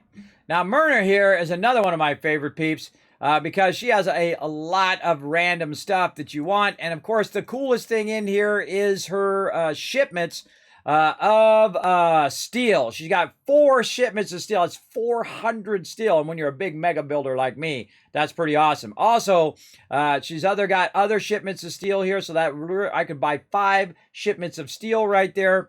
And of course, as I get my caps collector up and up and up, my perk, basically the prices are going to go down and down and down, which is awesome. In the long run. Oh, and I forgot to, speaking of gears, I forgot to tag that for search again. But yeah, we'll put that for tag for search here in a bit. But right now, I don't need any of that. I want to go ahead and utilize this workbench, which is right here. I want to go ahead and craft this up. And I want to go in here and go into this rifle that I bought. Right over here. And we're going to click on that. Now, we're going to go ahead and look along here and see what kind of mods it's got. It's got calibrated receiver, which is going to give us superior damage, right? And then we're going to go look in here, long ported barrel. It's going to do superior things. So we could take this off of this particular weapon as well. Let's see. Calibrated receiver, right? Yeah, calibrated receiver is what we're looking for. No. Actually, this does not have it. This does not have it on there. Yeah, because if we go in and we modify the... Swada. I'm going to mute them. If we go in and what we're trying to do is trying to find... I got to remember what it is. Just went right on my head. It is the 308 receiver. Right here. So we're looking for the 308 receiver, and that weapon does not have it. Because we want to get that 308 receiver off another rifle and then take it and put it onto here. So now that's what we need. So that one didn't really help me, but that's the way it goes. Sometimes, you know, you find the right thing and sometimes you want. I got a bolt action pistol. Again, does it have a 308 receiver? It doesn't. Even though it shoots 308 ammo, it doesn't mean it necessarily has that mod that you need. So I'll keep an eye out for that particular mod. For that. So again, let's go ahead and look again. Maybe Minerva here. Disarm that. And then talk to her. Oh, and unmute. Barter. Sure. Let's take. Just don't call it junk. Okay, let's see what she's got for weapons. All right, she's got a 308 weapon right there. Hardened rifle. Does it have a 308 receiver? It does not. Right down there. And again, we're looking for that 308 receiver in there. And the weapon itself will be 308 because it's got the receiver on it. And sometimes you can find it right away and sometimes you don't. That's just the way it goes. All right, let's go talk to Mr. Swatterman over here. So thirsty. Doctor says I can't drink liquor no All right, let's see if I actually have a Nuka-Cola. no more. Cola. Need a Nuka-Cola. All right. You again. All right, got plenty of supplies. All right. Let's see what you got. Here's what... All right, now I skipped their dialogue by left-clicking, by the way. Let's see if she's got a Nuka-Cola in here. No Nuka-Cola? What the heck? She has no Nuka-Cola. Oh, that sucks. That sucks. And again, if I start grabbing this stuff, they'll all aggro on me. Let's see if he has a Nuka-Cola. Keep your load light. We can. Uh-huh. Let's see what you got. Feel free to test the grip. Free to chest the grips. Yeah, I don't think he has any Nuka-Cola either. All right, who would have Nuka-Cola? The food person. I hear there's a bar in the old theater district that's for raiders only. The combat zone. I'd stay clear if I was you. Oh, and there we go. We just found the combat zone. Don't walk outside the wall undefended. This way. High quality protection for sale. There she is. I always forget what this girl is. Got plenty of Brahmin meat on the hooks. Barter. I'll take a look. Sure. Remember, bloodier is better. All right, Nuka-Cola, come on. Really, no Nuka-Cola there either. Wow, okay. He's just gonna have noodles. All right, let's talk to Mr. Guy over here. See if what he's got. Excuse me. You there! You need a genuine, authentic, custom-made hickory swatter. What's a swatter? Rookie, eh? A swatter, my friend, is a Diamond City tradition. See, it used to be that this whole place was a stadium. And two teams would meet and play a game called baseball. One team would beat the other team to death with these things called baseball bats. And the best bats were called swatters. True fact. That's not baseball. See, because I'm pre-war, so I know what baseball is all about. But teams. Oh, really? What kind of teams were there? There was the Diamond City Demolishers. Big brutes of guys. Played in full power armor with special pneumatic arms, for swinging. Then you had the Lexington Ladies, an all-female team with Coach Bloody Mary Sue at the helm. Highest kill count in the league. I could spend all day talking about the Concord Crushers or the Quincy Killmeisters, but you get the idea. It was a hell of a sport. Sounds fun. Sounds like fun. You bet your socks it was. Now, how about you pick up a little memento in the form of a genuine swatter? Barter. Let's see what you have. Feel that heft. Feel it. Feel the heft, everybody. And of course, we got to get the Rockville Slugger eventually. It's only 800 caps. We'll get that later. But actually, he also has a bunch of cork and wood that you can get, especially if you're building big settlements or a lot of settlements. Definitely good to get that wood shipment right there. But he doesn't have any Nuka-Cola as well, and that's what I'm looking for. All right, no Nuka-Cola from you. All right, let's see. What other vendors can we go to that would probably have? We got Chem Guy. We have Food Guy. Med Guy. Maybe inside the bar. All right, let's go in the bar. I can't believe you eat that food. Only one thing worth buying in a dugout inn, and that's the booze. Man's gotta eat. What can I say? A real Diamond City boy eats at the noodle stand. Is that a pit vault dwellers in those jumps? Left on for one of those. Excuse me. Newcomer, huh? Talk to Abbott at the wall if you want a history lesson. All right. Now, they have a bunch of dialogue and all sorts. I love to just stand and listen to all the interactions between the NPCs. I really feel like it gives the whole entire game a lot of life. Not like they're constantly talking, but they have like a little bit of dialogue when you walk up. That's just between them and not you. Hey, Gaby's Fun says, hello, Kismet. How are you? I'm doing awesome. I'm having the greatest time in my definitive playthrough of Fallout 4. We are showing you all my best techniques and absolutely dominating the wasteland as we do every playthrough. Now remember, all the stuff I'm showing you here. Come on. That's like 2 out of 10 points of danger tops. Now, if you want to talk something really deadly. Redeem! I forgot you were there, you fiend. What is it? You know what? Never mind. I'll handle it myself. All right, again, I'm trying to listen to some of the dialogue. So yeah, having a great time playing some Fallout 4. And I remember it also does carry over into Fallout 76, a lot of these things I talk about. See if we get some pie today. You there. We need to have a conversation. What's up, Edward?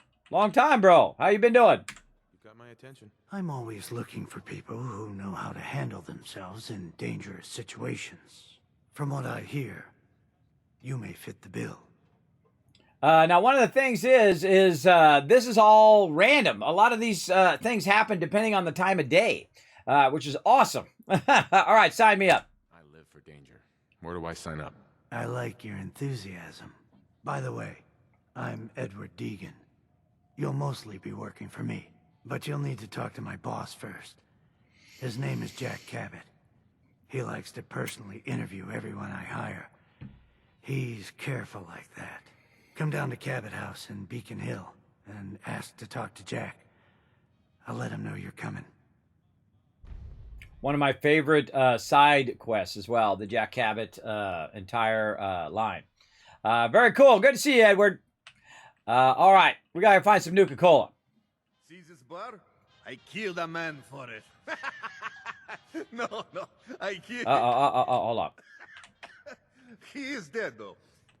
Now, let me know when you're ready to order. All right, barter. I'll take a look, sure. Don't order just one now. Leave it up. Dude, you got no Nuka-Cola. Of course, it is a bar, so, you know, they're typically not giving out Nuka-Cola. He's got literally no Nuka-Cola. This is wild, everybody. I don't think I've ever come here to Diamond City and not had some Nuka-Cola. Look at all these characters in here just doing some random stuff.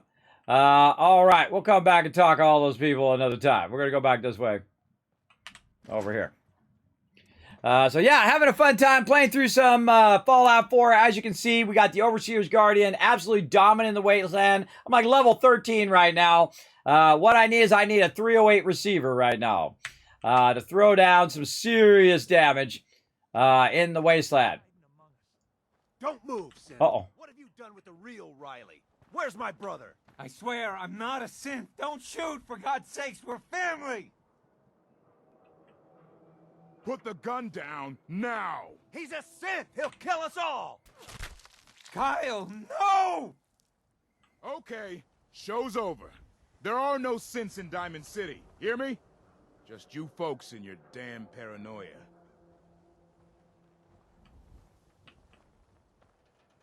Kyle done died. Hey. He pulled a gun on me. My own brother. We're safe now. You're safe now. That's all that matters. I'm not a synth. I told him. I kept telling him. Why didn't he listen to me? I need a minute. Okay. Well, take as many as you need, bro. All right. We got to find some Nuka-Cola for my buddy, Sheffield. Oh, look, all the people ran out of there. Go back to your own damn business.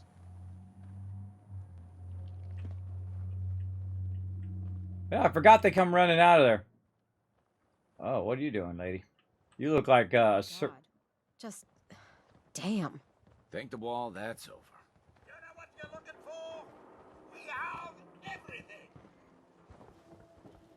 Oh, I could have talked to Percy. Percy!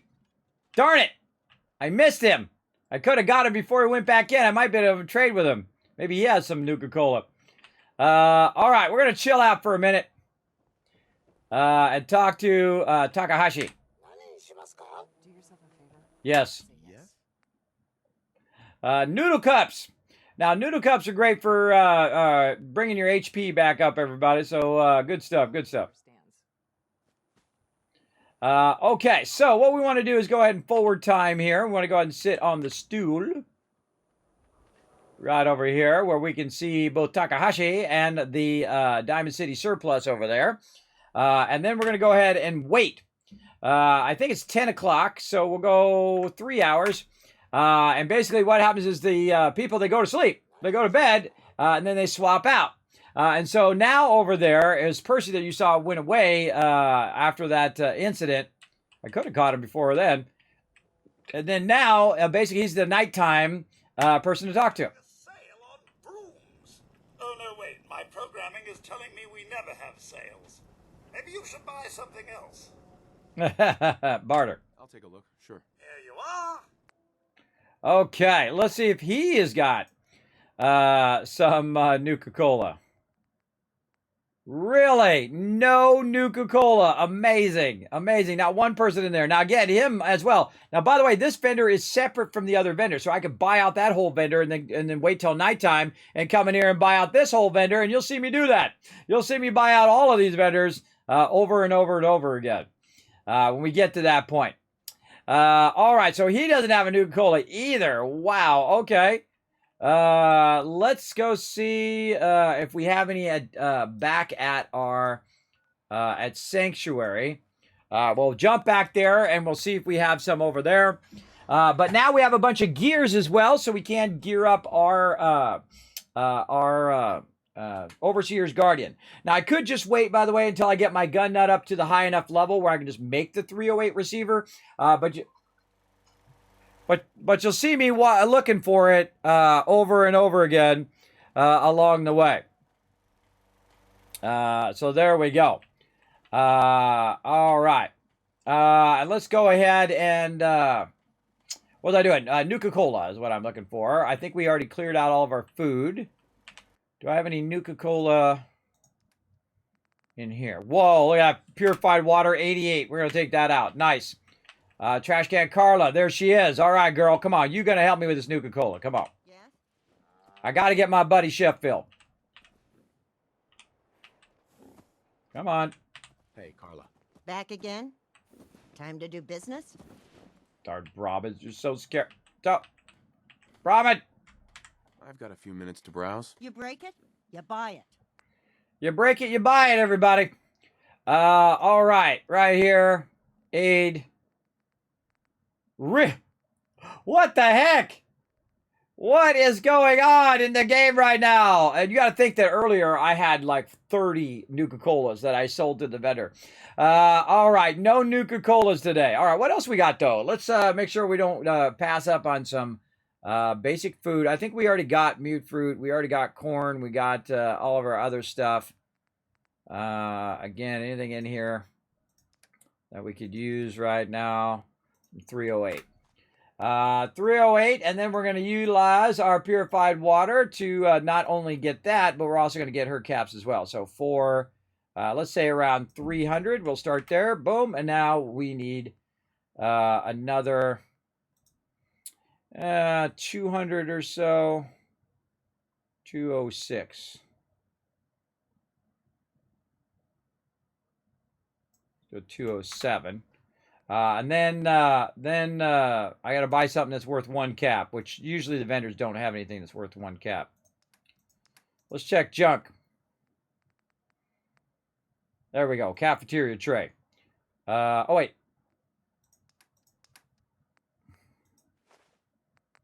Cafeteria tray is worth 4. All right. I saw something that's worth 1. Oh, it's weight 1, not value 1. I usually don't have anything that's below level 2.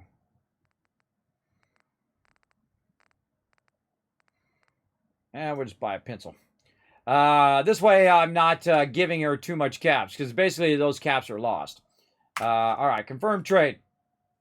All right. Oh, wait, I forgot to look. Whoa, don't shoot her. Need to pick something up? Road's pretty long from here. Barter. Let's see what you got. Yeah, keep your shirt on. I have accidentally shot her before because I was trying to jump through the dialogue.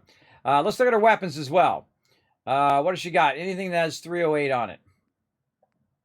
Right there. Again. Not it. Not it. All right. There we go. Believe it's a quest thing as well, said Multiverse Nomad. What's a quest thing? I already forgot what I was talking about. Well, I already forgot. Tell me what is a quest thing. All right, put my weapon away. Okie dokie. Complaining a bit about the bed situation. Oh, really? Is there a bed situation already? Oh, we got 16 people. All right, there is a bed situation. Let's go. Let's go. Let's keep that happiness rising. Wow, look at this place getting nice and full in here now. Let's go ahead and just put this bed off the end of that other bed there. There we go. We got another person who's hanging around here. Let's make another one. That means we're at 16 peeps, so somebody's walking around doing nothing. And who is that someone? Someone up here. Cogsworth out the way. Yeah, it's that person right there. All right, let's give her something to do. Again, we want to keep our peeps busy.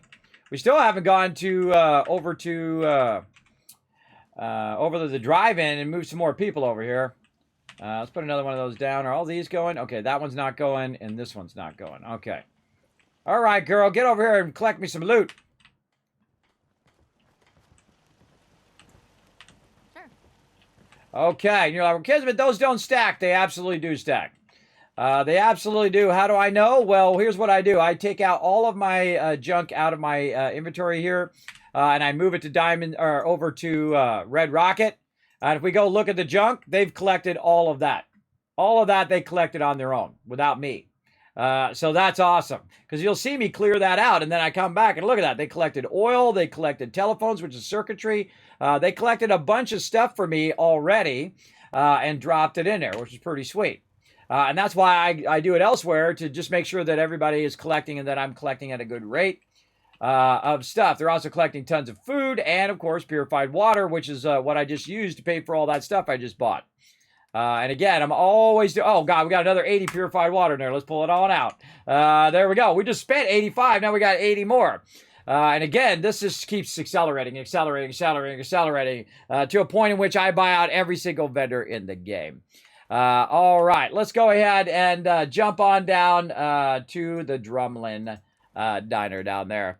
The Nuka-Cola, yes. Now, I think it's a fun thing when you can't find the thing. So then it sends me on a side adventure, everybody. And again, watch out for the backseat gaming. Don't say Kismet, go do this or go do that. What it does is, whoa. Let's do this. Got it? No point in leaving that for the scavengers. Ooh, Raider out of nowhere.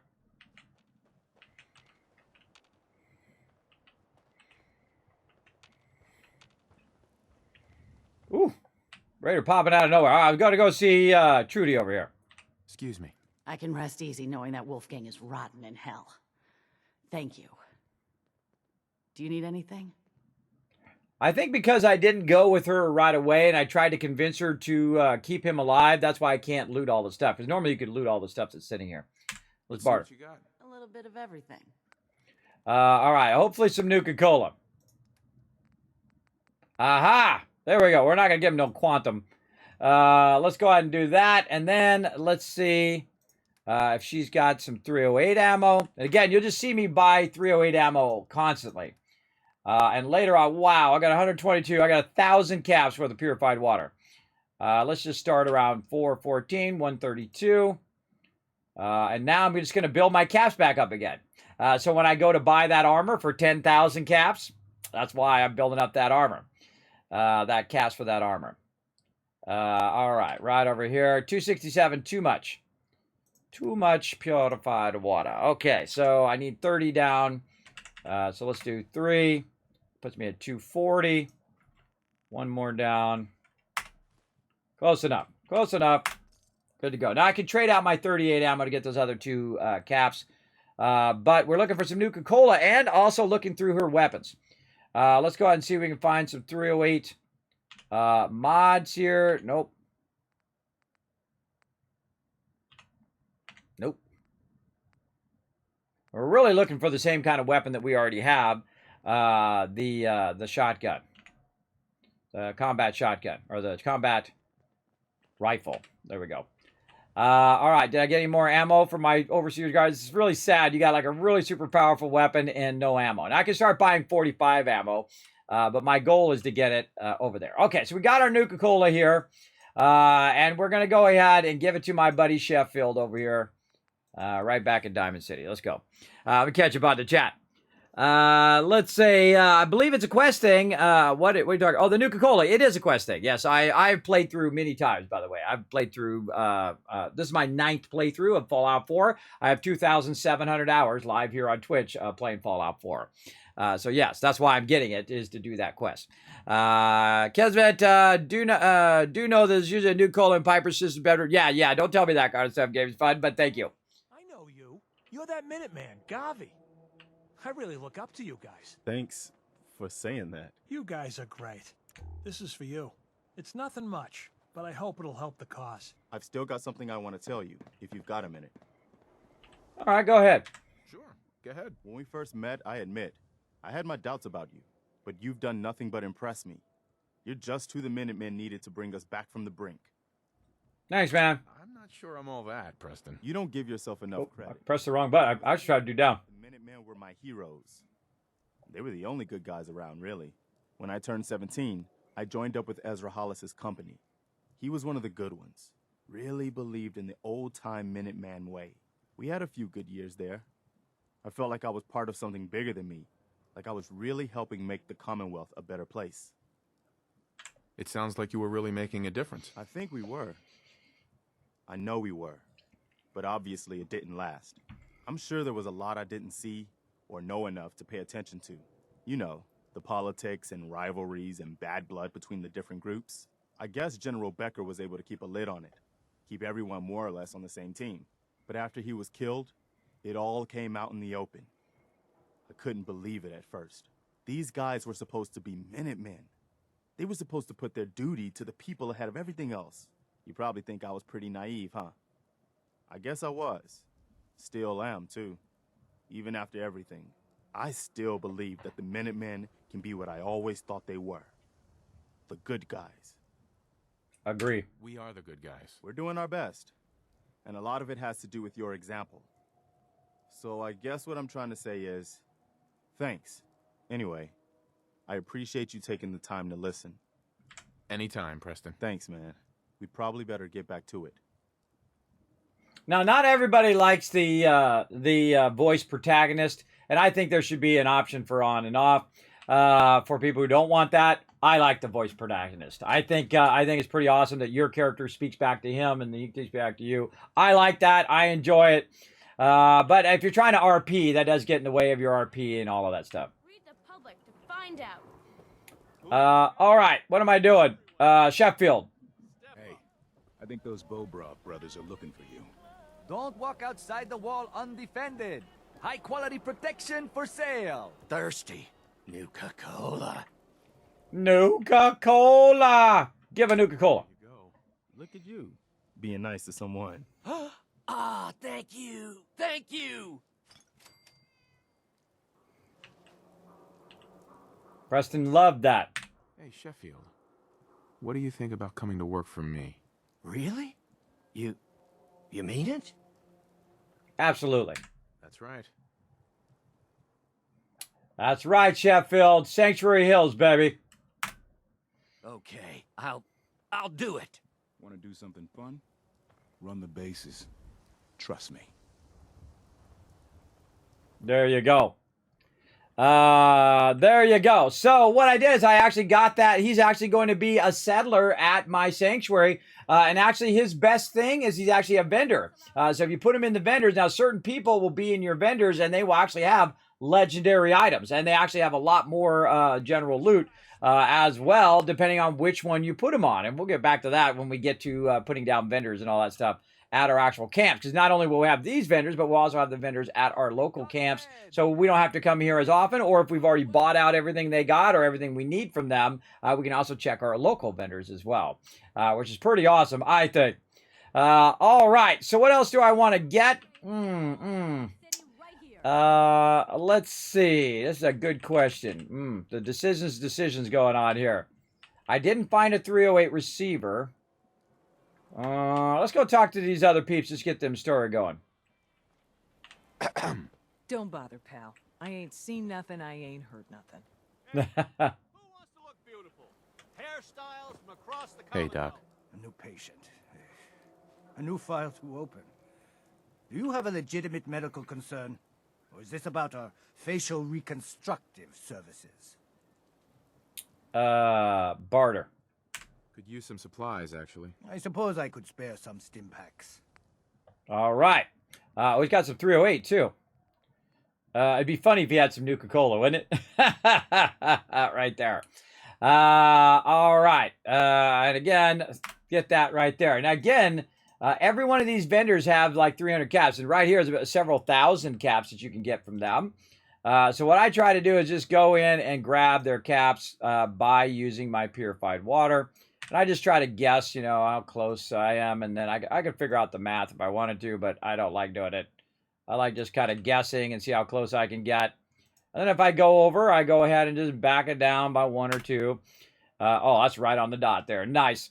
Is there anything else that you've got? He's got antiseptic, glass, rubber, all of that stuff. But right now, we just want to, again, build up caps. We're going to just keep building up and building up caps over time. Thank you, bro. Take it easy. Oh, smoking's bad for you, man. The doctor who's smoking. Got chems right here for you, brother.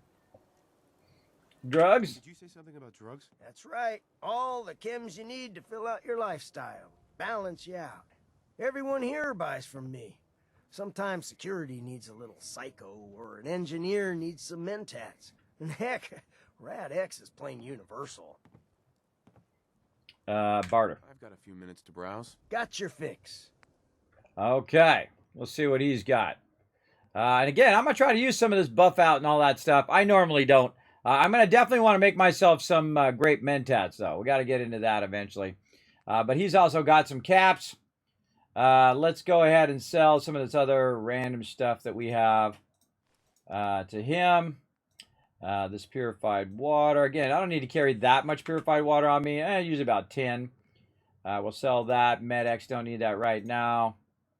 None of my junk. Let's sell some more 308. Around half of that. Oh, a little too much. A little too much there. Yeah, put that back. All right, so we need about, let's see, a little less than 50, so 48, I think that is. Do a lot of math in this. Yeah, there we go. All right, boom. And then we got his caps. Now we're up to 1,300 caps or 1,400 caps just from those vendors. And it's really tough at the beginning if you're trying to get a lot of caps because they don't have a lot of in there. Now, later on, you come back and spend your caps. Oh, someone said Museum of Witchcraft.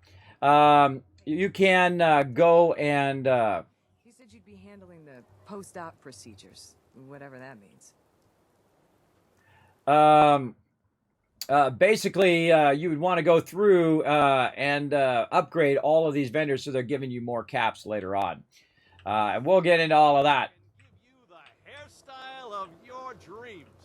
Around here, we call your haircut the Scav Special. Little flecks of blood, give it the personal touch. You should think about getting a trim. Options? What are my options? You name it. Shaves, long cuts, short cuts, braids, layering. Be easier just to show you. Got an empty chair right here. Maybe. Let me think it over. Hey, no rush. All right. Talk to this lady. Hey there. You there. Talk some sense into my nitwit son. McDonough's secretary, is she a synth? I don't know. No idea. You don't know? What? Born without a brain between your ears? You just said that no one could tell the difference, Ma. He don't know if Geneva's a synth, and neither do you. So could you lay off? Don't you talk to your mother that way, Johnny. Don't mind my Ma. She's always a little bit cranky. Let's just focus on you and that lovely head of hair. Not right now. Don't need anything today. Did I come on too strong? A little. And your mom was crazy. Just throwing it out there. All right, what do we want to do next? Oh my God, we have so many options now. We have like 50 options of where we go. Actually, 100 options of what we could go and do. I think what we're going to do is back to Sanctuary and work a bit on our Overseer's Guardian. And then do this giveaway right here. God, we're running out of time. Running out of time here on the stream. Holy mackerel. We got to rest up because we're going to come back later. We're going to do some raft. And then, of course, we'll be back tomorrow doing some more Fallout 4 as well. But absolutely dominating right now with the Overseer's Guardian. Let's go ahead and finish up this. Where is it? Overseer's Guardian. Oh, God, I didn't put a Z on it yet either. Oh, wow. Okay, Z dash. Bam. That's just so it'll drop to the bottom of the list. And then it's easier for me to not forget putting it down on the thing. All right, there we go. What? We don't have any screws. That was the other thing I was going to get. Screws. I forgot. I knew there was something else I was going to get. Okay. Now, one of the things that I have done, everybody, in the game itself, not looking it up online, is I've gone through and I've made a vendor list of all of the various different shipment types. As I went to each vendor, I would write them down on my little spreadsheet. So if I'm looking for screws, I can go to Arturo here, and he's got a shipment of screws for about 500 caps there. And again, that's what's so nice about writing. Because if I was really there, I would do this. I would write all this stuff down so I'd have a reference and say, oh, well, when I need some screws, I need to go talk to my buddy Arturo about it and get it going, right? Now, also, if I wanted to go get it from somewhere else, I get it from Tinker Tongue or Carla later on. But let's go ahead and see if Carla's here.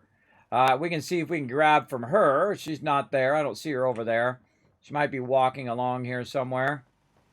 Nope, just my provisioner. No Carla. Okay, so I could try to get it from Carla, but she's not here right now. Back to Diamond City. That's what I was trying to remember, to go to Diamond City and get screws from him. But I forgot. So we're going to go ahead and do the giveaway here in just a moment. We're going to do a $10 Steam gift card you can go ahead and enter the Steam gift card. By the way, congrats on those super looting down there. You can go ahead and enter that right now, and I'm going to give that away here before the end of the stream, which we're going to go just long enough here to mod out our Overseer's Guardian. You that trader up from Quincy? You know, a shotgun's great insurance against raiders, but I got a lot of options here. What about the guy from Quincy? I missed the thing from Quincy.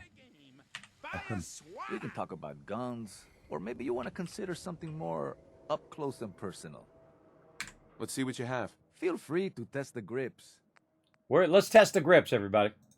We're going to hear that like 1,000 times, just so you know. All right, there he is with the screws right here. Let's go ahead and get that going. I should have looked to see if I had more purified water, too. I forgot. Let's sell him all this other random stuff that we got. Enraged walking cane. Is that a reward? That was from the that super mutant. I'm just getting rid of it. All right. I don't keep everything as a memento. Otherwise, I end up with 5,000 things. All right, let's do it. And our 2-shot pipe pistol here, which we got, was our first legendary drop in this playthrough. We're going to get rid of that as well. Get rid of that as well, so we can go ahead and offset the cost. Oh, we can get some copper while we're here, too. Oh, there we go. Wow, okay. I owe him 1,600 caps now. Might not be able to afford that. Let's see. Yeah, copper is crazy expensive. That might be too much. Okay. So, I still owe him 500 caps. Let's see. What else can we get rid of here? I didn't bring enough stuff to trade out with him. You know what? Let's just spend our caps for now. Now, by the way, if you put his caps at 939, and it's really high over what he normally has, I highly suggest finding a way of grabbing a bunch of your loot and bringing it right back to him right away before he resets for the day. Because when he resets for the day, or resets for the week, he's going to go back down to 300 caps. So what we should do is jump back to Sanctuary, see if there's any purified water that we could get, and then go back and try to get those 900 caps back as quickly as possible. So let's go look. Nope, don't have it. So, oh well, we're going to miss out on it. But oh well. But now we can go ahead and craft. And by the way, I could have crafted a Diamond City as well, because there's a workbench right there, as you saw. Okay, now let's get in here. There we go. Okay, now we got it going. But we just need that higher end gun nut there. Let's see. Let's go with a nice long barrel. Now that we have that, we're going to get that superior range on it. Now it's going to shoot over 200. Preston liked that. He likes it when I'm modding stuff. Recoil compensated stock, which is really awesome.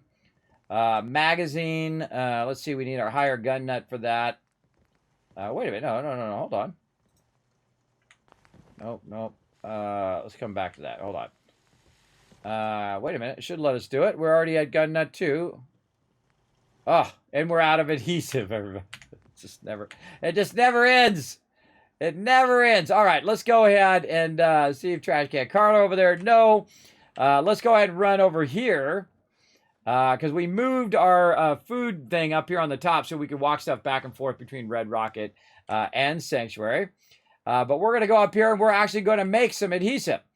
So you can actually make some in the utility here. We can make some vegetable starch right over here. And that's going to go ahead and get some adhesive. Now, eventually, of course, I want to collect a lot of all of that different loot. So I can just make my own adhesive at any given time. Literally having massive amount of mute fruit and all of that other stuff of each and every food type to make myself a bunch of resources. All right, over there. And then back over here we go. And once again, there we go. Okay, Overseer's Guardian. Let's double check again. Okay, so these are all rank 3s there. Long barrel. Rank 3s. All right, there we go. That one, standard magazine. All right, there we go. So this is a rank 3 here, but we can get the large magazine. And basically, it's going to make my reload speed go down, but it's going to give me more bullets per round. So I do like to go the large magazine, even though it will make my reload slower. But I do like the the large quick eject mag, which we'll get eventually, which is going to be better ammo, more ammo, and also faster reload speed. All right, glowing sights. Let's go ahead and get our reflect. I like the dot. You can also do the circle, but I'm going to go ahead and do the dot. And that's going to give me also better focus and slight accuracy. My accuracy right now, the Overseer's Guardian, is an insane right here. Let me go ahead and take that overlay off so you guys can see that. And it's send 80 right now. So it's 80% accurate.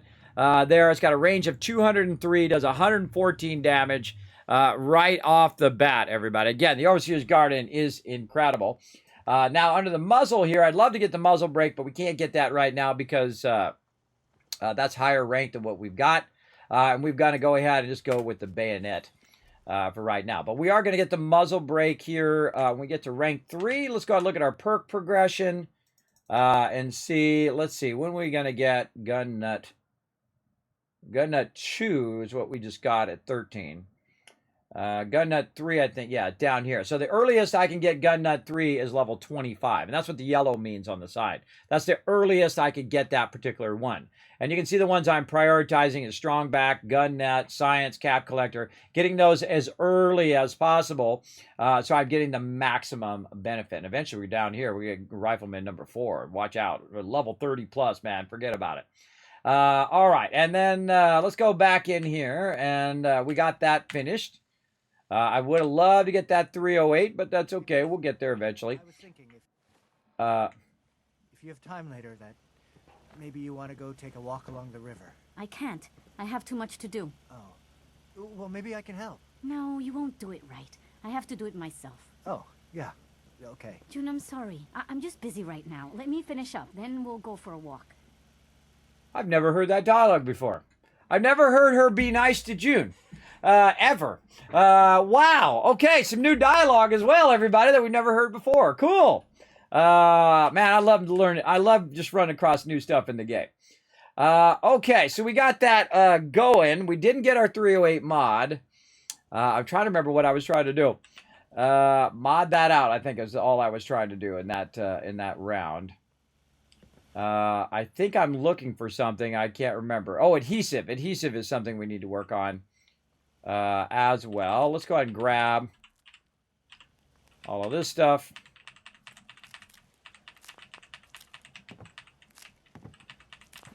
Easy living, this ain't.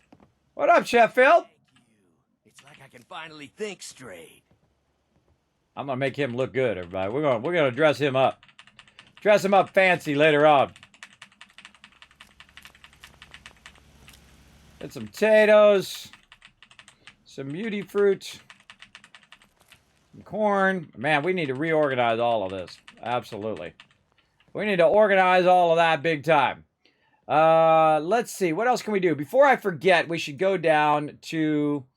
oh my God, Starlight Drive-In with 7 people now at Starlight Drive-In. Crazy, everybody. Crazy. Again, I think it's like the recruitment capital of the wasteland. It just recruits them so fast versus all of the other settlements. And of course, the less amount of people there you go, the faster that recruiting comes up. So we literally have 7 people over here. Now, I've got 1 working as a purveyor, but that means we got 6 more that we can send elsewhere. And again, everybody, I'm going to hit the bell. And then I'm going to go ahead and go to my chair. And then I'm going to hit T to go forward by 1 hour. And then boom, everybody jumps to me like that. So I don't have to wait around. So I'm going to hit the bell again. Okay, now I'm going to talk to all these peeps. Hold on. Move that guy. Oh, Sanctuary Hills is full. I can't get any more people because I only have so much charisma. Of course, when my charisma goes up, I'll be able to get more people at that particular location. But now we want to start filling up Abernathy Farm. Right now, she's on defense. But too bad, Abernathy Farm with you. There's 2.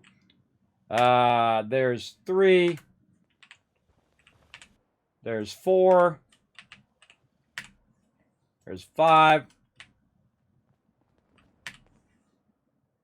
There's number 6. There we go. Look how quick I did that, everybody. You see how that? I just added 6 more people to my settlement at Abernathy Farm. I'm going to leave 1 person here who's the purveyor.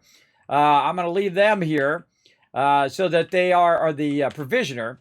So they're still connected between Starlight Drive and 10 Pines Bluff. We'll leave the purveyor there. But everybody else is going to go ahead and move. They're going to walk over to Abernathy Farm eventually. And then the next time we come in, man, we got a lot of people to work over there. There's 14 people over there right now. And again, that's why I constantly clear out the Starlight Drive-In just to recruit people, and then I send them to other places. And you'll see me, I just filled up Sanctuary at level 13. By the way, am I still 13 or am I 14? No. I am just about to be 14. So I'm at level 13, and I've already filled Sanctuary. And then soon we'll fill up Abernathy Farm. I mean, another couple rounds or another round. That one will be full, because right now Sanctuary is full at 17. So that means that Abernathy Farm is going to be filled at 17. But also we're sending companions and stuff like that there.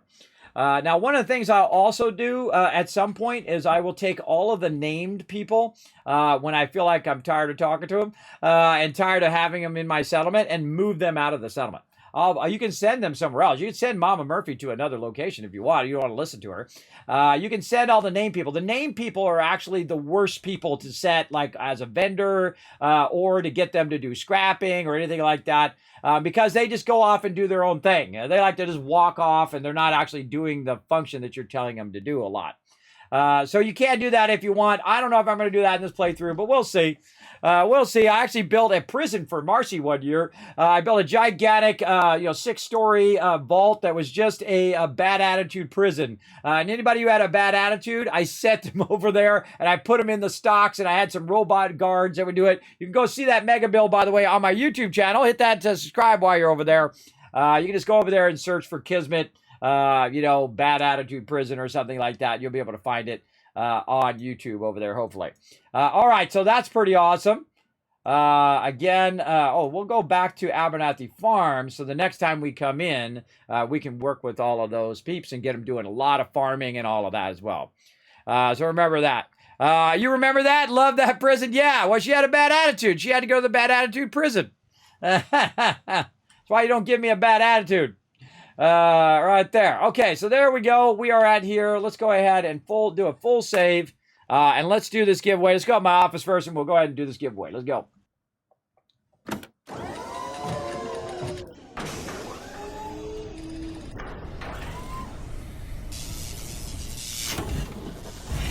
All right, everybody, $10 Steam gift card number 5 up for grabs. Let's get you guys in here. First, right over here, and we'll get my schedule in here too. We'll talk about that here in a second. Here we go, everybody. In 3, 2, 1. Must be present to win. Make sure to say something in the chat. Boom! Anion walking away with a $10 Steam gift card. Now, again, he's got to say something in chat. Make sure to put those GGs in there. Be a good sport, everybody. The more GGs I see in there, the more kiss caps I'm going to give you guys toward future giveaways. All right, so go to it. Blow it up in there. Tell them congrats. Anion, I hope you're in the chat. I'm going to give you 2 minutes to say something. Start that giveaway timer to say something in the chat. Now, never go anywhere on these giveaways, everybody, because if they don't answer in the chat, I'm going to go ahead and re-roll. But I don't like re-rolling. I hope Anion says something in the chat because he just won $10. A $10 giveaway to go ahead and get some games himself over there over on Steam. So again, we'll give him 2 minutes to say something in the chat. If he doesn't, then I'm going to go ahead and re-roll. So you might have a second chance, everybody. And again, I got massive amount of giveaways to do here in the stream. I'm going to be doing them all month long from December 1st to the 24th. We're going to be playing some Fallout 76 on Tuesday, Wednesday, Thursday, like we normally do at 1 p.m. Eastern Standard Time. Then try to work in some Fallout Shelter. Then at nighttime, we're going to be doing a Fallout 4 playthrough for charity, for Fallout for Hope, specifically for St. Jude's Children's Research Hospital. Again, we got all of this. We gave it away a bunch of this already. But we still got Amazon gift cards to unlock. We got more Steam gift codes as well. I love the thumbs up mug right there. It's so good. So good. So let's see. Is he in the chat? Are you in the chat, Anion? Oh, man. Oh, no. Oh, no. I feel a reroll coming on. He's got about 40 seconds. If you're the friend, neighbor, if you're the goldfish, get Anion in here to say something in the chat. Oh, man, I hate re-rolling. But we got to do what we got to do, everybody. Gotta do what we gotta do. Must be present to win. Oh, man. Oh, man. All right, I got to log out of Fallout 4 here. I'm just standing in game here. All right. Save and quit to the main menu. There we go. Ah, Fallout 4 is so incredibly fun, everybody. So incredibly addicting. Now, by the way, everybody, we will be playing a few extra games other than these. I forgot to mention that part. We'll be playing some Raft tonight with my team at 10 p.m. Eastern Standard Time, as well as we'll be trying out some Zombie Cure Lab next week. Of course, I will be on Bethesda's main channel on Wednesday, December 7th at 1 p.m. Eastern Standard Time. We'll be giving out even more loot during the time on there from Bethesda directly, and then of course on my stream after that stream, because they're going to raid my stream. You guys come over and I'll give you some loot there. Trying to line up even more giveaways as well. Some of my sponsors have reached out to me and said, Kismet, we'd love to be part of this thing. Let's see what we can do. So that would be awesome. Awesome. So again, remember, even more stuff than it's on that stuff there. So make sure to be here every single stream as much as you can. Lurk in the channel, earn those Kiz caps, use them when you need them, right here in the stream to earn yourself some epic loot. All right, I don't see him in the chat. I think I gave him more than enough time. We're going to go ahead and try someone else. Here we go. Get ready. And boom. Going to Brando. Brando in the chat. Now, it was one time, by the way, I've done this, and I actually had 6 people who went AFK right at this moment. I had to just keep doing it over and over again. All right, Brando, I'm going to give you your 2 minutes. 2 minutes. No, there, I see him in the chat. I see him right there in the chat. That's a win, everybody. That's a confirmed win. I know you know what to do, Brando. Make sure to go ahead and say, Kismet, I won the Steam gift card. I'm going to say hi in the chat, Brando. Go ahead and click my name. Say, Kismet, I won the Steam gift card number 5. Remind me of that, and make sure to also, everybody, including Brando, to go over and friend me over on Steam. Now, if you want to play some games with me and whatnot, a great reason to go friend me over there. As well as Brando, you need to friend me over there so I can send you that $10 Steam gift card, all right?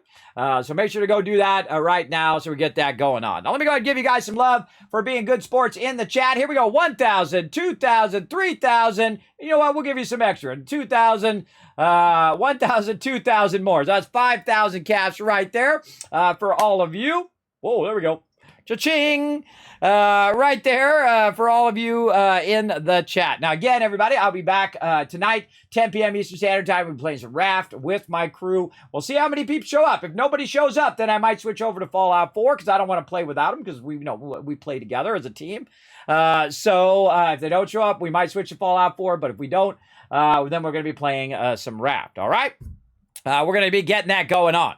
Now, you can help out the stream tremendously, everybody, by simply going out right over here. Let me go ahead and take out the hope thing. Pop it over here to youtube.com. Now, if you haven't already done so, this is a fantastic way to support the stream for free. And if you're watching this on the future in YouTube, thank you for watching.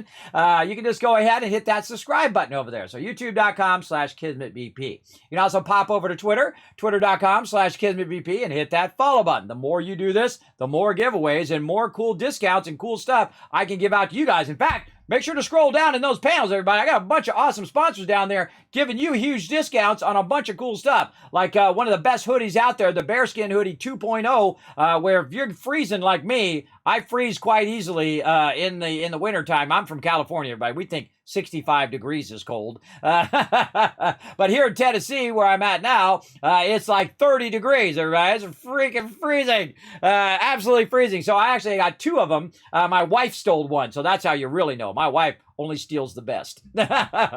So she stole one of mine. So now I only have one, but that's okay. I like mine. Mine's really nice. It's like wearing a blanket. It's sweet. It doesn't make you too hot where you start to sweat, but it makes it breathe perfectly, but also keeps the wind from going right through you, like through into your actual soul.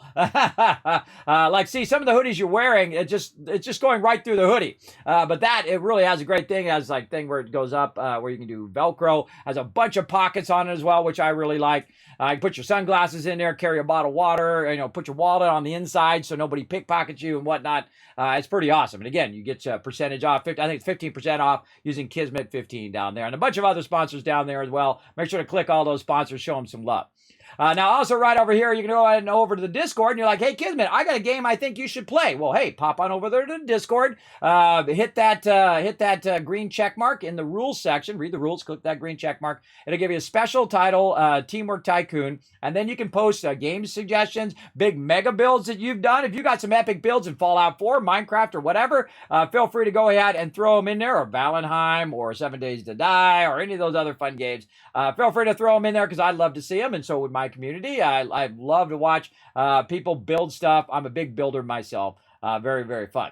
So feel free to jump in there and participate on my Discord. And of course, if you want to know more about the stream, you're like, Kismet, what kind of computer do you have? What kind of setup do you have? Well, guess what? You can check that out on kismet.gg. I got one of the coolest websites around, everybody, because I'm a graphic designer. I designed it myself. So you can go up there and you can click on my studio setup and you can see my entire setup. You can see behind the scenes. You can see all of the equipment that I got going. I got 6 monitors with 3 computers running here that run this incredibly complex show I got going. You know, that's how I can slide things in and out. I got all sorts of animations and 3D animations here going in the background that are reflecting off of my desk right there. See how it changes color right over there. By the way, this is actually a moving fish tank right here. That's how hardcore. Now, I would say probably 1% of you ever noticed that that is actually an animated fish tank right there on my overseer panel. But I like to put little things in there for you guys to discover along the way.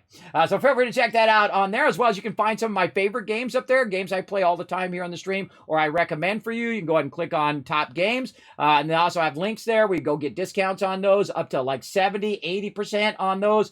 Click over there, go over to my buddies over there at Humble Bundle, and save yourself tons of cash on some epic games right there. And then, of course, the best way to support the stream, everybody, is go to patreon.com/Kismet. That is the best place to support it. Know that 95% of your support, unlike here on Twitch, where it's half goes to them, half goes to the creator, 95% of that support goes directly into the Kismet Love Train. I put everything back into the stream, everybody. I haven't made a dime doing this, but that's okay. That's okay, everybody. Everything doesn't have to be about money, all right? I put every penny right back into it in the form of giveaways and things that you see me doing all this month, right? As well as my sponsors help out with giveaways as well. But I'm typically buying codes and giving those away and all of that fun stuff this time of year. So there you go. Kismet, go over to patreon.com/Kismet, and you can see behind the scenes, early access to a bunch of my videos as well that I do for YouTube, and guides and highlights and all of that stuff, ad-free, by the way. And of course, you get your name at the end of every single stream and every single video, just like this. Let's go. Kismet Love Trade time.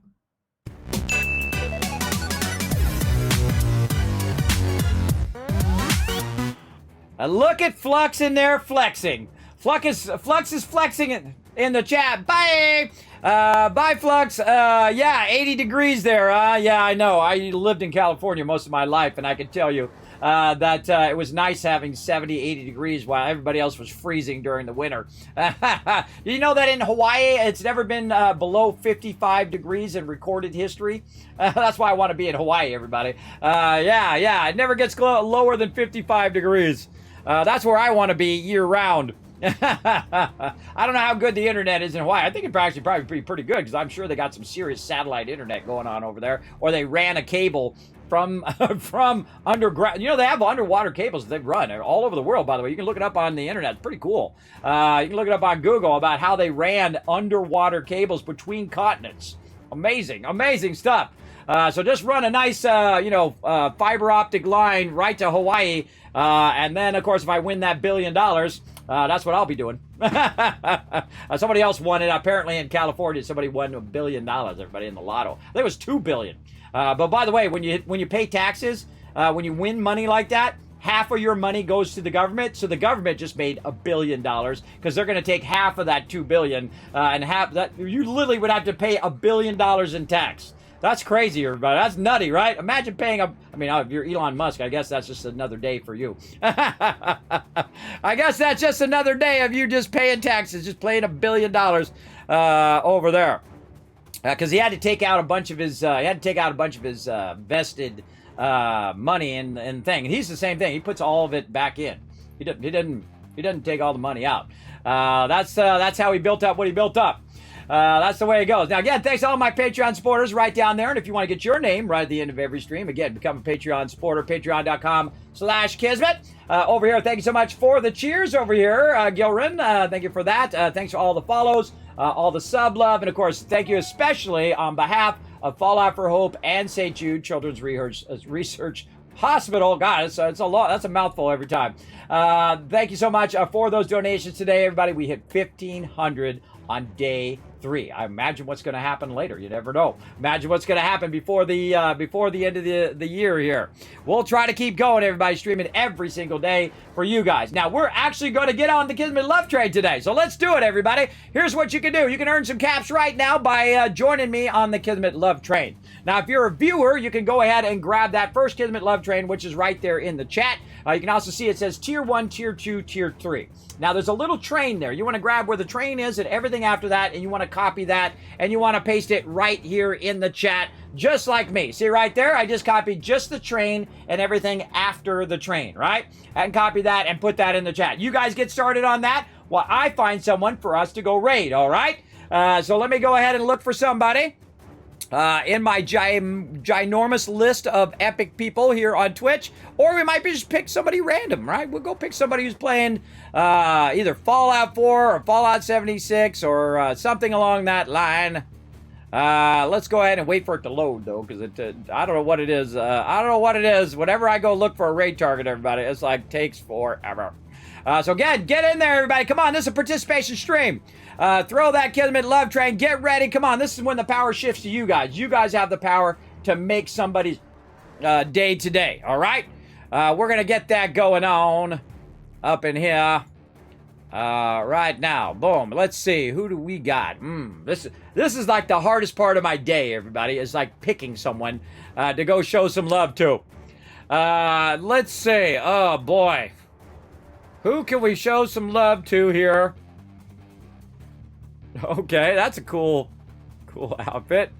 Oh man, who have we not raided before? I always like to raid new people. I've literally raided thousands of people here on Twitch. I've got to find somebody I haven't raided before. All right, we'll just pick a bunch of peeps here. All right, we'll pick these peeps. We'll get them up here in the thing. Right there. Again, I always try to get somebody who is like going to appreciate it. You know what I mean? Sometimes you get what I call the cold fish. The cold fish is like, hey, thanks for the raid. That was it. That was it. I'm not like that, everybody. I get excited when people raid my channel. I think it's awesome. I think it's amazing. I love that cosplay right there. That is really good stuff. All right, what do we got here? All right. Pretty good, pretty good. What else? This is always the toughest part of my day. Oh, that's somebody some serious. She's into some serious gaming right there. She's focused. She's ready to rock. All right there. And by the way, I usually raid people who have cameras. By the way, I suggest you get an okay camera and a really nice microphone and work on your audio. Make sure your audio is really good as a streamer. All right, that's the #1 thing that goes off the rails. Let's see. Oh, that person's doing Far Harbor right now. Oh, okay. Oh, the decision. I think the cosplay wins here, everybody. I think this person looks awesome. We got to go show her some love. Let's go. Come on, let's do it. Have I rated her before, though? I have not. All right, awesome. Okay, I wonder if she's going out right now. Because she's talking to her chat. I don't know. I guess we'll just go for it anyway. Again, we'll see. You just got to go for it in life, everybody. All right here. Maybe she's just chilling to talk to her chat. All right, here we go right here, everybody. This is the person we're going to get right here. I'm going to guess her name is Fennec. Is that right? If you guys know who that is, we're going to go show her some love right now. We're going to go ahead and get this Kismet Love Train fired up. Right over here. Boom. This is one of my favorite things to do is to raid everybody, but usually I get so tired. I'm just like a piece out of here. All right, raid is now fired up. Get your Kismet Love Trains ready. Oh, look at those love trains in the chat. Get your Kismet Love Trains ready. Now, again, if you are on mobile, you can just put any emote in the chat. That's okay as well. We're going to go show this person some massive amount of love right here.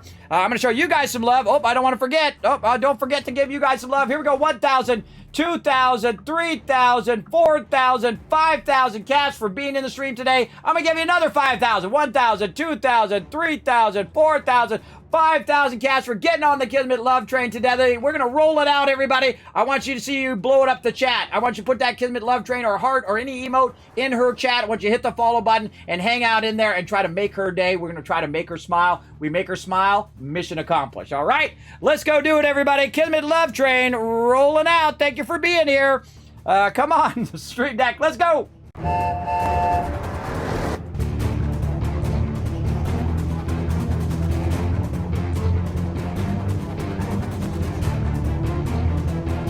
Hi, this is Noru. Thanks for watching. Press the subscribe button. We'll see you all next time. Bye. Thanks for watching this video. Keep the Kismet Love Train a-going. Drop by my Patreon and show your support. Big thanks going out to Resident Spike, Rotisserie G, JC Hunter, AMZ, Carlos, Jeremiah, Notorious TDK, Scriptlin, Ems, Brando, and Blaring Fire. Click to watch more videos, and I'll see you next time.